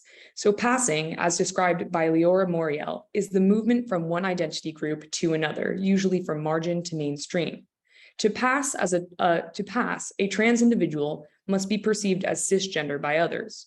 For trans individuals, the ability to find acceptance and safety within society is often contingent on this ability to pass. And so an example of this here is Liam's quote saying, I would be so much happier if I looked more masculine and if I had facial hair or was taller. Yeah, but I don't. And describes how he knows that other people would feel more comfortable if he did. So while many participants described their struggles to feel accepted within a broader cis heteronormative society, most found that experiences of trans masculinity which diverged from transnormative narratives were less accepted within LGBTQ+ communities as well. William describes the dominant offline media narrative as suggesting that trans people are trapped in the wrong body, which implies that trans bodies are inherently wrong. Multiple participants described how offline media trans narratives often center these transnormative, medicalized trans experiences, and that the Irish trans community appears to uphold medical transition as the most legitimate trans experience. This transnormativity is upheld by trans individuals as well. So Sean, for instance, differentiates and ranks gender nonconforming trans experiences as less legitimate to his own experience as a binary trans person. oh, I was meant to have a quote from him here, but basically he describes the experience of being a medical trans person and saying that that is actually more legitimate than someone who does not want to go the medical route, but still identifies as trans anyway. The majority of participants describe transnormative trans experiences as being privileged within society and even weaponized by binary trans individuals against gender nonconforming trans individuals. Sean, however, viewed gender nonconforming trans individuals as being politically aligned and intolerant of binary trans individuals. So this here really reflects the schism, even within the trans community itself, around what it means to really be trans. Sean described the politicization of trans identity, both among the trans community in Ireland and what is reflected in offline media as being extremely alienating. But for William, the radical and political aspects of being trans were essential parts of his identity. William discussed the idea of trans identity becoming medicalized and losing its radicalness, a concept that troubled him. And here you can see that in this quote where he says, and like, that's just how the mainstream media is going with trans people, by sanitizing trans masculine identities, I think, and it's just removing the radical part of being trans. And I don't like the idea of moving away from that. So in conclusion, to kind of sum up the results I discussed, the majority of participants expressed a wish for more nuanced representations of trans people, especially trans masculine people. What participants described as inaccurate and negative or tragic depictions of transmasculine people were generally understood to have a negative impact on individual trans people. They expressed a wish for more nuanced representations and believed that ultimately, by discussing issues that transmasculine people face in Ireland, it can become clear that due to a lack of access to cohesive communities, resources, medical care, and understanding from the cisgender majority, Irish transmasculine people are really left alone. Offline media representation, though certainly not a substitute for a supportive family or adequate medical care, can help ease these feelings of isolation. As Larry Gross explains, queer minorities differ from other minority groups because they are rarely born into minority communities in which parents or family members share that minority status. So therefore, popular media can actually become a sort of surrogate community, allowing young queer people to relate to and learn from representations of people like them. The majority of participants described offline media representations as being useful for creating dialogue with cisgender people. Participants used representations to measure safety when they were not out as trans to others, as well as to talk about their experiences as a trans person by using offline media representations as a jumping off point. So while the other 6 participants found the dominant conceptualizations of binary gender in the media to be limiting, oppressive, and unrepresentative of all trans people, Sean disagreed. For Sean, what he calls the radical politics of transgender people, whom he views as very different to transsexual people like himself, are what is limiting. For many of the participants, however, their experiences of trans masculinity did not fit into binary conceptualizations of gender, despite identifying as masculine. So while participants have expressed feeling pressure to pass or to adhere to binary constructions of gender, for the most part, there is also a shared conception of gender as being fluid and boundary-free. The participants each have a unique experience of trans identity and masculinity, which inherently resists the ascription of gendered stereotypes. For as William explained, there is no one way to be trans. And nearly all the participants expressed a wish for representations of trans people that were varied and subversive in their gender expressions, rather than transnormative.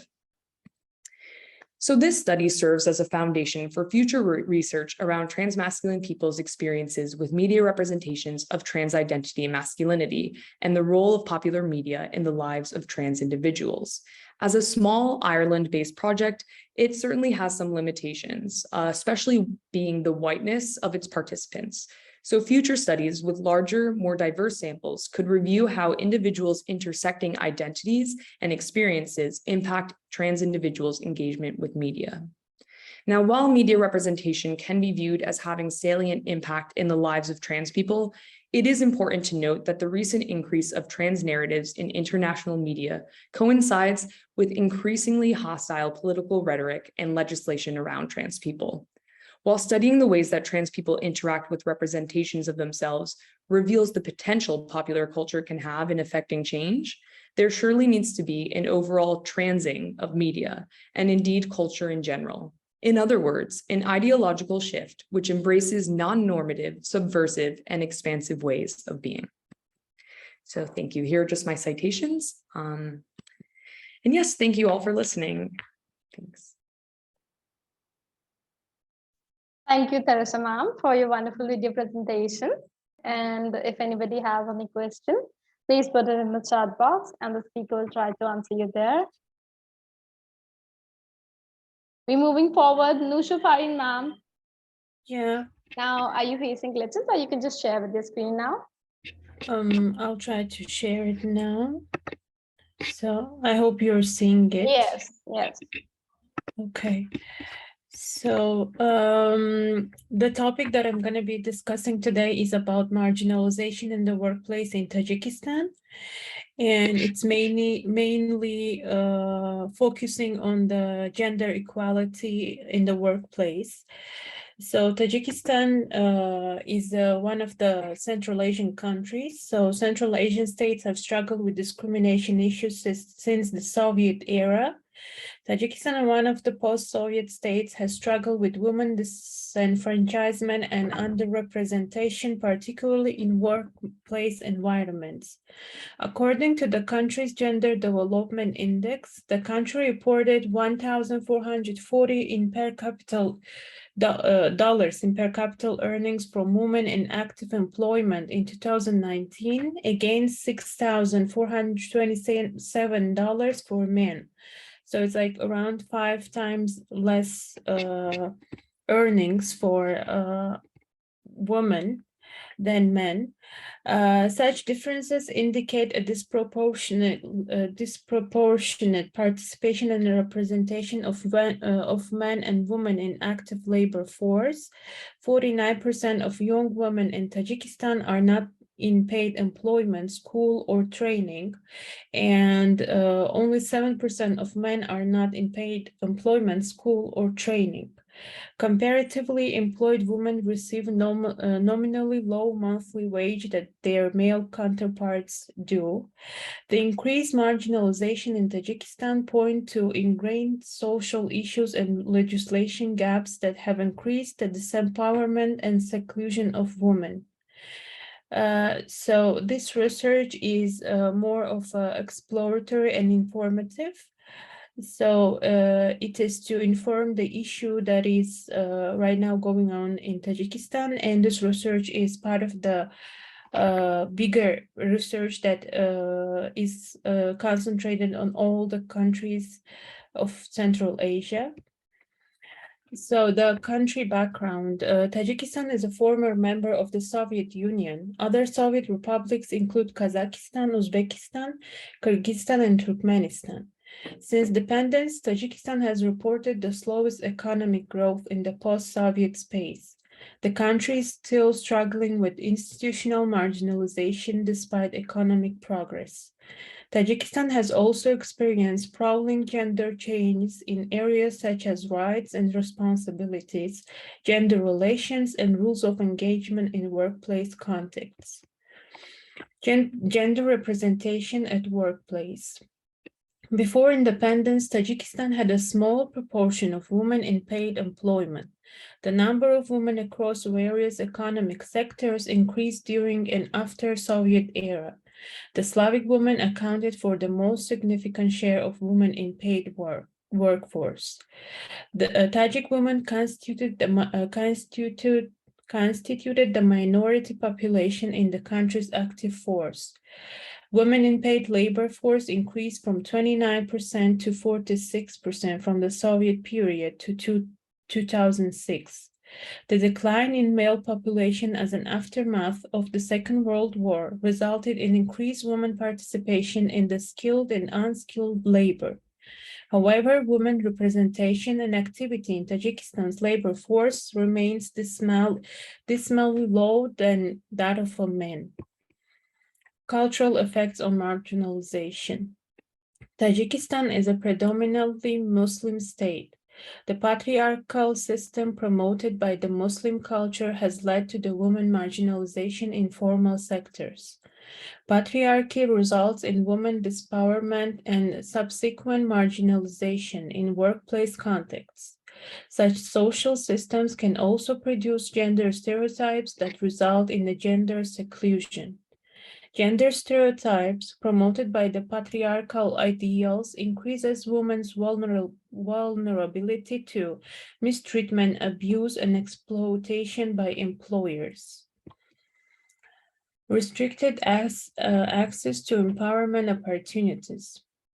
The legacy of what Tajikistan and other states experienced during the civil war still lingers in some areas. Many women in the country cannot access educational opportunities. This had led to women underrepresentation in the country's labor force. The increased exposure to harassment and insecurities has discouraged many women from continuing with education. This reduces their ability to achieve meaningful employment. Only a few women attain their educational goals and secure good jobs, unlike Tajik men. The problem results from a lack of adequate legislation and corrupt practices, impeding law enforcement efforts. Tajik gender violence and harassment in workplace. Tajik women experience high levels of workplace-related violence and harassment than in any other state in the region. Tajik men maintain a narrow view on the term violence. Many consider violence against women as an acceptable behavior. Tajikistani's labor law does not address issues of gender segregation and promoting safe working conditions for women. The law does not provide legal rights to protect Tajik women from work-related sexual harassment. The social norms in the country have continued to disadvantage women in workplace environments. Tajikistan observes the Equal Opportunities Doctrine. Nevertheless, a disproportionately large number of women continue to experience gender segregation and less freedom in labor mobility and paid employment than their male counterparts. Gender polarization and dichotomy on marginalization. The Islamic ideals and gender system absorbed in the country has created a dichotomy between femininity and masculinity. This has increased vulnerability for gender fluid population in workplace environments. Divergence from the dichotomized ideals produce adverse outcomes on working relationships and well-being of individuals who identify with LGBT communities. Non-conformity with cis-normativity and heteronormativity ideals yields indifference and may encourage pushback for individuals who associate with gender-fluid population. This increases LGBT vulnerability to workplace discrimination due to their non-conformity.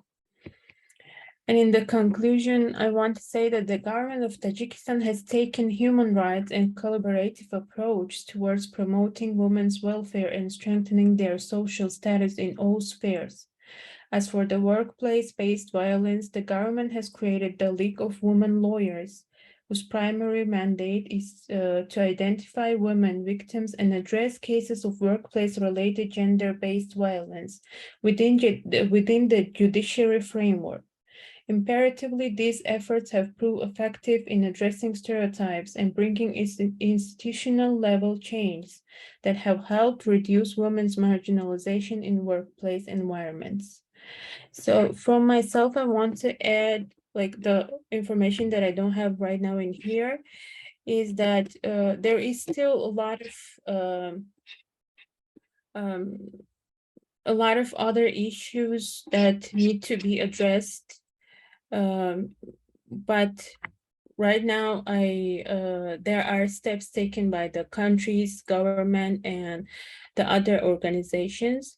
So the main idea of this research is to help identifying the problems, and eventually that would lead to the solution of the problems.